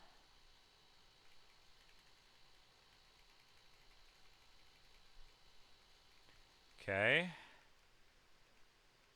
I'll get my items after I get my encounters. I don't want to mess with it here. And there's no Pokemon in this room that are low enough level that I can run into them. No. 66 is the lowest level. Okay. Up here. This way. This way. This is the room. Okay. There's no day-night thing that matters here. There's no day-night thing that matters. Okay. Let's just triple check I have Spiderweb on this. I do. I outspeed all Ghastlies. I should outspeed all Ghastlies. That I don't really need to calc. I also outspeed all Rotoms. I'm level 73, man. Spiderweb's probably Prio, too. Yeah, it is. But I guess Teleport is also Prio. Teleport's like super Prio, isn't it? No, it's just +1. Okay, never mind. Come on, manifest something. Manifest something. I need something good here. Come on. Here we go. Spiderweb. Bang. Okay. Optimal to throw Dusk Balls. Maybe Nest Ball is more optimal. I don't know. Dusk Ball.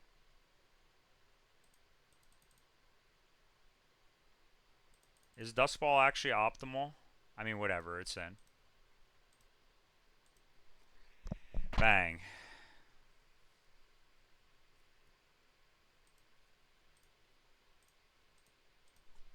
How do I spell this exactly?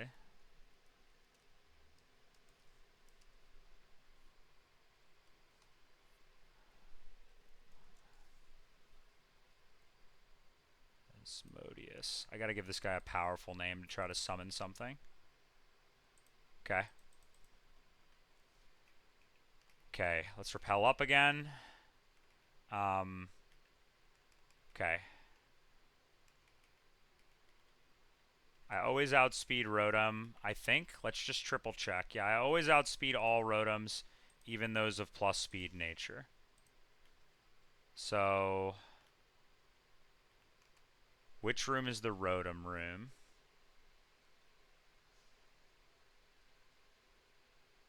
It's the one next to this, I think, right?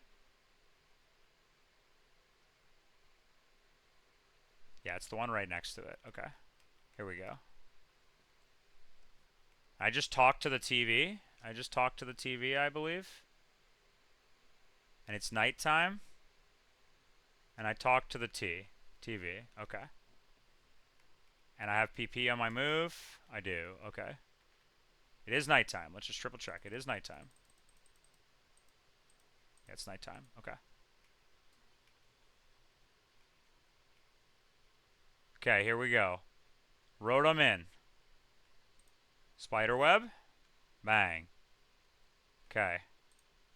Optimal on this guy is definitely Duskball. Throw Duskball. Duskball. Come on. You know you want to. You know you want to. You know you want to. Come on. Come on. Come on. Come on. Come on. Get in the ball. Get in the ball.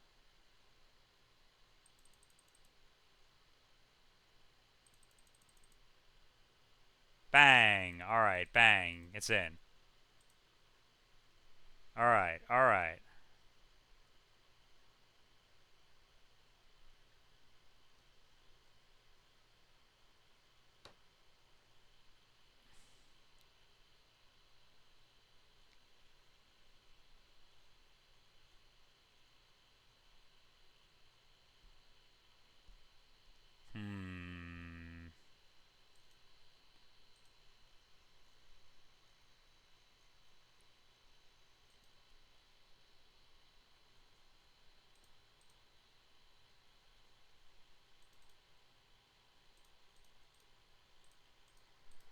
Okay. Okay, now I'll get my items. Where are my items? I might, yeah, but I think I want to think about that one a little bit. So, where can I go? I think this room, right? Far right room here has an item.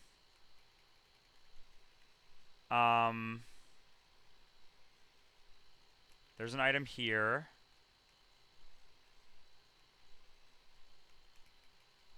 Yes. Where is this kid? Kid's up.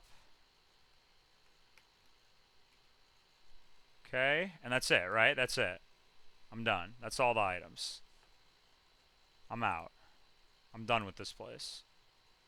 Never have to come back here. Yeah, I never have to come back here. I'm done. Okay, I'm out. I guess technically there could be an item up here, like a big pearl, but like I don't really care. Okay. Ether, that's huge. Probably can't fly from here, can I? I just can. Okay.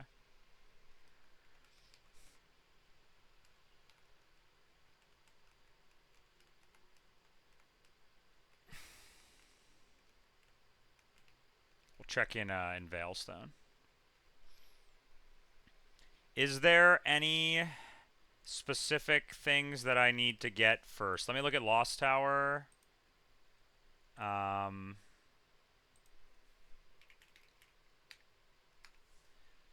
Yeah, I mean, it's probably just roll this table for Kecleon, to be honest. This is probably the line. Like, I don't want Chimecho. I already have Meowth dupe. I don't want Noctowl. Maybe I want a dupe for... I have this whole table duped. Both day and night. I have this whole table duped except for Mawile and Chimecho. I don't want either of them.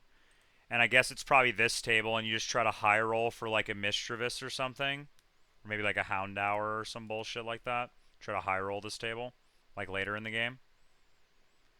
Like otherwise, it just roll the first floor to try to hit this 10% Kecleon, and then if you hit anything else, it's just dead encounter basically.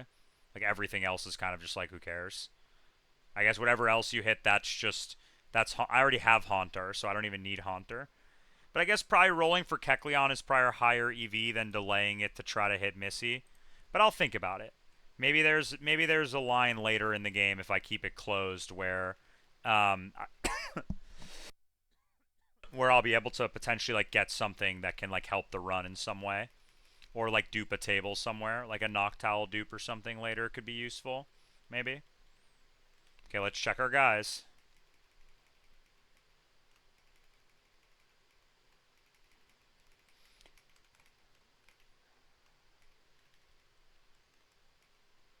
Um, how do I move the group at once? It's like right, left, left. Okay.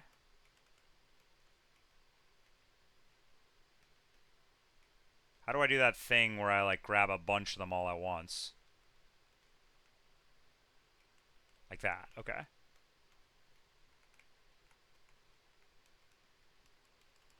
Welcome back, gang, who is now no longer over leveled.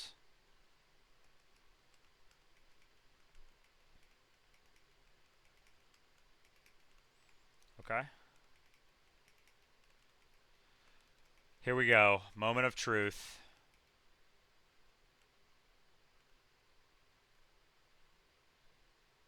Are those IVs? Okay, hold up. Wait, let me disable IVs. Okay. First up is Rotom, I believe. Let's see. Yeah, Rotom. Okay. First up is Rotom. I don't really know what natures are good on this. I mean, that's got to be okay, right? Like that has to be at least okay for Sucker Punch, right? I mean, that has to be fine. I mean, I guess you want bulk on this thing, right? But like, so I guess not great. Okay, I mean, he's a super guy though. He's a super guy. Basically max attack Rotom. This is a super guy for sure. That's a guy. I mean, I don't know if Lonely is good or bad. Now, I think the Ghastly matters a lot more, to me at least, because it seems like Gengar can be really broken with the right natures and stuff. Mild is like okay, I guess. That's pretty good. That's plus special attack. Okay, okay, okay. Here we go.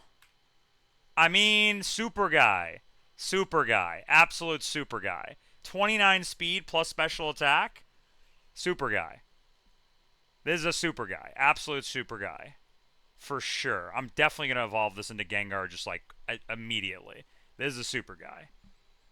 I mean, I guess I don't get spell tag yet. It's Twisted Spoon, isn't it? No, it's spell tag, I think, right? Yeah, it's spell tag. So you don't get Gengar until you make it. No, it's Twisted Spoon. I can get this right now. I can get Gengar just right now. Why would I ever save my Twisted Spoon instead of just getting Gengar? It's like giving Gengar like 3 Twisted Spoons. Like I'm just gonna get Gengar like right now. Like there's no way it could possibly be worth it for me to delay this. I guess technically you could keep it as Levitate, but like I just really don't see how it's worth it to keep it as a. Anyway, so 2 super guys acquired. I guess Rotom's technically not a super guy, but the Ghastly is a super guy. For sure, super guy. And is there a delay on either of these guys? I mean, Rotom doesn't evolve, so like Rotom will just go to like Rotom. I'll just go straight to like 65 or 70 here. I don't know what moveset on this guy is exactly, but we'll figure it out. I mean, you definitely keep Shadow Ball. You definitely get rid of Teleport for sure. I think you probably put Focus Blast on this over Confuse Ray. It's probably really not worth clicking Confuse Ray. I mean, you're probably going to scale Thunder Wave on this eventually, but probably not yet until I need it. And then Discharge now, right? I guess you probably would prefer to keep Signal Beam over Focus Blast. It's probably better to keep Signal Beam. But, like, you don't even need it. It doesn't even really provide you any coverage, because, like, you already have coverage for Psychic types. But I guess it's higher base power than Dark Pulse and Shadow Ball. What coverage does this is bad coverage. Like, you don't need all these moves, right? Like, if something's weak to Bug, it's also weak to... It's like, Dark hits Ghost and Psychic. And Shadow Ball also hits Ghost and Psychic, right? And you get Stab. Signal Beam hits Psychic and also hits like Grass and other types. So you don't need Dark Pulse on this. We can get rid of Dark Pulse. But I guess technically Focus Blast is optimal for now because I'm not clicking Focus Blast. So, and then we'll go to like 70 here. Or at least like 68 or something. Like, there's no point in keeping this under-leveled. I'm certainly bringing it to fights. Like, EXP is not going to be a disaster on this split, I don't think, at this point with my levels. And then Ghastly... Is there any moves that only Ghastly learns that Haunter doesn't learn? Yes, a bunch of them, actually. And Gengar... So yeah, basically by staying a Ghastly... Your final moveset on this is probably Shadow Ball, Sludge Bomb, Hypnosis, and Ominous Wind. That's a pretty good moveset. I like that moveset a lot. If you get Hypnosis, you don't get Toxic. I don't care about any of these other physical moves on Haunter. But it evolves at level 45, so you'd miss them anyway. I guess Toxic is potentially tech on this. Like, you could teach this Toxic instead of Hypnosis. But I think Wide Lens Hypnosis is, like, higher value. And obviously you keep Ominous Wind on this, for sure. You never keep Dark Pulse. It provides no new coverage. Right? So you never need that. Okay. So we just Everstone this guy and go to 63. Or 62.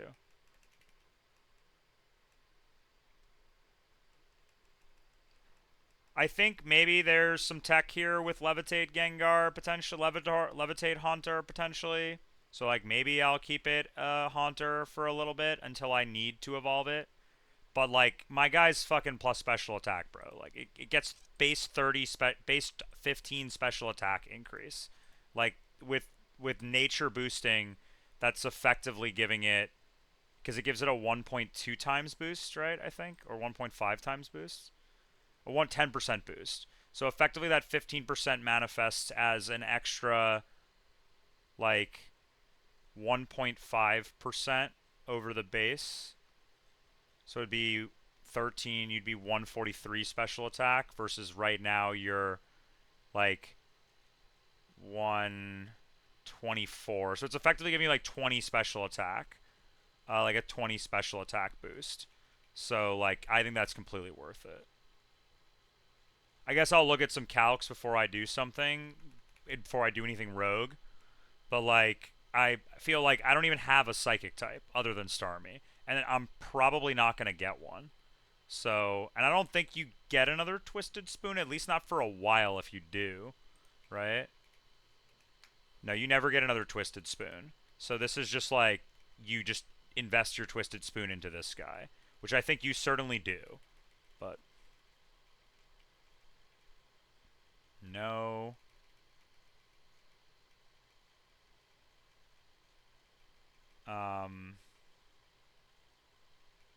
Oh, true. Don't I get that already? What's the incense called? Which one is it? It's like lax incense or no, odd incense. I should have that already. Let me check if I have that. I should have that. It's a lower boost though, isn't it? Or is it? It's only, yeah. It's a 10. Do I not have odd incense? Did I not ever pick that up? I do. Is Odd Incense the same boost as, let's see. Odd Incense. Yeah, it's the same as a Twisted Spoon. So, like, actually, I don't care at all. There's literally no point. It's only for Levitate or no Levitate.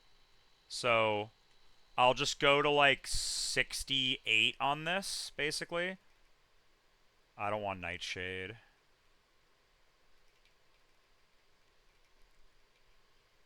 And I don't want Sludge. Let me just make sure Ghastly doesn't miss any moves. Yeah, it should get Sludge Bomb at 55. I guess I technically don't have to miss anything because I can just go to Haunter. Oh, I have to get Ominous Wind as a Haunter.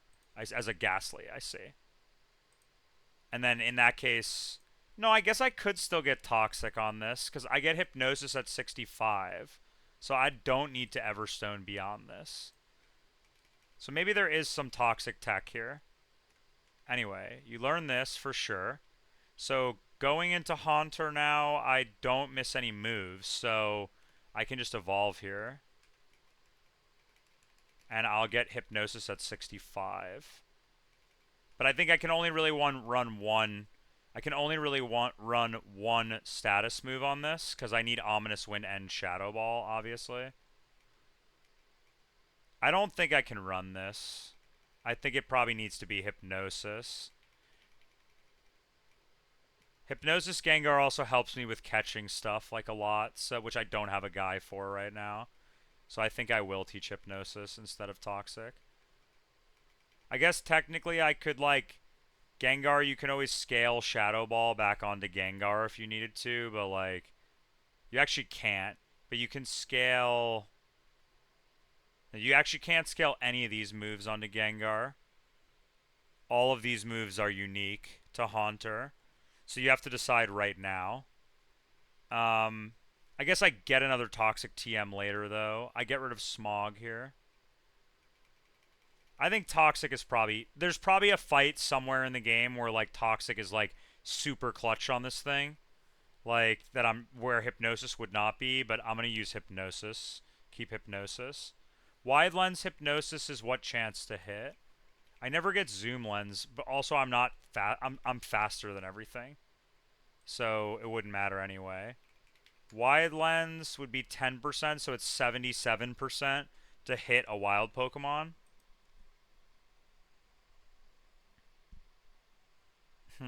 This is actually a pretty tough decision. I know that Anti was running Hypnosis. I know that Luke ran Toxic.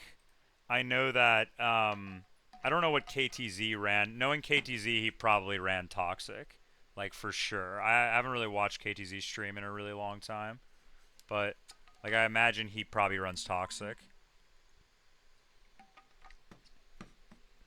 And I think Ned also ran Toxic. I think I'm just going to trust my gut and say I go Hypnosis here. Oh, KTZ didn't get the Gengar, yeah.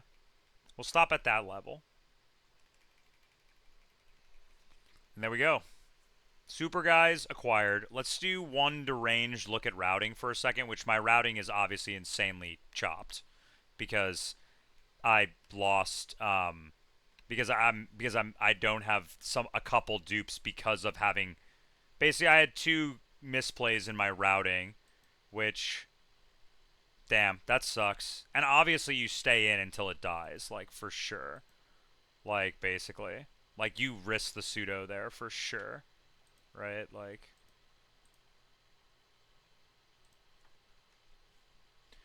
the only thing I will say about the routing is if I didn't think this run would make it this far, but like if I knew that this run would make it this far in retrospect, I would have certainly continued to delay Windworks and not pulled it up, right? Like cuz then I would have Kingdra right now. Which would be great. Like pretty much guaranteed Kingdra cuz I had static as well. So I would have Kingdra here now. Um, I would have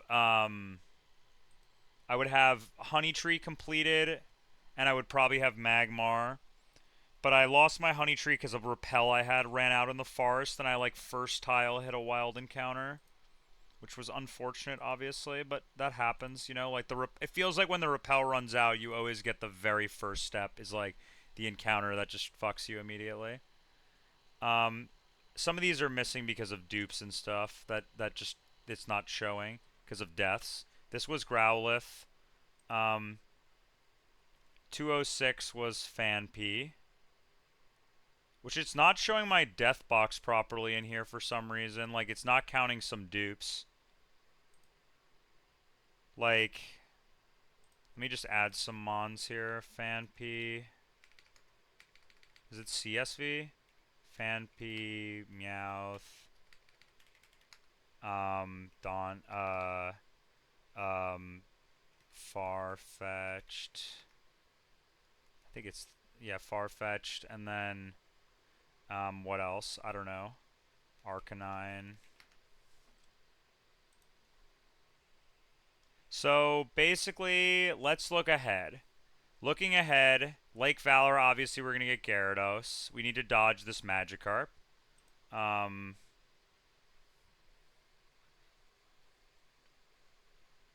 yeah, I think I think that fishing up the like missing the Weedle is really that's why I love when I hit Weedle in the early game, like on like 202 or something like that, you know? Cuz it's really good in the early game and it's also really hard to roll it up later, right? So like if I had Weedle, I missed Weedle like on Mansion, and then I hit the Weedle instead of Magmar in in Fuego. But I had guaranteed I had guaranteed Gastrodon in Fuego, but I had to pass it up because I didn't have a fire type um for Byron, basically. So I needed to try to roll for the Magmar basically to decide if I would go Fire Room or Gastrodon and Underground, and then I missed the Magmar there, which it's just like yeah, it's like these like little things like oh I missed a Honey Tree in Eterna Forest, right? And because I missed a Honey Tree in Eterna Forest, then I couldn't Rock Smash 214 and or 215. And because I couldn't Rock Smash 215, that means that I don't have a Geodude right now. You know what I mean? And like it just like snowballs really quickly. Um, so Lost Tower, we're thinking we're pushing off, but we're thinking, is there anything later we want? This route seems like there's no real play other than if you can get Stantler or Mighty Anna. Potentially, you can try to get some dupes on 216 to try to increase Sneasel chance. I don't know how the fuck you catch Metacham, but like I would love a Metacham. That would be insane, obviously. I have no idea how you catch that. I guess Mightyena is a good Lost Tower dupe, right? On 5. On floor 5, it's a good dupe here. Potentially makes Sableye, Drifloon, or Drifloon, or Houndour potentially a reality here. You know? It's probably delay until literally just like the encounter never helps you. It feels like it never helps you on this split. Even if you did all the gym fights, I don't think it helps you anywhere. Like this Stantler dupe is like kind of interesting though. I know it's like a teleport and it's like hard to catch, but I am interested in this Stantler here because if you could get the Stantler, that could potentially make my Candace really good because I could click Gravity, right? And I am intrigued by that, the possibility of being able to click Gravity on Candace. But like, how are you gonna catch this guy? All these guys are just gonna run away from you. Like, 217 is a delay for sure. I have 0 dupes on this table. Um, I mean, I don't even know what you're delaying this for. Like, I don't really know. Like, honestly, I don't even know if you want to delay this. I think you kind of just want to hit it as you're going through the route because it's so demon. But, like, I don't know. I have no idea how I would even begin to catch this. But I think this table is, on the whole, I would consider to be pretty shit. I mean, like, Ursaring is good, but, like, these guys all just kill you. So, like, on the whole, pretty shit table here. Delibird could be low-key crazy tech. You lead Delibird and you click Defog on, like, fucking Candace. You know what I mean? And then you, like, click... and then you like take a hit. Oh, yo, you get Destiny Bond? Oh my god, this could be mega tech for Candace. Hold up. That could be huge for Candace because you could defog to reduce the accuracy of the Frostlass so you could hit it, right? Like, the evasion. Acuity late front is certainly a delay. This is 100% a delay for Sneasel, 100%. Snow Point City, nothing really helps me here. I guess I'm really interested in super rotting this, but I think fishing up the Slowpoke, but honestly, I don't really need a Slowpoke right now. I would love a Walrein, and honestly, I would love to have a chance to use Super Rod to fish up a Piplup here, to be honest. I would love that. That would be great. I probably won't cheat with the Piplup, but I might. I mean, this odds are wrong. It's 60% Kingler. But if you can get Kingler somewhere, I mean, this is a pretty good table. I mean, Piplup does have Roar and Whirlwind, right? Which both of which are obviously problematic. But certainly I can find something at that point to get it. And what I'm looking for here, is there any table, like, because in Lost Tower I could roll for Stantler, right? It's only on 5. I thought there was a Stantler table somewhere. Let's just do some deranged looking here. Is Stantler on any tables? It's on a lot of fucking random ass tables. I would never get this. I can't get that anyway. It's only 216. Only 216. That's it. So I think it might potentially be worth it in some universe to roll 216 to try to get a Stantler. I know your catch rate's really low, but like maybe it's worth it because it would make Candace so good. I think 216 though could be a delay. We roll it if necessary, but 217 is definitely not a delay. I think I try to roll 217. But basically there's nothing in Lost Tower right now. The answer is there's nothing in Lost Tower that helps me with routing anything. Yeah, there's nothing in Lost Tower that would help me with routing right now that I can tell. Not Stunky.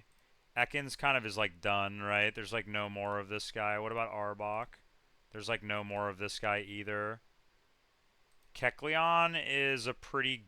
I guess this is his last real dupe other than 227, which doesn't really matter. This is the last chance at Kecleon. And Whismur obviously does nothing, I imagine, as a dupe. I guess it's a Wayward Cave dupe. I mean, come on, man. I already have a Wayward Cave encounter. It's dead. I guess Victory Road maybe for Exploud. But like, why would I ever roll that table? Why would I ever do that? I would never do that. I would Rock Smash here. Okay. So the answer is there's nothing in Lost Tower that helps me really with any routing whatsoever. Because on the other floors, I mean, Chimecho, I think this is its last table, right? Yeah, I guess Send Off Spring, Surfing. But, like, when are you ever taking this? Like, I mean, I guess maybe you get a Feebas or Duskull. This could be interesting in some universe to get a Chimecho dupe. And there's no universe where a Noctowl dupe helps. Is this on 217? It is on 217 at night. But I would roll, yeah, you would roll night because you would have Missy.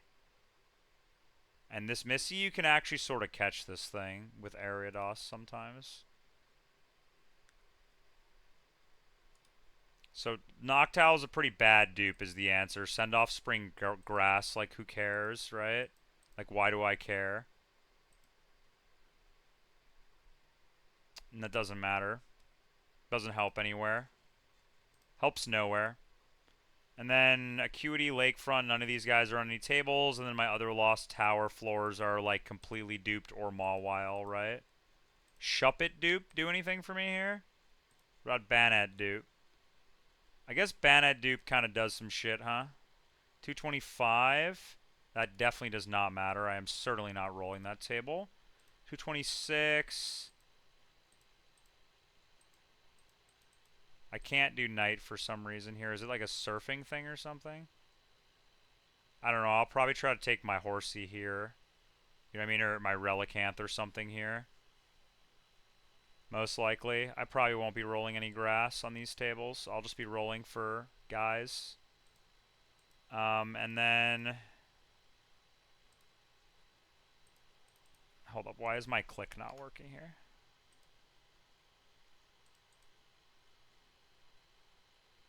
And then... I think that's it, right? Like...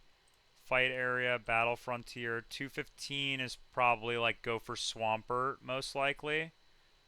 227 is probably try to fish up a this is probably try to fish up a Krabby here, most likely.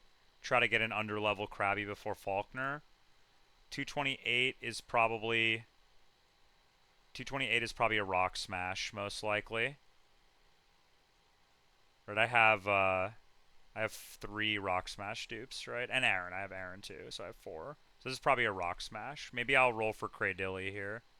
Like, maybe I'll Good Rod for Cradilly here. Could be kind of powerful. Yeah, this is Cradilly, you're right. I was just looking at it, yeah. There are some powerful mons on this table, though. Like, this table, I have a lot of dupes. It's like Drapion, Cacbob, Onyx, which you never catch, and then Gastrodon, but Quag is just, like, horrendous, obviously. This is Cradilly. Yeah, this table is Cradilly. 227 then becomes Krabby, right? 229 is I guess 229 is Krabby because it's more likely to be under cap, right? So 229 is Krabby, right? 227 is a Rock Smash, I guess it's either Wooper or High Roll this table, right? Maybe this is, you get another shot at Krabby, like you try to get another underlevel Krabby here. Resort areas, ditto. 226, I don't have this route yet. 226 is probably Sea King. It's probably, we try to get Horsey, I mean, here. It's probably Horsey here. I never roll this table here ever. Yeah, I already have, I already sacked my Anorith. It was ass. It was Swift Swim, and it was really not very good. So I sacked that guy. He's gone. But I do like the idea of high rolling for Fori. That does seem pretty good. I mean, high roll for Fori seems like you should roll every table with Fori on it. I think it's just high roll then, because I don't want a Surskit. This is probably Krabby, to be honest. 229 is probably Krabby. Like, I mean, maybe you roll 228 first to see if you get an underleveled Krabby or something, or 227. And then if you do, and you get the underleveled Krabby here, then you go 229 and roll for Fori, basically. 226 is Horsey, and 230 is either I can never get Mantike at this point again. So 230 is probably just like, I don't know, put a Celio or Mantine in the bag, basically, or a Rock Smash or something.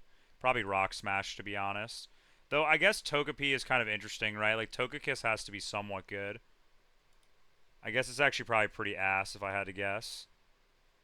But then there's nothing. I already have this dupe. I have this dupe. I have, I guess I could roll this for Swellow or something, or Dragonite. You know, you just super high roll this table, maybe. And I don't really know about these Stark Mountain tables. These are all, like, super delays. Like, who cares? This is a super delay. This is, like, a super delay, right? Like, it doesn't really matter. It's super delay. But 222 sort of matters. Is 220... Where is 222? It's over here. 222 is right here. 222 is a local honey table, yeah. Yeah, 222 is a local honey table, right? And there's Sunny Shore's local honey table. 223 is probably Mantike. So maybe if you try to get the Mantike here, you go back and you save some of these routes to try to get a Remoraid or something, you know? I like that. 221 I haven't used. This is like whatever. Who cares? It's like Heracross, right? 212. I don't even know where this route is. I have to have this router. I don't have this route. I mean, I guess it's another local honey tree. Like, what's 222 then? Where's 212? Oh, this one. Oh, I mean, you're never catching that. Like, you can only go in with one mon. Like, you're never catching that. But, like, maybe you do. Wayward Cave I already have. Lake Acuity is roll for Sneasel, right? Or no, Lake Acuity isn't roll for Sneasel because you can't get Sneasel here. Lake Acuity is try to get Shelder or a Krabby here, basically. You go for Kingler or Krabby here. But hitting a Kingler is probably, like, really difficult to catch here. If this guy's got Crab Hammer. I don't know. You come back here and figure it out. All of these guys, like, whatever. You roll for Dragonair, maybe. I mean, it seems like you should always roll for Dragonair. But, like, and then Highlands or whatever. Celestica Ruins, who cares? This is way too late in the game. Like, Distortion World, I don't really care. This is way too far ahead to even care about. But the answer is, like, dupes don't really matter here at this point. Like, none of the dupes I'm getting that I will have access to soon matters until I get to my fishing sim. So basically, I shouldn't go for Lost Tower because potentially in Lost Tower, I could high roll the top table. I could high roll this top table after I beat Candace or after I beat Faulkner. I could high roll this top table to try to get Mischievous or Sableye or Drifloon or, you know, or Houndour is probably pretty decent, I imagine. He's got really good typing. Like, I have to imagine this guy is relatively good. But there's just so much rocks. Maybe he's ass. But Solar Power Houndoom seems pretty good. Unclear. I guess you could just high roll for Kecleon. But I have a Fake Out Mon, so I'm not in a particular urgent rush to get the Keck Bob. And just take my guaranteed Whismer and be sad anyway, right? Like, I don't really want that. So, my Venomoth would make me sad. I mean, I guess if I get Venomoth, this is a Sleep Powder guy. That's cool. I don't know. Seems like I'm not rolling Lost Tower, basically. Let's check out the box now once with everybody, full box shot. I still haven't hatched my Happini either, so I still have an emergency exit somewhere. I'm trying to see if I can find tech for Happini, but Deathbox growing, but honestly, I think it's not too bad. The only one that I'm really nervous about, I mean, obviously Donphan is terrible, but like the Clefable is the death that's like the one that bothers me the most now, because Candace could get a little dicey.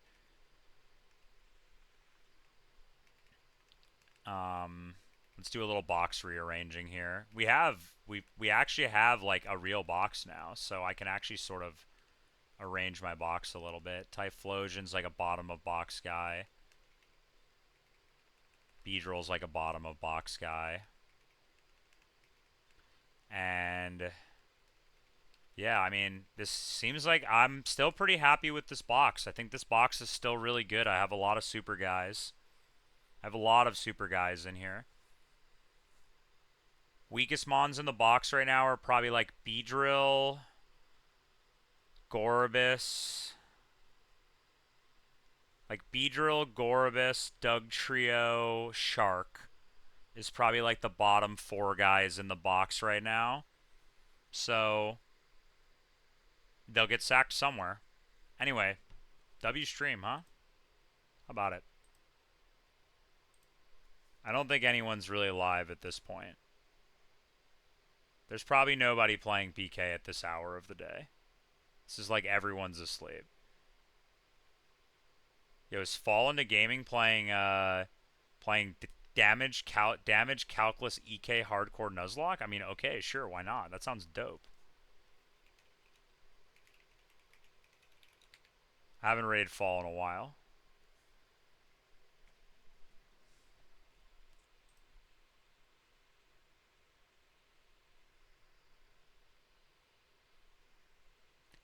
Thanks for watching. Appreciate